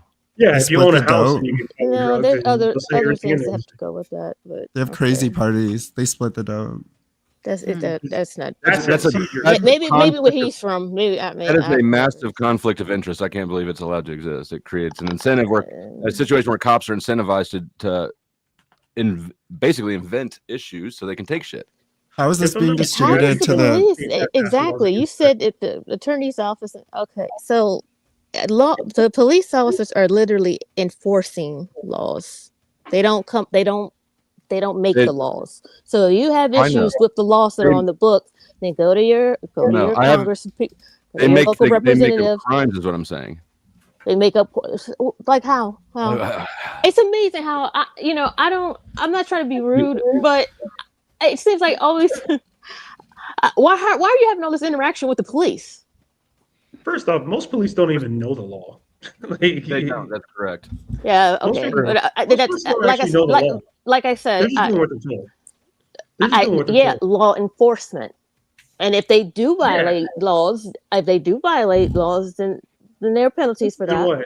what? No, Police there's get not. away with You- breaking the law There are. 24/7. There are. Do you? Yeah, the police investigate themselves, and how's that work out? Exactly. No, they Yeah, don't. That's not. Have you? Yes, That's they not. do. Okay, Yes, they it do. depends on. It depends on what it is. No, the police investigate themselves. It's either going to be Okay, all right, yeah, internal all right. affairs. Woe with me, reparations. You need reparations. The police are Well, bad. don't All change right, the here we go. subject. Don't change the subject because you. No, I'm not going It's to go just a back f- and forth. I'm It's not going just to a go back and fact. forth. It's just a fact. I'm not It's going to just go a fact back that they and do. forth. Police No, investigate they themselves. do not know certain They certain do. situations. They do. They It's not in every Okay, you Whether- said situation. abroad. Not Who in every investigates? situation. Law Not in do. every Who situation. investigates then? Law enforcement. The DOJ Okay, sometimes have to get law involved. enforcement. Law enforcement. Law enforcement. The department, the DOJ is Law separate. enforcement. They, Law do you understand? enforcement investigates other Okay, law enforcement. all right. I'm not okay. Okay. Like, I mean, this is ridiculous. Yeah, you need reparations. So ridiculous. I don't want to talk to anyone that's let me begging ask for you money. another I don't, question. yeah. Let me ask you another question. How did when you see a cop, do you feel more or less safe? I don't feel anything. I feel fine. So I It guess doesn't- I'm indifferent because I don't have this attitude towards the police. But I haven't had any negative interactions with the police. So I'll give you that. When you're That's driving, fair. you That's see fair a to cop say. pull out, you feel just neutral. There's no reaction there at all. No. You're It's lying clear to that me. you have never had a negative interaction with a cop. She's just lying at this point. Everybody's had a cop pull behind them. Well, you said may not have been negative automatically. for You her. asked me if I Yeah, automatically feel something. I don't. I do. Even Yeah, when no, I'm she might be. driving She might down be. the road She and might. doing perfectly She might fine. be a married to a cop cop for all behind I know. me, She might feel I super don't comfortable care. with cops. Ooh, Alexander says 2 words. Who's got a feedback? 2 words. Somebody has mic issues here. Who's? It's Let's see. reparation. Reparation. Oh, sorry. Just mute when you're not talking. Alexander says 2 words. Qualified immunity. It's fucked. It is fucked. Do you know why they Sure. have qualified immunity? Yes, I do, because they wouldn't be able to do their job if they didn't have it. But I understand that there is nuance there, and I still think that the way that it bears out for the civilian population in a lot of circumstances fucks the civilians. It's favorable to police too often is the point that I'd like to make. How about police your own neighborhoods then? Don't call I've heard because that. you can't have it both ways. You can't. No. That's not Police your own okay. neighborhood. No. I'm going to give you an example of how It's a hasty you had the young generalization. lords. You had the young lords who did it. You had the Black Panthers who did it. If it's so corrupt and it's so bad, then police your own neighborhoods. I'm tired of this victim. It's always someone else's fault. That's not it. That's not the Everything's that's not the going on, point that I'm trying and to then make at all. and then getting upset because I'm like, yeah, I don't feel anything when I see. There's I a don't. lot of nuance in police work, and when we have to dig into the nuance, and we have things like qualified immunity. I never once said that they don't screw up. I never once said that. But what that's not okay. I it's never not once said that. A lot of them do. It's not a statement about good or bad. It's a reality of the job. There's a lot of nuance that occurs, and in that nuance, it seems to be the case that it's favorable overwhelmingly towards the police. Now, if I'm not the right person necessarily to say that was a good call or that wasn't a good call, I'm just saying with them investigating themselves and this and it constantly moving in that direction, we can make some objective, like your descriptive statements about how we feel that serves us. That's it. It's not, this is bad, that's good, I hate police, none of that. No. You actually gave a valid point, but that's not what the others have said. It's just the police is so bad, and I should get nervous when I see the police. Oh my god! One guy was no, I wasn't describing anything to you. You are mischaracterizing what You I did. said. You did. You mentioned. I asked you a question and you lied to me.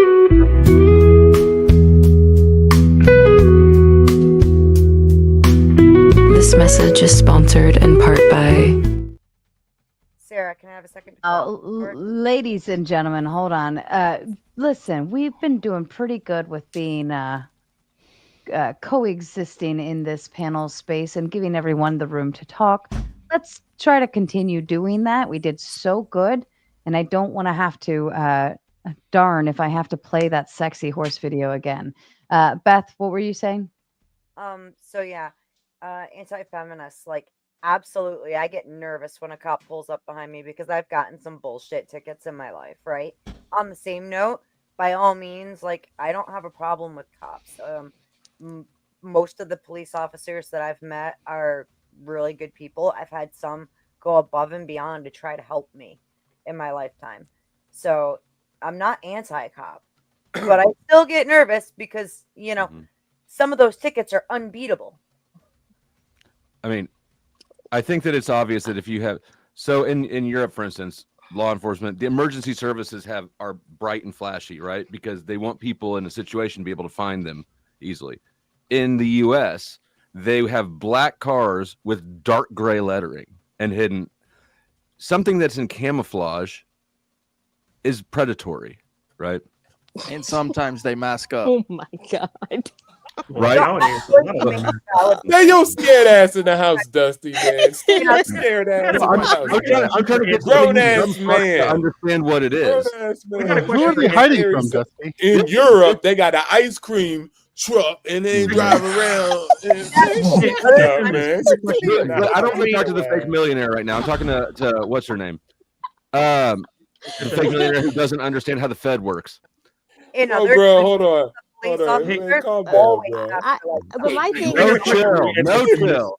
hold on. So first of all, so Dusty, if that's your experience, that's fine, and you can feel that way. Just because you Okay. feel that way doesn't mean that that's my It's not life. a It's feeling. not You're my. trying to diminish it as a feeling. I I'm did telling not. you I to- said your experience. Your No, no. experience. I said Okay. that. I didn't dismiss Somebody, it. I wasn't being okay, dismissive of somebody it. who You went is through it. is It seemed like. camouflaged. I didn't.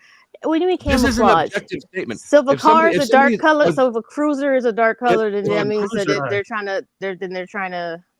If What do you- if somebody is trying to hide themselves, are they trying to help people in need of help, or are they trying to hunt people who don't want to interact with them? So okay, so I'm not understanding because Should I the don't think police- that's in a public Sure you are. space, should it be obvious where you can run to help? Whatever. yeah, Like that's not what that's- Flo's saying, but should it's it those be? lights on top of the light bar. There you my go. God. And Well, also it has the agency on the side, and if it doesn't, you shouldn't be really stopped for an unmarked cruiser. And you should I don't go, think you're probably responding go in pull good it to a faith. gas station. I or don't. something. She hasn't been responding in good faith to this the whole I don't time. think she's responding in good faith. with Yeah, you can think what you want. I mean, I'm not gonna Well, I mean, listen. your I literally go responses by are my clearly own. I evasive. go. No, they're not. I'm going by my Yeah, own they are. experience. I can't take away your experience or anyone All right, else's. no, I so can you're only doing go that by again. my Hold experience. on. Let me reframe this. Fire extinguishers, for instance, where they're on the wall, they're bright, they're red, they stand right the fuck out so that people know what to do in an emergency. And okay, So if someone needs help, this- you call if this is an em- 911. I if don't this is an understand. this is not an emergency service. It's not. It doesn't have the characteristics of it. That's what I'm saying. This is a predatory. It's not. I'm sorry. What are they preying on? I don't Why? see it that way. I Okay. just Okay. See, that's Lady. anti-feminist. You need to understand Dusty, it this I way. will say that. I will say that in that scenario, is We're that all predatory? talking at the same time. Stop doing it, or I'm just gonna boot No, go everyone and ahead. go You to can- bed. you can go. Oh, okay, Dusty. I will say that in that scenario is obviously predatory. I don't know what anti-feminists can't figure that out. Now, obviously, there's patrol cops, there's cops on the beat, cops that ride horses. They are not predatory. You can see them from a mile away. So it's not always that cops are predatory. I do have a question for anti-feminists. Do you believe if somebody says something that is factual, but not in favor of police, that they automatically hate police? when did I say that? No. It just seems that way. I don't care I'm what it asking seems you. like. I didn't say that. Well, I literally you just said answered that. the I question. literally I didn't said say you that. said I that. I didn't say can't. you said that. I I literally. didn't say. So I Can you said answer the I question? cannot Let take away. her talk. God damn. Go ahead. Go ahead. Go ahead. Reparations. Go ahead, because you need money. Go ahead. Reparations. Okay. Okay, but I have no respect for you. I don't want you to ask me anything really, because that's that name is embarrassment. That mindset is embarrassment.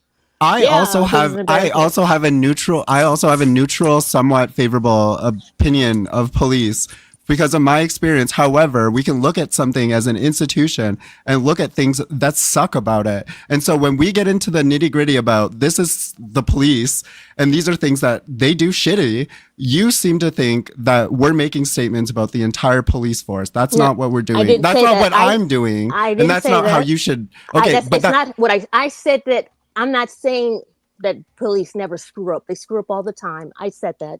Okay, so So this I is acknowledge that there are some people, there are some Okay. bad actors. I acknowledge. I'm not trying that. to attack. I'm not trying to attack you. No, I'm just saying no, this is no. the impression you're giving. No, I don't care what the impression is. I mean, you Okay. can take it how you want, It's but your I interpretation. literally said that. Hey, I'm not saying that the police never screw up. They do. There's some bad actors. Never said that they don't screw up. They do all the time. People was pulling up with the NWA energy, and talking about gangs don't cause issues more than the cops, and of course that's why his community looks like garbage. But net, it's just. I live in the richest county in my state. What are you talking about? I wasn't talking about you, my guy. It was Cool Joe. Well, you were referencing my story or my narrative. You didn't say gangs. Cool Joe said gangs. No, Dusty, you didn't say gangs. We're taking over. Bro, sit yourself down.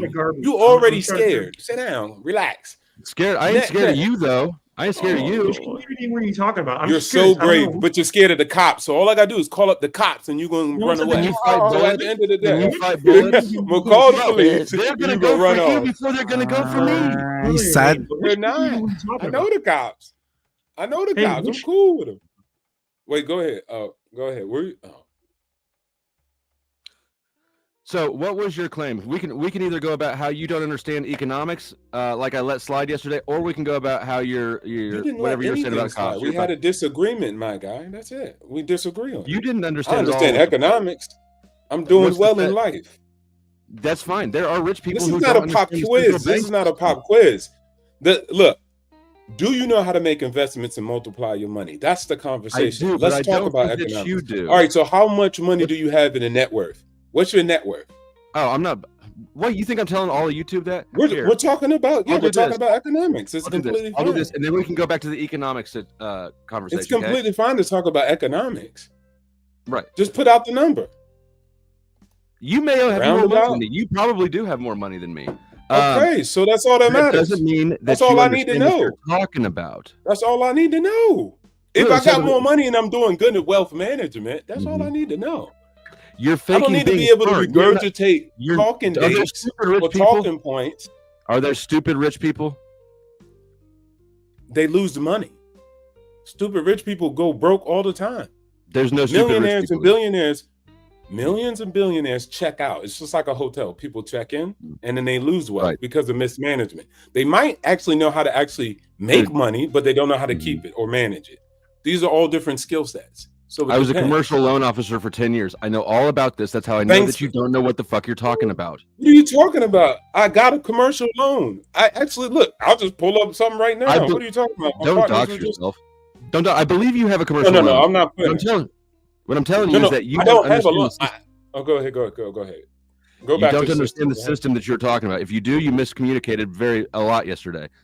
No, I didn't. Just because we disagree, I'm not calling you wrong. I say you have a disagreement. Let's go over it. Listen. See, this is the difference. I just don't agree with you. I'm not saying you don't know economics. I'm not saying you're stupid. Well, I haven't even told you what giving you something. Well, we had this conversation yesterday, so I do know what we disagree about. About the debt, about paying off all the debt. Yes, we talked about the debt. Okay, then let's run through it one more time. Federal lands. We talked about. I talked about 1835 when we did reduce the debt by selling off Federal Reserve land. Reduce and then also discipline. No, we eliminated it. Actually, it was at around 53 million, and it went to zero. In 1913? We fell off. It was 1835. I'm talking about. I'm talking about the whole history. I'm not just going to block off the time we did pay debt. This is what I'm talking about. Things have changed since then. We have a new monetary system that a lot cannot of things be paid changed. off. A lot of things changed since then, but it doesn't mean that debt can't be paid down. So off or down, which one is your argument? Can it not be paid down or off? It cannot be paid off. Okay, so watch this. It could be paid down. No shit. Still good. Okay, so if it can be paid down, we're still in a good financial position. It's about the ratio. Hold on. If an individual can get a loan, Mr. I did commercial loans, you should. I do think you know this. So if an individual has debt and they can service the debt, are they still allowed to take the actual commercial loan to purchase the property and acquire it? You're moving the goalpost. That's not moving the goalpost. That's talking about the actual financial case. I said it could be paid down. No, yesterday you said it could be paid off. Yes, but we don't agree on that. So instead of going back and forth, it could be paid down. Both are good because when I said, watch this. When I said something about 10 trillion being raised by selling off the land, somebody was like, hey man, well, you know what? We still got a bunch of, it's 28 trillion. So, or 38 trillion. So that's short. So you still don't have enough money. And I said, hey, when you pay it down, then your ratio's better. And it's good to have a better ratio than debt to income. Correct. That is correct. But let me walk you through why it can't be paid off, why it cannot be paid off. And you tell me where I'm wrong. Paid down was still good though. So let's say we disagree. moving Let's the say we goalpost. disagree about no, we're not. We're still You talking about disagree. the debt. You We're think still that it talking about the debt. Because Can it be remember, I paid had off? many arguments. Can it be paid Your off? argument was paying off. The other guy's argument was being paid down, or all of it Can being it be eliminated. paid off? So Can what it be I paid said off? is it could be, again, it could be reduced. That wasn't You my don't question. agree. You don't agree on it being paid off. I believe it can by just Okay. paying it off. What do you mean? If we sell off everything and we just pay it off, then it let will me be at explain. zero. Now Okay. watch. Okay, go ahead. You can have Okay. this. Go ahead. Every dollar in 1913, the Federal Reserve Bank was established.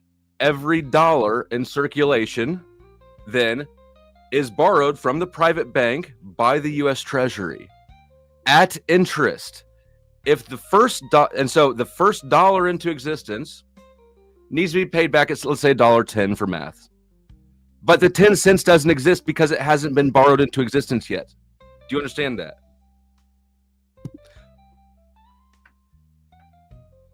Oh, continue. Do you understand? Are you with me so far? I'm listening. If I didn't understand, I would say, can you please explain that? Okay. So continue. Then, okay. So since we, by we I mean the U.S. as well as basically the whole globe, since it's the central reserve currency, use the dollar, the borrowed dollar, as our currency, it cannot be paid off. There's just not enough dollars in existence. If you want to say that value can be exchanged, well, sure, but we're talking about then creating an entire new monetary system, and the existing dollar-based system would collapse, and presumably the debt would reset. I don't know, but at where we're at now, using dollars, there's no way to get enough dollars to ever be out of debt. Go ahead. Okay. So let's say we sold off. So you said, say that last statement one more time for me. In our Just the last current one. dollar-based system, there is no way. There's not enough dollars in existence to pay the debt bill that is accrued. How many dollars are existence? What's the total number on the dollars that do exist currently?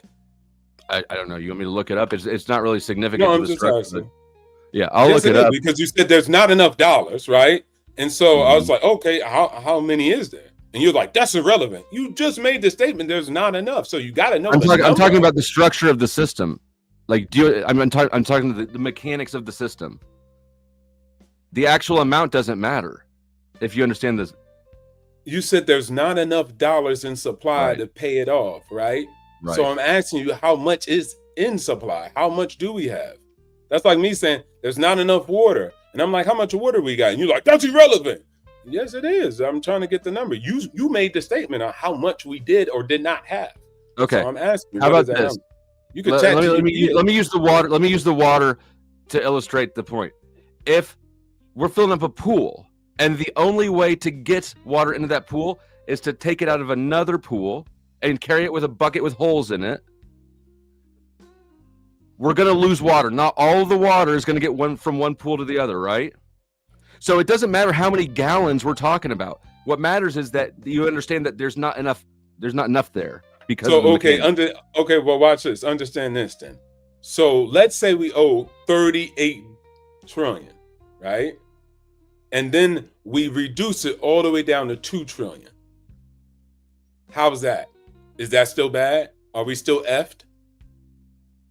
I mean, that's an good, improvement. right? It will sure. That's good. That's a lot. What do you- What do you mean?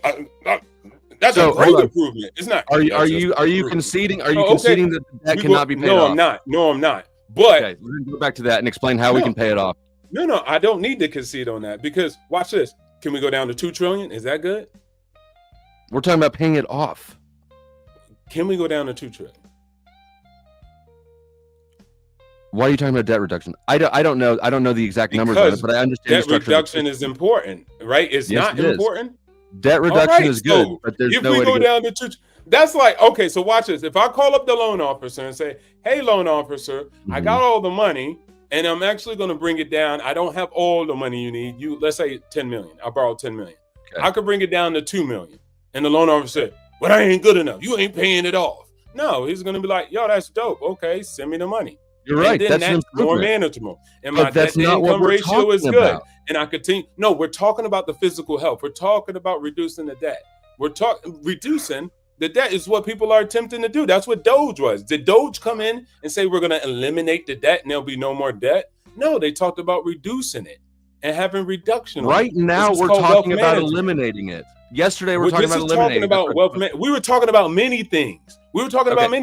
I had a conversation of debt income ratio. My contention with you, my contention is that you said we can pay the debt off, and I'm saying we cannot do that. I don't have any contention with you. It's irrelevant.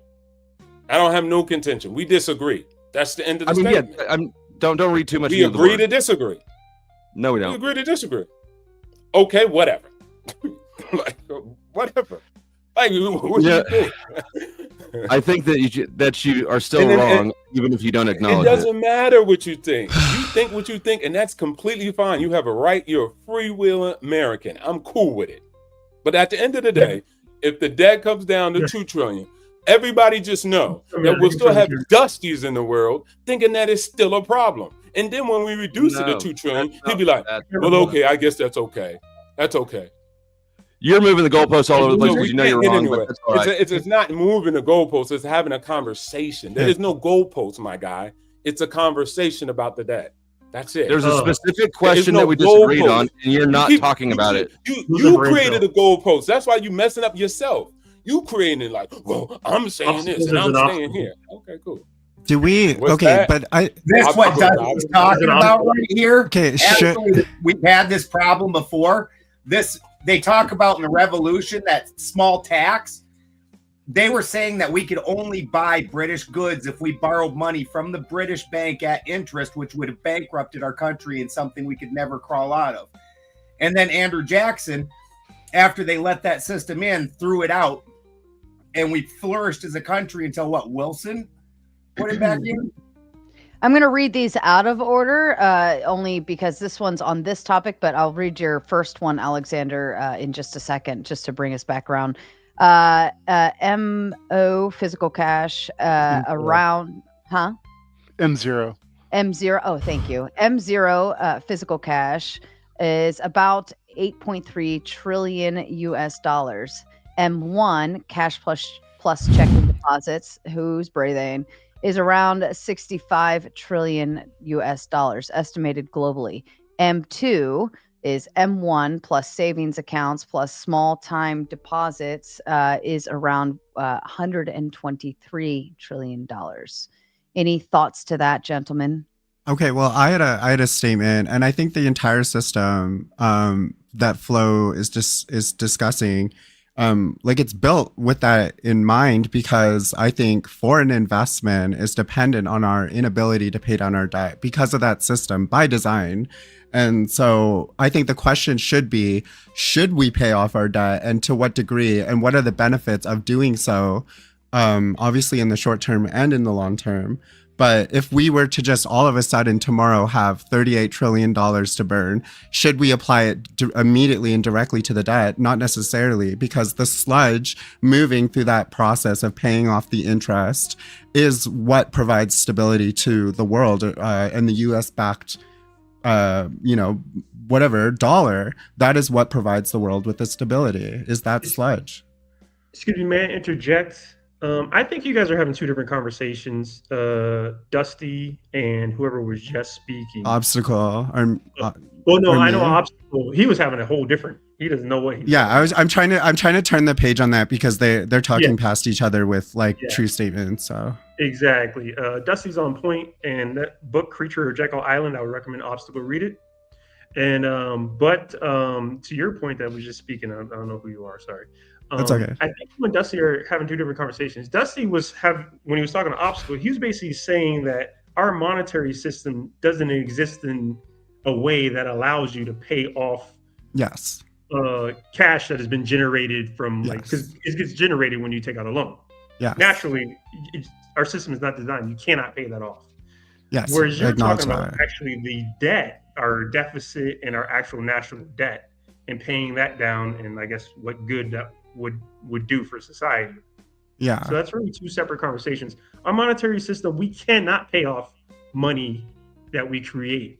If I go to the bank and I borrow $100, and then I owe them $110, that money doesn't even, the $10 extra does not exist in our system. So yeah, I agree.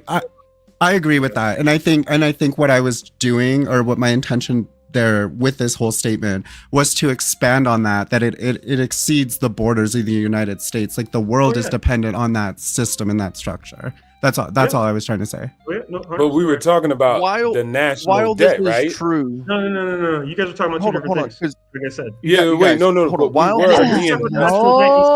nope. You guys, Spurg, you guys, Spurg, I read money. Alexander, I'm going to read this. We'll finish this topic, then we'll come back to your other super chat since the topic shifted. And for the record, we have a hard stop at 11:59 p.m. this evening. If Flo wants to carry on or something, I can redirect and we can go. Why the hard stop? I have to be up very early. The kids both have championship games tomorrow because they're both badasses. Their teams are both undefeated, and we have to get up very, very early. So I don't want to be up late. So I made the rule tonight that I would not go beyond midnight. Alexander says, on one other point, we don't have to pay off all the debt because due to the U.S. petrodollar setup, most countries are required to keep a large amount of our money on hand to buy oil. Any thoughts to that? Not so much nowadays. People are buying with their own currency now. Yeah. India, Russia, different places are buying with their own currency. Divesting with like gold and whatever else. Like gold's on the rise. If Saudi divests from the American dollar, it's over. That's part of why we kiss their ass. If they break, because that's the whole reason they're important, because they really uphold the petrodollar. If they quit requiring that for an exchange, the dollar's dead.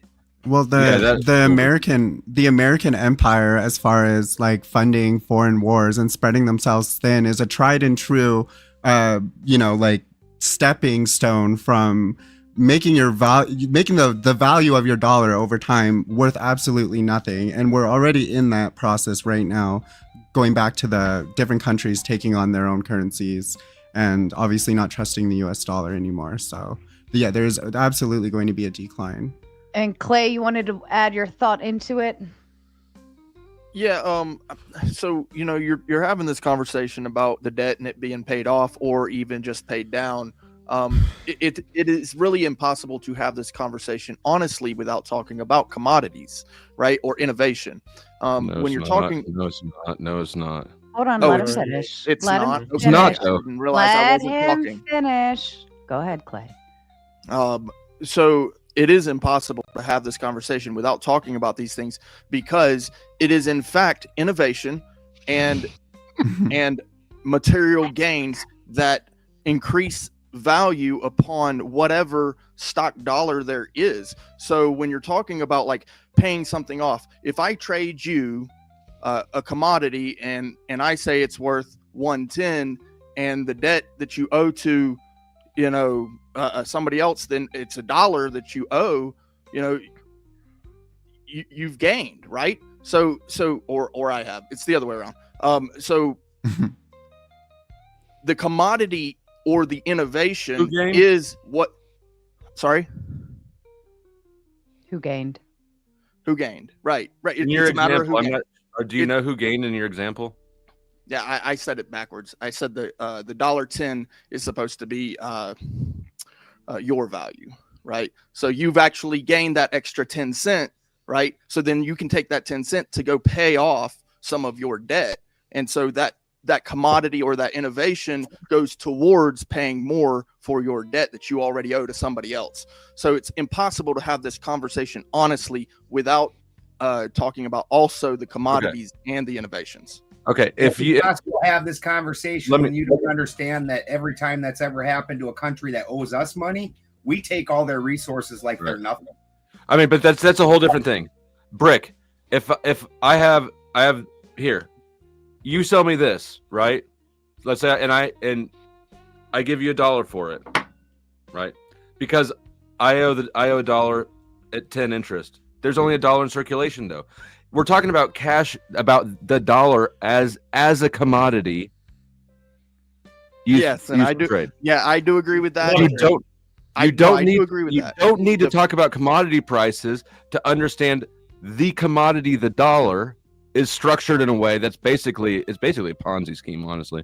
It Yeah, sounds it like is. it. The way you Pyramid. the way you said that, it actually that's the first thing that triggered to my brain. I'm like, wait, where is that extra 10 cents That's what coming it from? is. Yeah. Alexander says cash isn't the only asset that can be used Correct. to pay something back. We have high value goods and Mm. increasing GDP that makes up the difference in money and interest we owe. No, that's Like false. what? It's because our debts are structured in dollars. We Exactly. borrowed dollars, we owe dollars back. And then We also, can't who's just gonna drop off a bushel of wheat. Right, exactly? right. And Who's gonna? that's why I what's was having the, that value argument. Well, that is that where inflation comes in then? I sell the barrel of wheat for $10 more than it actually No. would be. That way I No. can utilize that to money exchange. supply? No, Money's inflation. gonna- Inflation is the only thing that causes now. Price fluctuations are different; those happen naturally. But the only thing that causes proper inflation is when you print more money. You inflate the money supply, which decreases the value of each unit. Oh, I Which is see. Believe it or not, that was the reactionary. definition. That was Which the is- original definition of inflation, and they changed it in the Webster Dictionary to say that it's just prices increasing. Inflation was actually the increase in money supply. Yes. So, Wow, I didn't know that. Yeah. That's wild. Alexander, Arnold, all right, we're gonna shift back. Sorry for the delay on this one, Alexander. Oh, hold on, Alexander, hold on. Just to shout this one out, my second favorite color to be on the screen, compliments of Mr. Carpenter, who will be here Sunday night for a members-only interview, artificial intelligence and its impact on society. If you have a membership, please feel free. It's a behind-the-scenes exclusive interview before it gets cut, edited, and reposted later. So if you want to be a part of that and see all about Tom, he's really awesome. He's been here on panel once, has an amazing microphone, but he says Little Mater's victory celebration fun. Thank you. I'm super excited. They're both undefeated teams this season. I don't know how they both got lucky in the same year, but they are both undefeated this season, and it's one of them has a state championship involved, so it's very, very big deal. All right, Alexander says 3 words: civil asset forfeiture is a legal process that allows law enforcement to seize property suspected of being involved in a crime without charging the owner. Without charging the owner. That's an example of misleading. That's those. misleading. How? That was- Hold on. How? How did this happen? It's misleading. How? How so? Are you gonna let me answer the fucking question or not? Not with that attitude. Go ahead, Artie. Attitude and all. Bring it. No, Ask because the it's getting excessive. Stop. Excessive force. Yeah. Just have the Use excessive force. conversation. Let's just Go have the ahead, Artie. conversation. Anarchy, brutality. Okay. Reason why I said it, that's misleading. Say if someone's borrowing. Okay, if it's gonna be all this humming and all this, like, I can't. I'm not gonna do that. That's Somebody- very aggravating. Can Your Majesty please answer the question? Go ahead, Artie.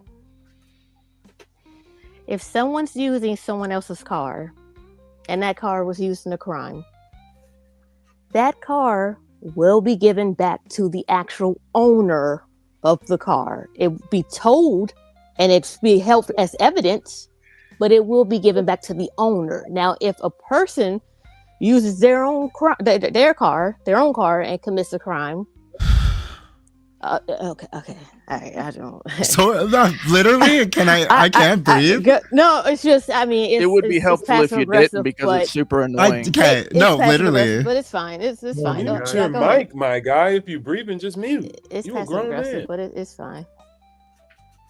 The issue is with civil assets forfeiture, what you're laying out, absolutely true. But what's also true is, let's say I go sell 5 cows and I have $10,000 cash and I'm driving home happy as hell because I got $10,000 cash. If I don't have a receipt for selling those cows, the cop can then say, and they do, that they believe that this is illegal money because I can't prove where I gained it from, and then they take it. And now I don't have any money, and now I have to hire lawyers to hopefully get it back in a year, maybe, if I win the case. That's what he's get a talking receipt. about. So get a That's receipt. fair. if your spouse takes your only vehicle and does something crazy in it, and you didn't do shit, I mean, you're losing your ability to drive to work and access money, even if they give it back. It's still kind of authoritarian, like. But no. If it's registered also, to, if your spouse says the operation started at your house, they could then go to your house and just say, "Oh, everything in this house is a part of this crime." So if you know the law and then you say, well, I don't like the law, so I'm going to break the law and I'm not going to have my receipt, then I'm sorry. That's not breaking the law. That's why they didn't That's why it they is didn't not. It is not. It is law. not illegal. It is not illegal to have cash. It is illegal to not report a certain amount to the IRS. No, it's not. That's not what we're talking about. He said $10,000. He said $10,000. Hold the fuck up. Let me Finish your explain. thought, Dusty. Okay, it is not illegal to have cash.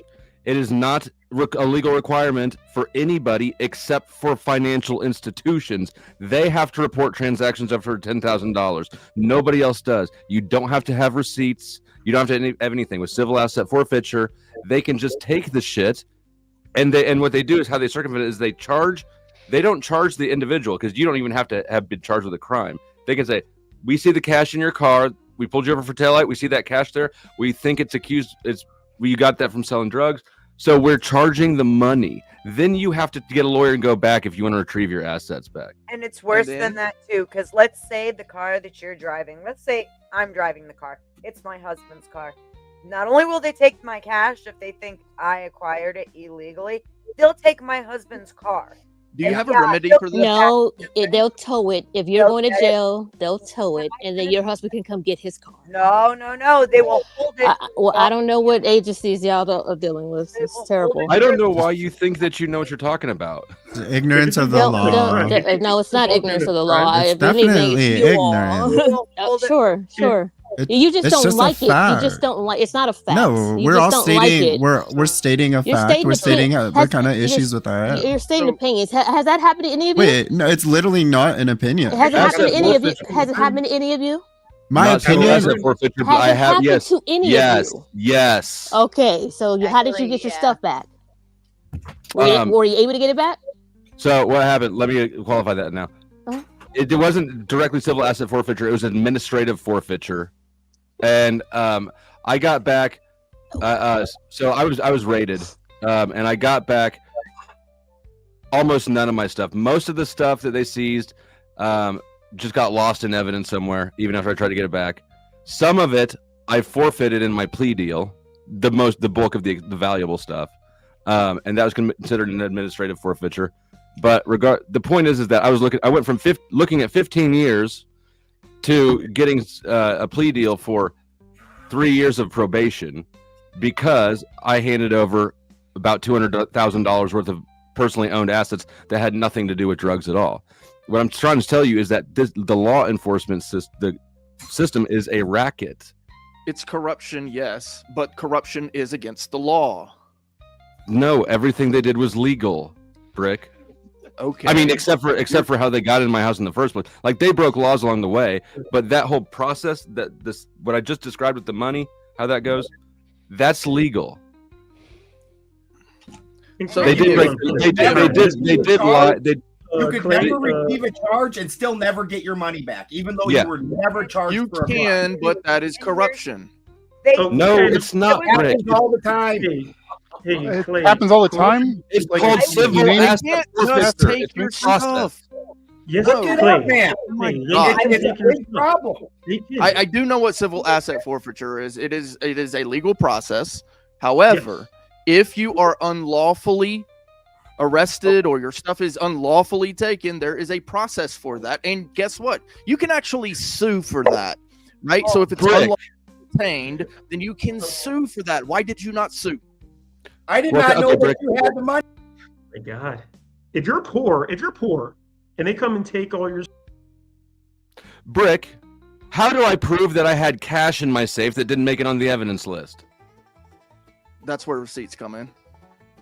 I can't tell you how to do your business. So I actually have receipts of withdrawals from the bank. Okay, how do I prove it was in my safe when they stole it? They stole about $3,000 in cash out of my safe. How do I prove? Pictures. And it wasn't. Cameras. It wasn't forfeited. What? Cameras. They unplugged them and turned them all around. There's no camera footage. Well, look. Here's the thing. Like, so you know what I do. Okay, hold on. Before you move on, how do I do that when I'm sitting in a jail cell and my cameras are unplugged? I mean, you need an army, I guess. I don't know, bro. But like, here's the thing. You're saying that there's not a remedy, but there is. And the problem is that you did not take those safeguards. What is my remedy then? What is the remedy? Always record everything. Always record everything. Bro, did you not hear me? I'm sorry that happened to you. There's not always a remedy, is what I'm telling you. And you're saying there is a remedy, just sue them. There is a remedy. You have to prepare for the remedy. Yes, you have to prepare long ahead of time. Yes. What steps would you have taken to prepare for that situation? Always record everything. And I can't say it any cheaper than that. Yeah, because here that didn't really work because I was recording, right? Okay, so then what happened to all that record? The first thing they did when they cleared the house was get rid of the cameras. They got rid of the people, then they got rid of the cameras. Do you have proof of that? Yes, it won't matter. Oh no, that does matter. If you have proof that they actually went and unplugged, like you can show it on camera that they unplugged your cameras. Oh yeah, no, that absolutely is evidence, 100%, and you can actually take evidence. It's evidence that they unplugged cameras. It's not evidence that they stole cash. No, that's this. There's a. It's like along the lines of prior restraint, but I forget what the case is. So yeah, you can absolutely sue for that when they do that. When they actually stop you from documenting your whatever you want to document. That's press 100%. You have the right to do that, but they stopped you from doing that. Something else that's something else, right? So then sue them for that and get that money back. I don't even know if I still have it, but I'm talking about the money in the safe. Well, there's no way to prove that the money was in the safe. I agree. I agree with that. They take away cameras and then they pocket money. No, I agree with that. You can't prove what was in there, but you can prove that they violated your rights. Oh, of course they did more ways than that, but that's not gonna. What's that gonna do for me? You could sue just for that and gain probably way more, probably like 10, 20 times more than what was in there. They violate rights all the time. It's routine. Sue. That's what I say. Sue. You know, this is why most of the most of the stuff is about lawsuits, really. That's not the point, though. The point is that you can be pulled over, they can see something in your car, or lead a dog to bark at something and say that you have marijuana hash, which is just dust, in your car, and then take your car and everything in it, and it disappears. Now, you can try and sue. You can try and sue, but all of this is completely legal. It is completely up with the law, and absolutely no one can help you with it. Right? No, people you have no remedy with it. There is no remedy. You absolutely have. No, you absolutely do have a remedy, and people can help. How do you prove your car wasn't being used in a crime? With a video. You're gonna put cameras in your car. How do you protect your video? Absolutely. You never heard of a dash cam? Yeah, you're going to record behind the back seat as well. Yeah. People have that. Look, or in the trunk. There's a friend of mine who has cameras all around his camera. All around his car. It's not just like the dash cam. He's got like cameras all over his car.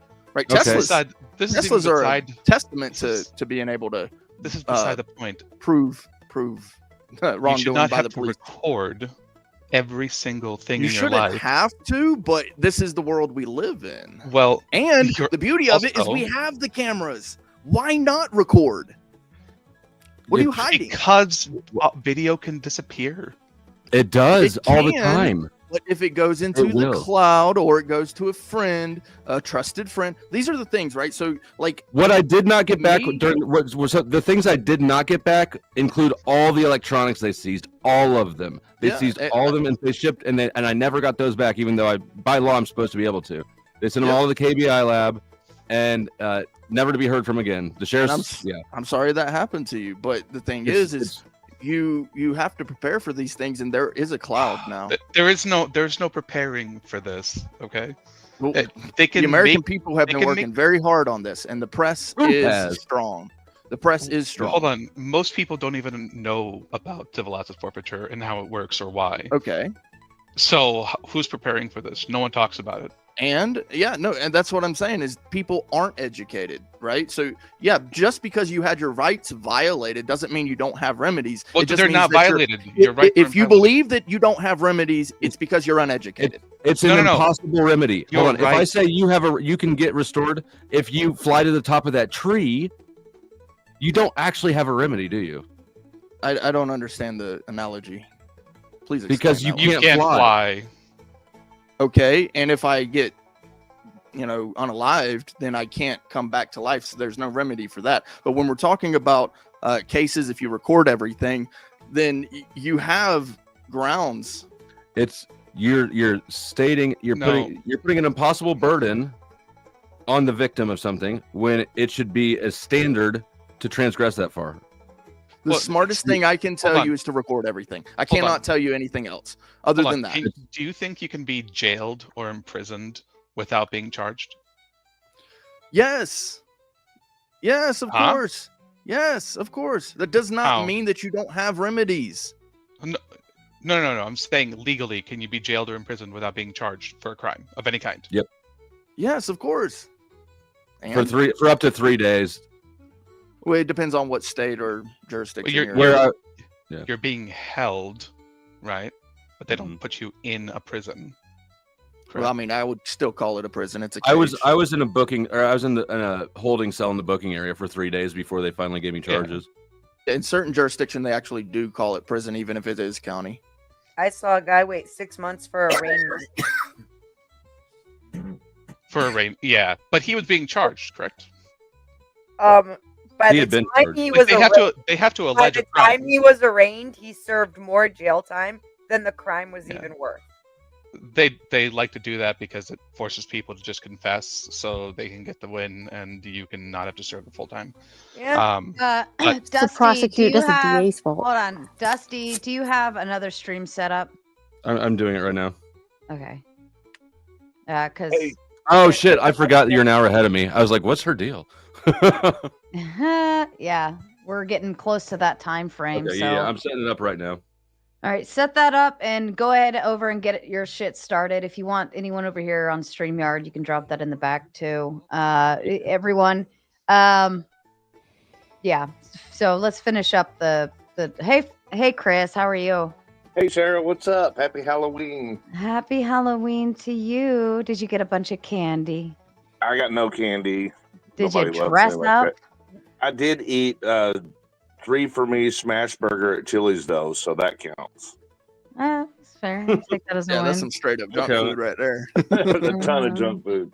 I'm so full and it's been 3 hours. Hey, so you all probably know I actually won a lawsuit against the government. You would be the rare exception. I didn't know that. What kind of lawsuit? 1983. What Brick's talking about. But here's the thing. This is what Brick needs to learn. Winning is losing, bro. They only gave me back I half agree. of what I proved was a loss. No, I agree. Yeah, you're most likely not going to get everything you want in the world. They only have to hold it for so No, long you're not before wrong. they can just sell Hey, it. how much did you lose fighting it? Or Well, that's what I'm fighting for it? saying. So the damages were X amount. I can't talk specific because of the NDA, but Okay. I'll tell you this: the damages were X, Y, and Z. Okay, on paper, proven, and the payment was divided by 2, half of that. Oh. Basically, you fought basically on principle. Like you didn't get what your compensation for what was, taken from you. Yeah, I only got So, yeah. half the damages back, and that was a win. That Yeah. was a win, yeah. But Well, how much did you spend trying to get it back? I don't. Hang on one second before I answer that. Let me consult the other party in the case. That is wise. Does the NDA keep us from saying dollar amounts from our lawsuit? In terms of how much you spent in well, like lawyer. for the prosecution of it, you should be able to Yeah, say that. what you spent seems fine. How much you won, that's the difference. Well, let's see. We spent minimum just in lawfare, probably 45 to 50,000. Wow. Something like that. I know we had a huge help from, like, we got a big help from the supporters of our YouTube channel. We had a $10,000 payment we had to pay all at once. Yeah, Do you that's think probably most how people much. have that brick? Do you think That's most probably how people much have my that? defense costs. So the fundamental worst part of this is that this all happens because a single officer says that your assets were used in the commission of a crime. There's no one who has to prove anything. There's no charges that have to be laid out. They don't even have to bring a camera. All they have to do is say that this was used in the commission of a crime or suspected to be used in the You're commission talking of a about crime. civil asset forfeiture. Yes. No, Yeah. they still have to connect you to a crime and the No, assets. they don't. No, they don't. That's the whole point. Yes, they do. If you No, no, they they don't. don't. No, they do not. Thank you. There's videos of They this. have to If tie you drive across whatever they country, keep to a crime. if you drive, sorry, I don't know who's talking. Well, that but would mean if that you- they'd have to charge a crime. No, they don't. That's they the do not. trick with No, it. no, do I'm not. saying if they had to tie it to a crime, that means they would have to No, charge they do the not. crime. No, For they everyone on screen, just so you know, Dusty did put his StreamYard in the back chat. So when we close down, feel free to grab that link and head on over. You can and will continue that conversation over there this Is he having a P. evening. Diddy oil party or something? Huh? Is he having a P. Diddy oil party or something? Yes, you know it. Just Uh, minus the P. I'm going Diddy. to go ahead and set up the raid. Why don't we go ahead? And I'm sorry, not everybody got to get back on screen or even on screen. Uncle Fatty, to you, I apologize. Trippy, I see you back there. Calvin Collage never came back. He's still hanging out backstage. But what I'll do is I'll get everyone cycled through on screen and off screen. We'll cycle everyone through for their final thoughts. And then we'll go ahead and shut down and kick you guys on over to Dusty's. He is going to carry on the conversation, I promise, especially when he's hell-bent on one. But I do want to hard out by 11:59. So, all right.